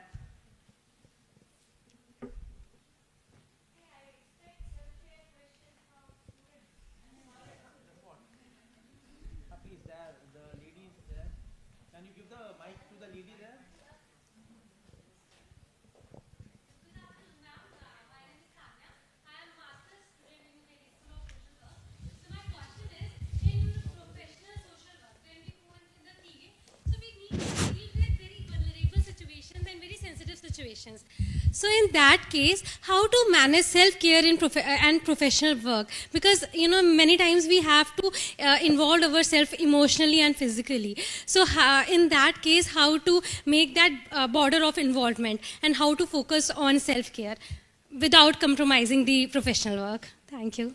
Oh, thank you. Very nice observation. First thing, sometimes self-care is not to add something, just to take something out. So take time for something, take break, maybe make things you need to do just a little bit nicer, a little bit more your way. No, we all have time if we make it. And we may be so overloaded in this society, it's still like to be overboard is slightly positive. So just take some, not necessary in this day out. A social worker and a student of social work, you are under immense pressure on all sides, from society, your clients, now your teacher, your parent who are expecting. So just take time, make space for yourself, and every day something really small which you will like and which you will enjoy. Just wanted to, on a lighter note, just to the lady's question, just wanted to, on a lighter note, if you've traveled in an aeroplane, you might have seen before helping the others, help yourself. So that is the key. That is the key. Thank you very much. Any more questions, observations? Yes.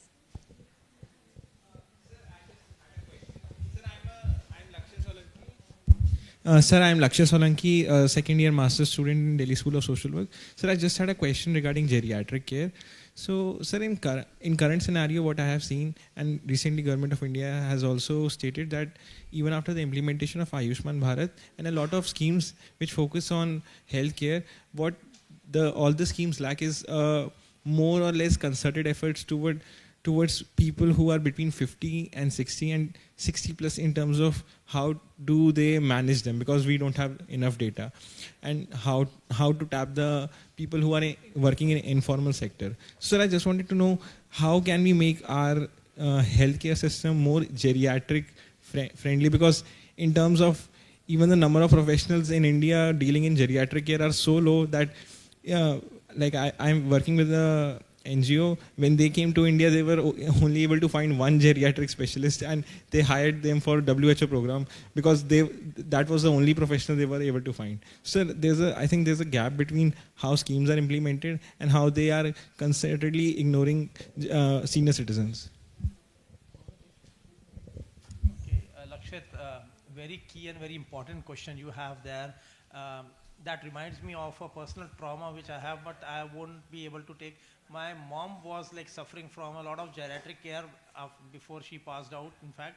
So I went from door to door, and it was really difficult for me to have for her a geriatric care basically, and because it involves a lot of professionalism, it involves a lot of, but I think there are certain organizations which have mushroomed over a period of time, wherein they also provide end-to-end support.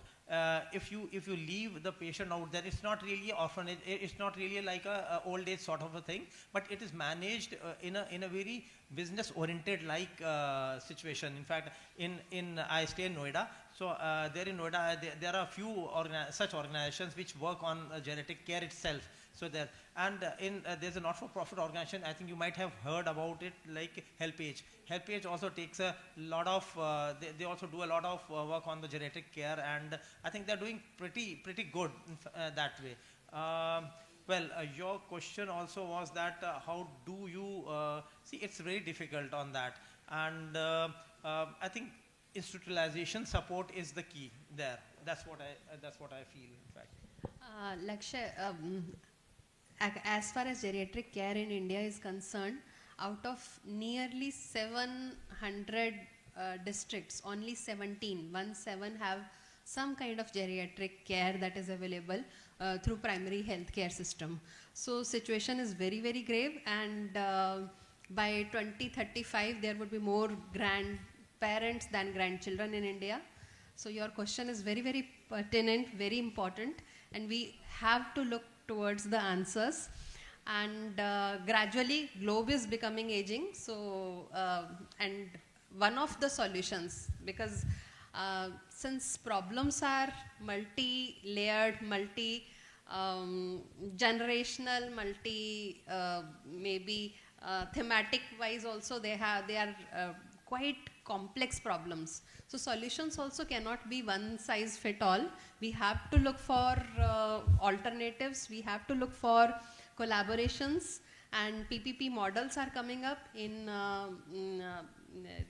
Bhopal. There is one PPP model, so one hospital is established for geriatric care through this. So certain interventions are there, and we have to scale them up.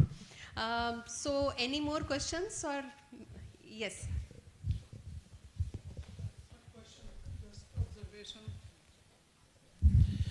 I think, I come from United States, self-care initiated United States, and in fact, social workers in the United States, they run like the heavy workload. Caseload is like too much, and I think only way self-care can be managed for the social workers is the professional organization. Like we have the NSW, National Association of Social Workers. As a practicing social workers, you need to become a member of that. So your organization can really take care of you. And most important self-care to me for the social workers all over the world, knowing the world stage of social work, education and practice, we need to increase our pay. Pay is the most important thing, because social workers doing always like serving the humanity, but what are they getting? Nothing, So, and we're transforming the lives of the people. We're bringing changes in the society. So I think those incentivized and reinforcement need to be made, and only professional organization can speak for that. Thank you.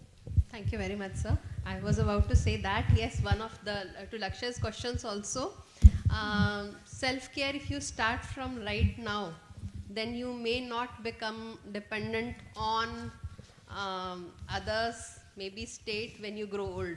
So self-care is very much an important aspect, and we have to build it.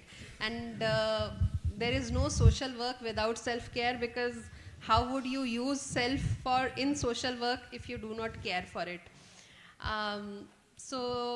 With this, I may end this. It has been one of the wonderful sessions. Since morning we are having lots and lots of ideas of collaboration, of networking, of partnership, and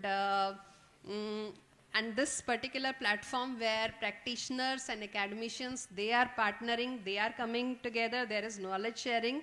So it cannot be more better than what it is. Thank you so very much. Thank you. Thank you, Professor Kaushik, for ending the final theme-based session.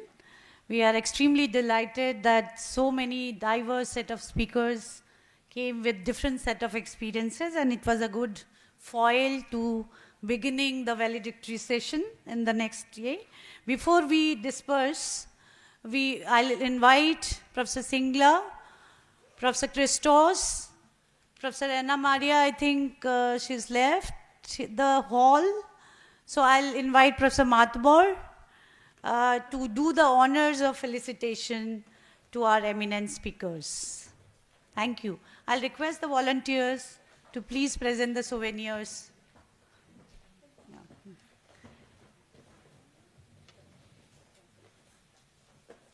So here we have Professor Pamela Singla, Professor Christos, and Professor Ghulam Matwar felicitating our speakers from across the world.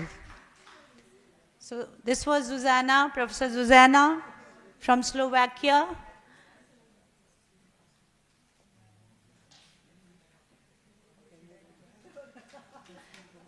Now I request our guests to felicitate Professor Archana Kaushik, the chairperson of the session.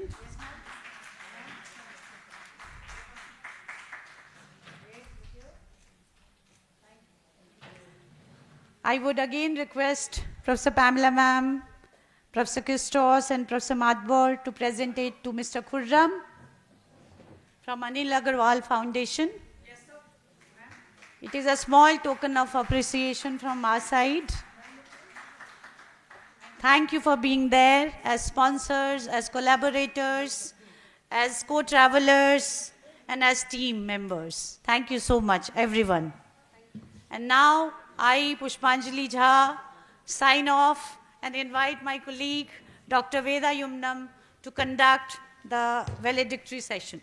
Thank you so much.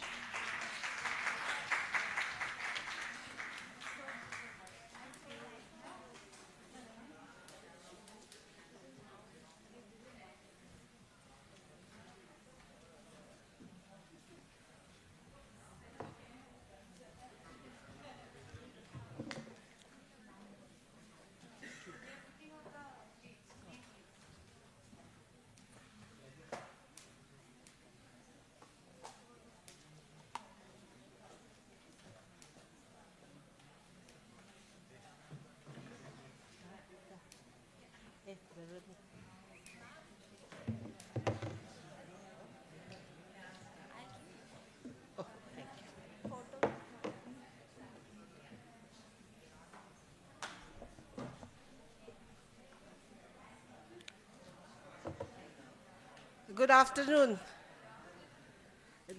We have come to the concluding session. Okay. The volunteers are helping me. They are saying that it will disturb while taking the picture. So on behalf of the department and International Association of Schools of Social Work, I would like to extend our warm welcome to Professor Mago. Ma'am, welcome to today's session.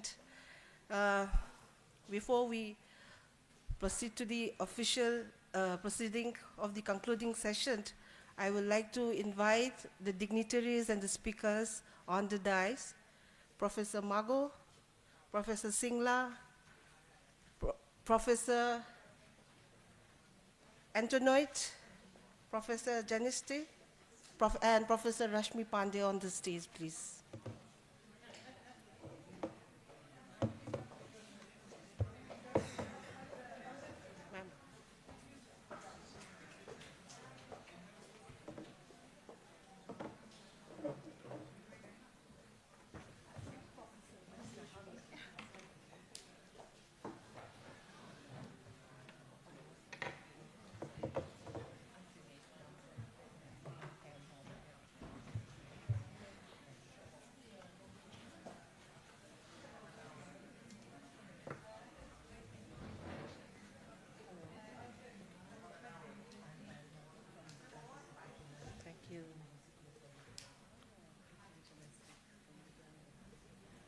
Professor Sigla, we also request you to join, please. So I will officially begin the concluding session now. So before we begin the technical session, can I request the volunteers to prepare the memento, please? Yeah.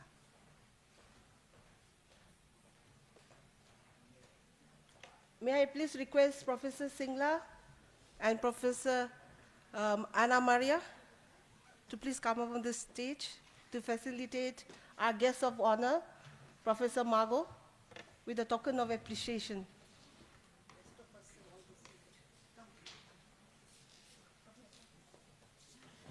A warm round of applause to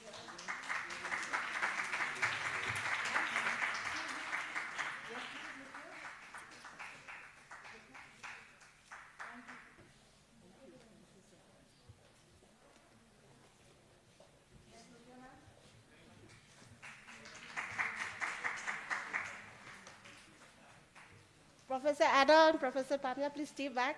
May I please request you to please facilitate Professor Journalistic, please. Yes.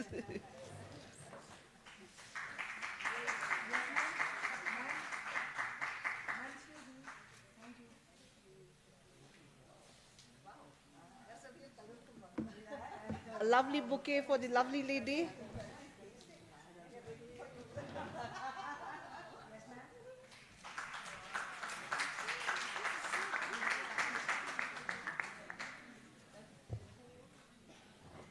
Rashmi, Miss Rashmi, please.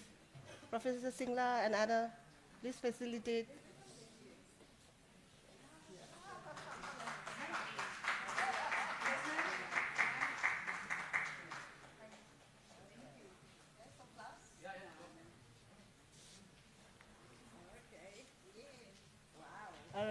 A round of applause, please.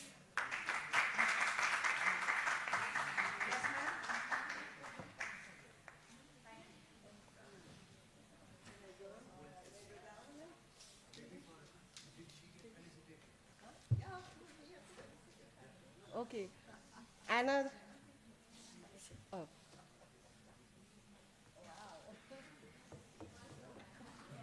Yes.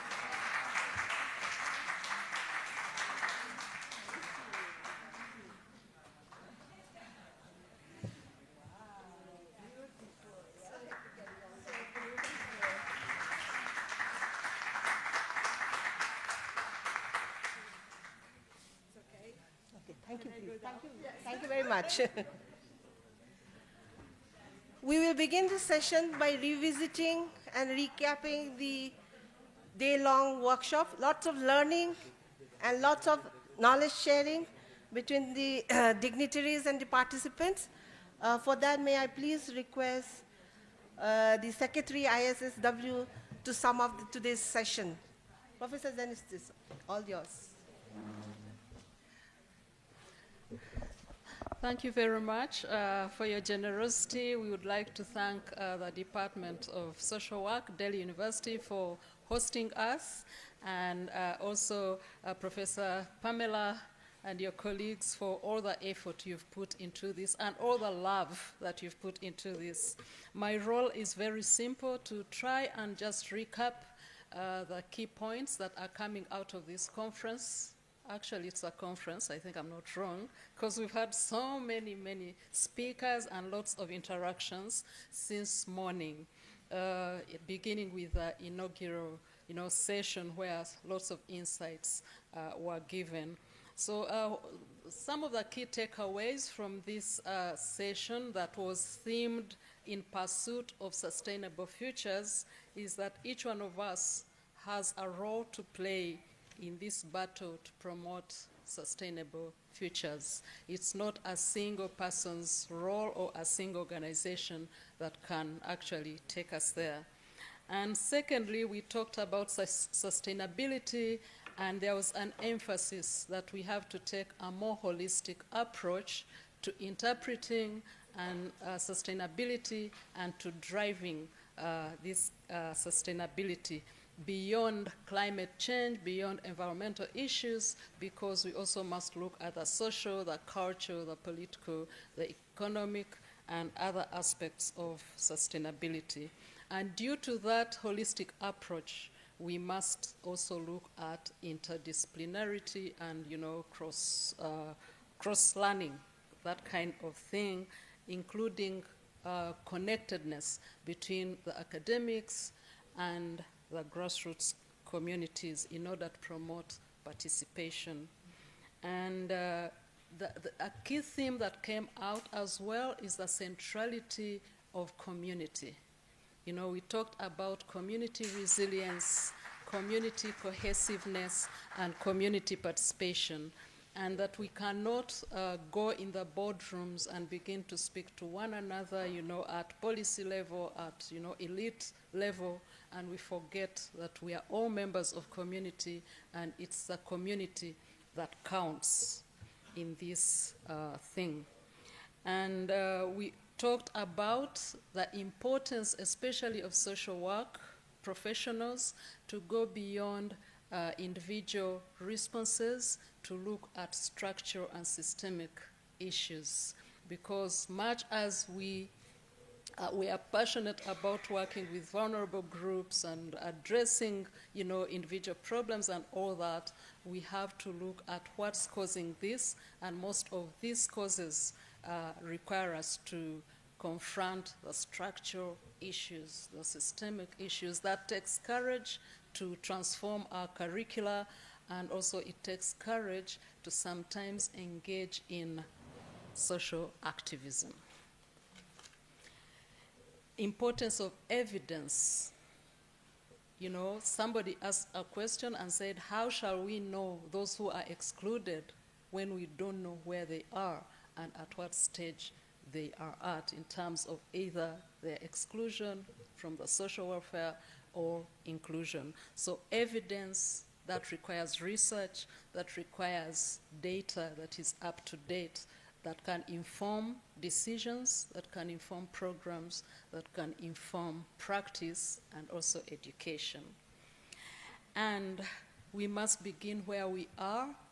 One of the speakers asked a question, what is it that you have in your hands? So as social work students, as academics, as practitioners, what is it that we have in our hands? And this is what we begin with.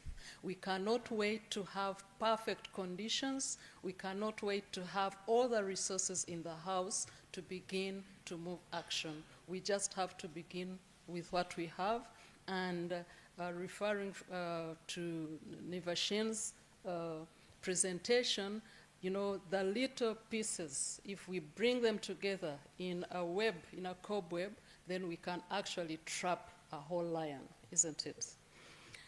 And the skills must be relevant, and that means that we have to work on issues of curricula, what we teach, but also how we teach it, the pedagogy.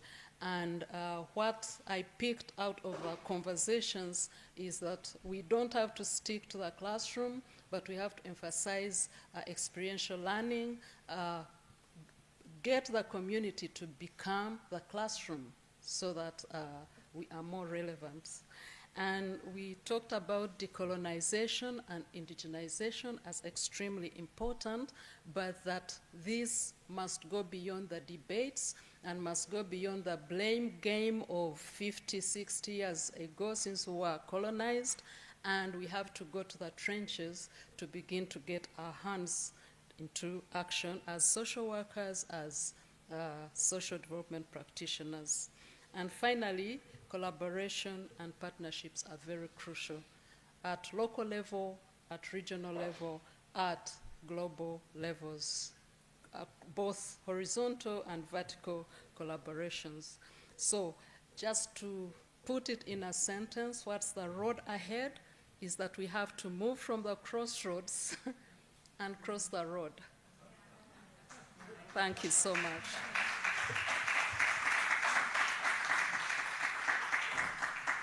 Thank you, Professor Denistic, for the succinct and the comprehensive summary. I'm privileged and honored to invite Professor Margot to share her views on the workshop. Before that, I want to give a brief introduction of ma'am. Professor Margot is the Director of Campus Open Learning. She has 30+ years of administrative and academic experience. When we look at Professor Margot, it symbolizes women empowerment because it is very important to see women in administrative role, and she is an example to many of us. And over to you, ma'am. Thank you so much. Thank you so much for very nice words. Dignitaries on the dais from all across the globe, and all the participants who are sitting here, faculty members of University of Delhi.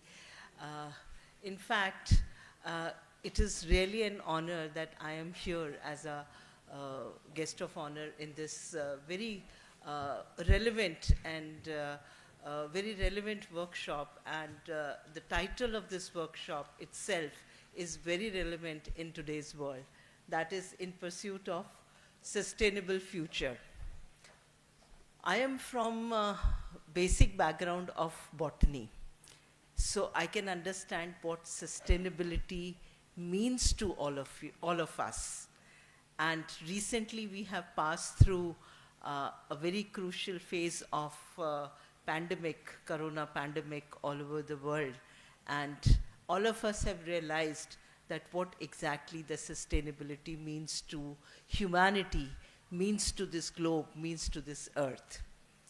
I would like to share a few experiences of mine. I was doing a project on ecosystems, sustainability of fragile ecosystems. And the most fragile ecosystems, as you all understand, are the desert ecosystems, where nothing survives. But in India, if we have to look for, even for the whole of the globe, if we have to look for sustainable future, we have to find roots of sustainability from our own culture. So I'm just sharing a few experiences of mine when I was working on fragile ecosystems. I visited 3 types of desert ecosystems in India. One is a hot desert of Rajasthan, another is cold desert of Leh and Ladakh, and third one is the wet desert of Northeast, that is Meghalaya, where the highest rainfall areas are there, where there is highest rainfall of world. One is Cherrapunji, and now Cherrapunji is not there, there is another one. But Cherrapunji for long time, it was the highest rainfall area. But it is only the rainfall at the time where you get water. But rest of the time, it is all desert. So it is a wet desert. So all these 3 kinds of deserts, they are very delicate systems, but people there who are living there, that is in their roots, that how to sustain their life. If I give you some examples, then it is in Rajasthan, where the Bishnoi community is there. They have developed their own processes to sustain in that desert, and the villages where the Bishnoi community is there, that is like an oasis, where there is water, where there is animal, where there are black bucks, and their houses are full of food, full of grains, their fields are full of grains, because of their sustainable practices, which they have developed over the years to sustain in that fragile environment. So people there, I was moved by a picture where a Bishnoi woman was feeding her own son or daughter, breastfeeding, and from the other breast, she was feeding an orphan black buck. And that was the most beautiful picture I could see. So this is how they have developed that sustainability, that sustainability is not only for humans, it is for the whole of the ecosystem, whether it is a living thing or whether it is a non-living thing. If you take care of all these things, then the nature will take care of you. So I am taking few examples from my own discipline. Another example which I was really moved by that example, I went to Leh Ladakh, and as we all must have gone there, this is again a fragile ecosystem. And once in our parliament also, Pandit Nehru said that not even a single blade of grass rose there. And it is a fact, when you move there, then you will find that all the mountains which are there, they do not have even a single blade of grass. It's all the barren mountains. But you go and stay in their villages. There is all ice, there is all no greenery, but when you go to their villages, you will find that everything grows there. And their homes are sustainable homes. When I was traveling through that village, I could find certain birds which cannot be seen in otherwise everywhere in North India or in plains. Although those birds are available, they are teeter and bater, and these birds are there in North India, but they are always hidden. They are always hidden in bushes. But there I could see that in the fields, those birds were freely moving. Their streams which are coming from the glaciers, they are so clean. So I was surprised, and I stayed with a family in a village, and I could see that whatever their lifestyle is, that is a zero waste lifestyle. Whatever is produced, that goes in a circle, comes back to the earth again. And why those birds were there roaming around very freely? I am a student of genetics also. So there is this concept called epigenetics. If you stay in a particular environment or particular things are given to you, then your genetics slightly inherits that, your genes inherits that. So that fear of getting caught is not there in those birds, because some 100, 150 years ago, their ancestors, they took a pledge that they will never kill those birds for food and will provide them for food. So that epigenetics, that fear from the bird has gone, and their sustainability is there. They have also taken a pledge that with their streams which are coming from the glaciers, they will not spoil those streams by washing clothes or by defecting in them, and they will always take care of their streams, because their streams are their lifelines. And artificial things, they have to store a lot of things when there is a lot of ice, because they cannot go to the market, purchase and everything. They have to store. So they have developed their ways of sustainability. Their streams are passing through the basement of their houses, where it remains in the form of frozen stream always, and there is a natural fridge for them where everything is stored for them.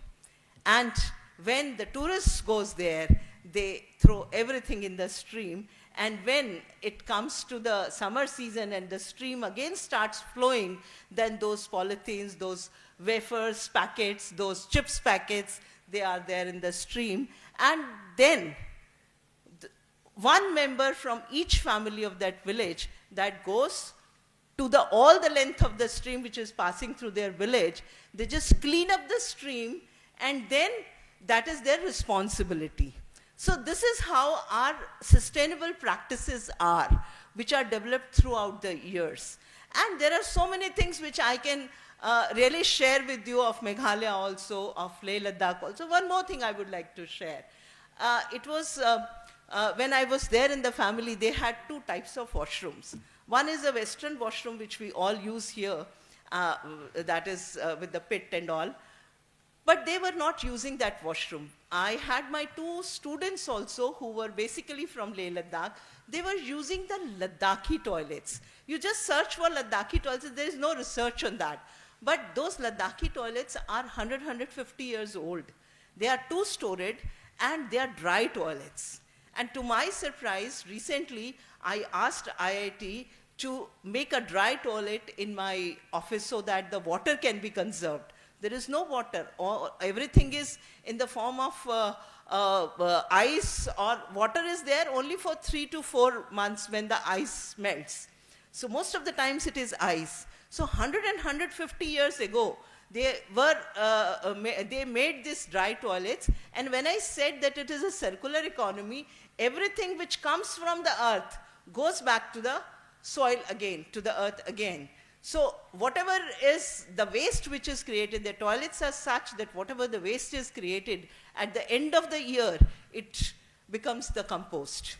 So it goes again into the fields. So this is how the sustainable practices are there. Similarly, you can see several sustainable practices in Meghalaya also. People don't want to go to hospitals. There are hospitals, but the hospitals are vacant. Why? Because they use their own concoctions and everything to keep them fit, to keep them healthy. And in all these three things, the contribution of women is very, very important.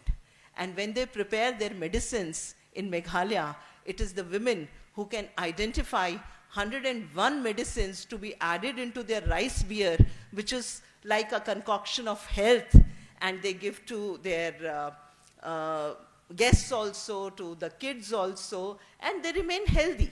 So all these kinds of sustainable practices, I'm not saying that we have to go back to that age again, but these practices, this mindset, because for India, for women, I call this word as ecological feminism. There is a word called ecofeminism which is there. Ecofeminism is where it's a negative theory, to me it's a negative theory, that nature is suppressed and the women is also suppressed.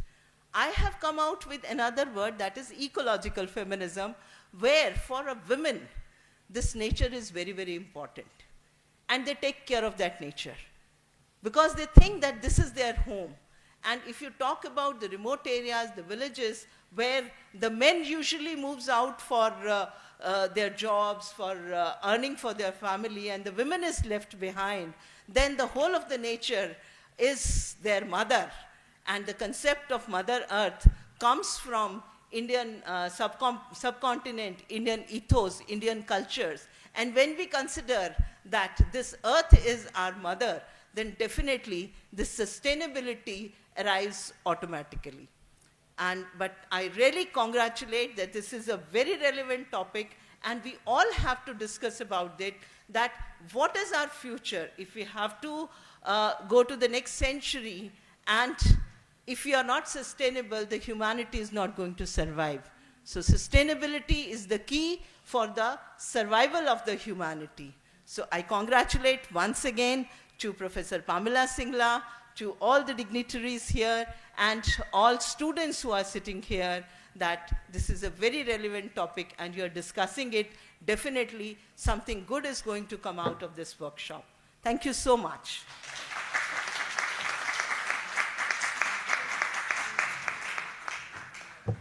Thank you, Professor Margot, for your insightful thoughts, and also the case studies which you have shared from Meghalaya, the Vishnoi community, and the Leh Ladakh experiences. That was wonderful, ma'am.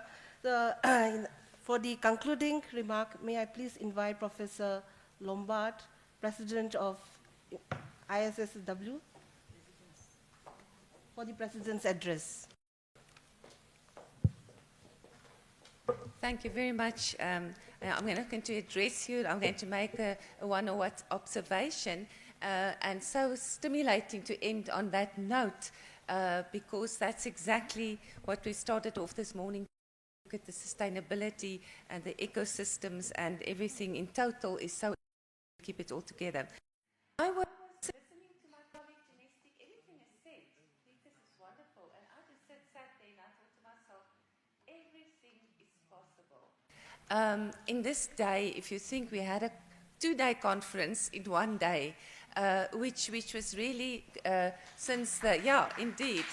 And Pamela, and since that start of, I think of inviting you and the whole process today, I can just say everything is possible if there's a will, there's a team, there's a positive attitude, and there's a collective vision.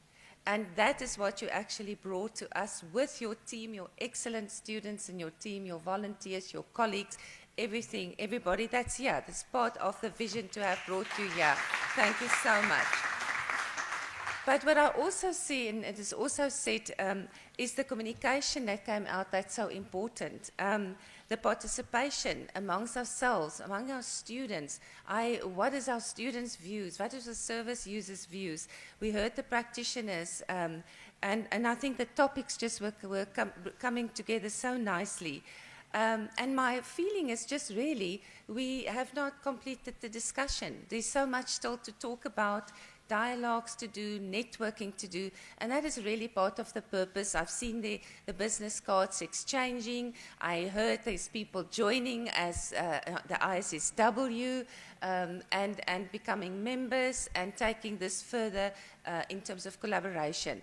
And that's where I want to end off as my role as coming from the International Schools of Social Work, is that it's just confirmed. That's what I said this morning, is that the regions need the IASSW and the IASSW need the regions and the countries to be effective. And yeah. And can I add, and that's what sparked what Professor Margot said, if we want to be sustainable, we need to work together.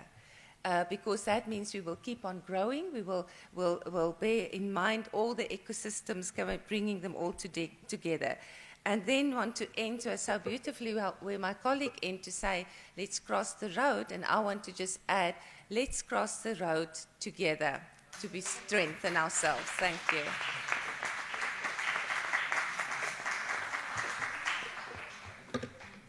Thank you very much, Professor Lombard, for your inspiring observations. May I please invite Professor Singla, coordinator of today's workshop and the board meeting, to make her concluding remarks of today's session. Thank you, Veda, and I take this platform to welcome and thank Professor Payal Mago, who has spared her precious time to be with us, because I know she's a very busy person. And Professor Mago, your presence has added a lot of value to our entire endeavor. Thank you very much. And just for the benefit of the audience here, Professor Mago heads the richest center of University of Delhi. That's the campus of open learning. And most of the students are from the campus of open learning. And I did not realize, I'm just opening my heart now, I did not realize that since I was running short of funds, I could have actually requested you to support my event. It struck me much later. But thank you so much. And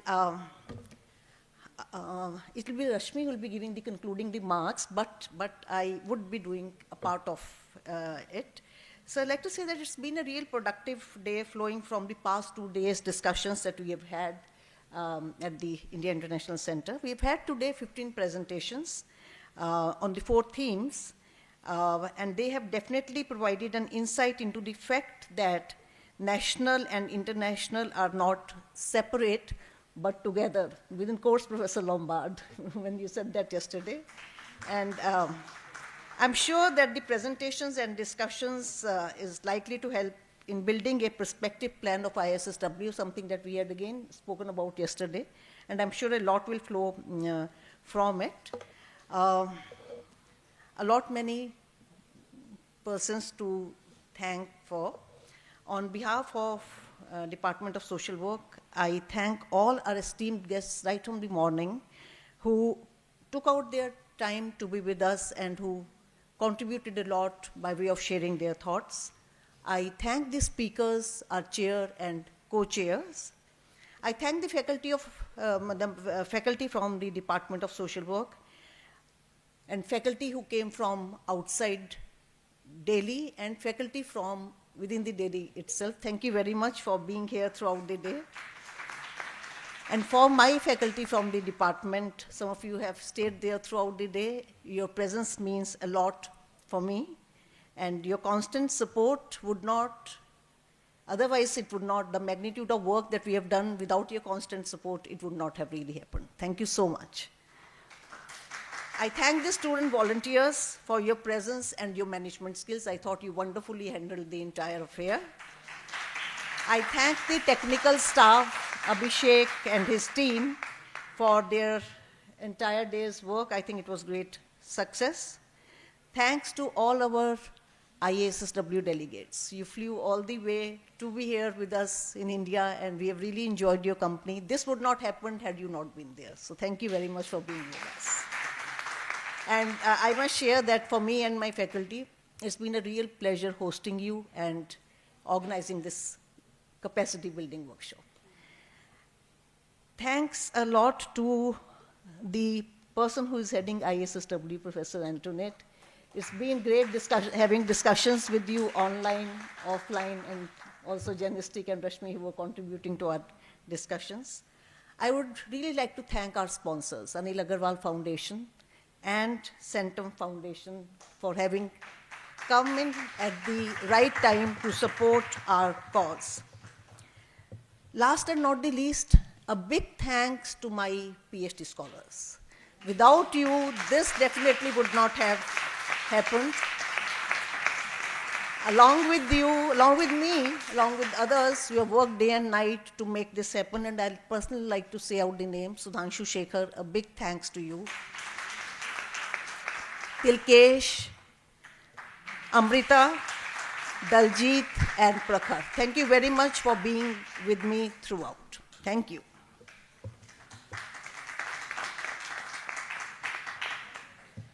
To officially conclude the validatory session, may I please request Ms. Rashmi Pandeyji to give vote of thanks from IASSW side.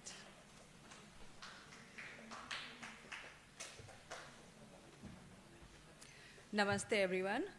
Respected dignitaries, esteemed guests, dear friends, colleagues and students.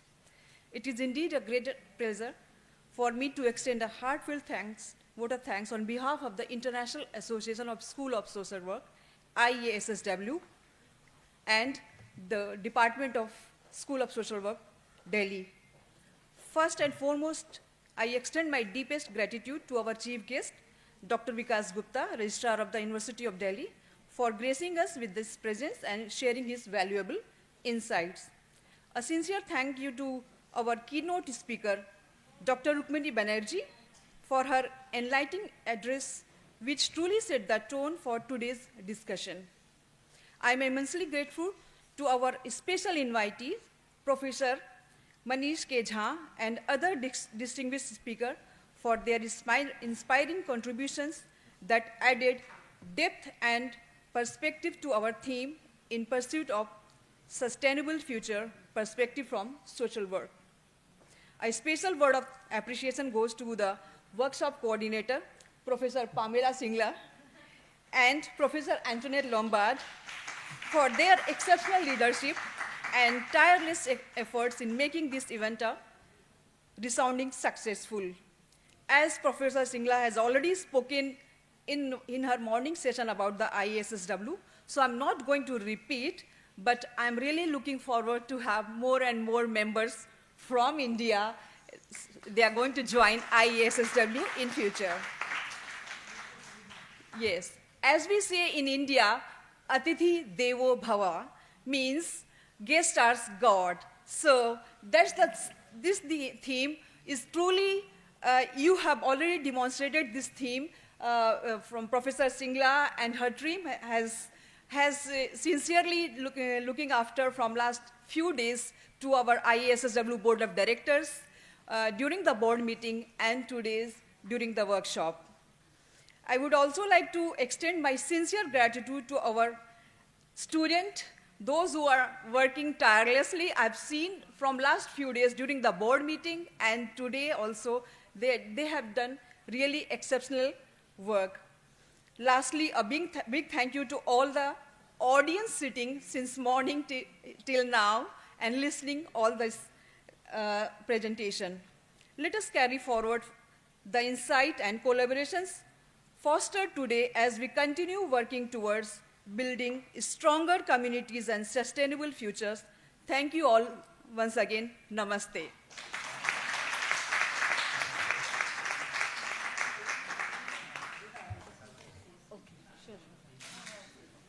Shashi, I need to thank you also. I'm sorry I forgot you. Thank you.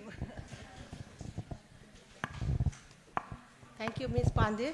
We have officially come to the end of today's day-long workshop. For our delegates who have traveled from outside Delhi, have a safe travel back home. And for the rest of the participants, have a wonderful evening. Thank you very much.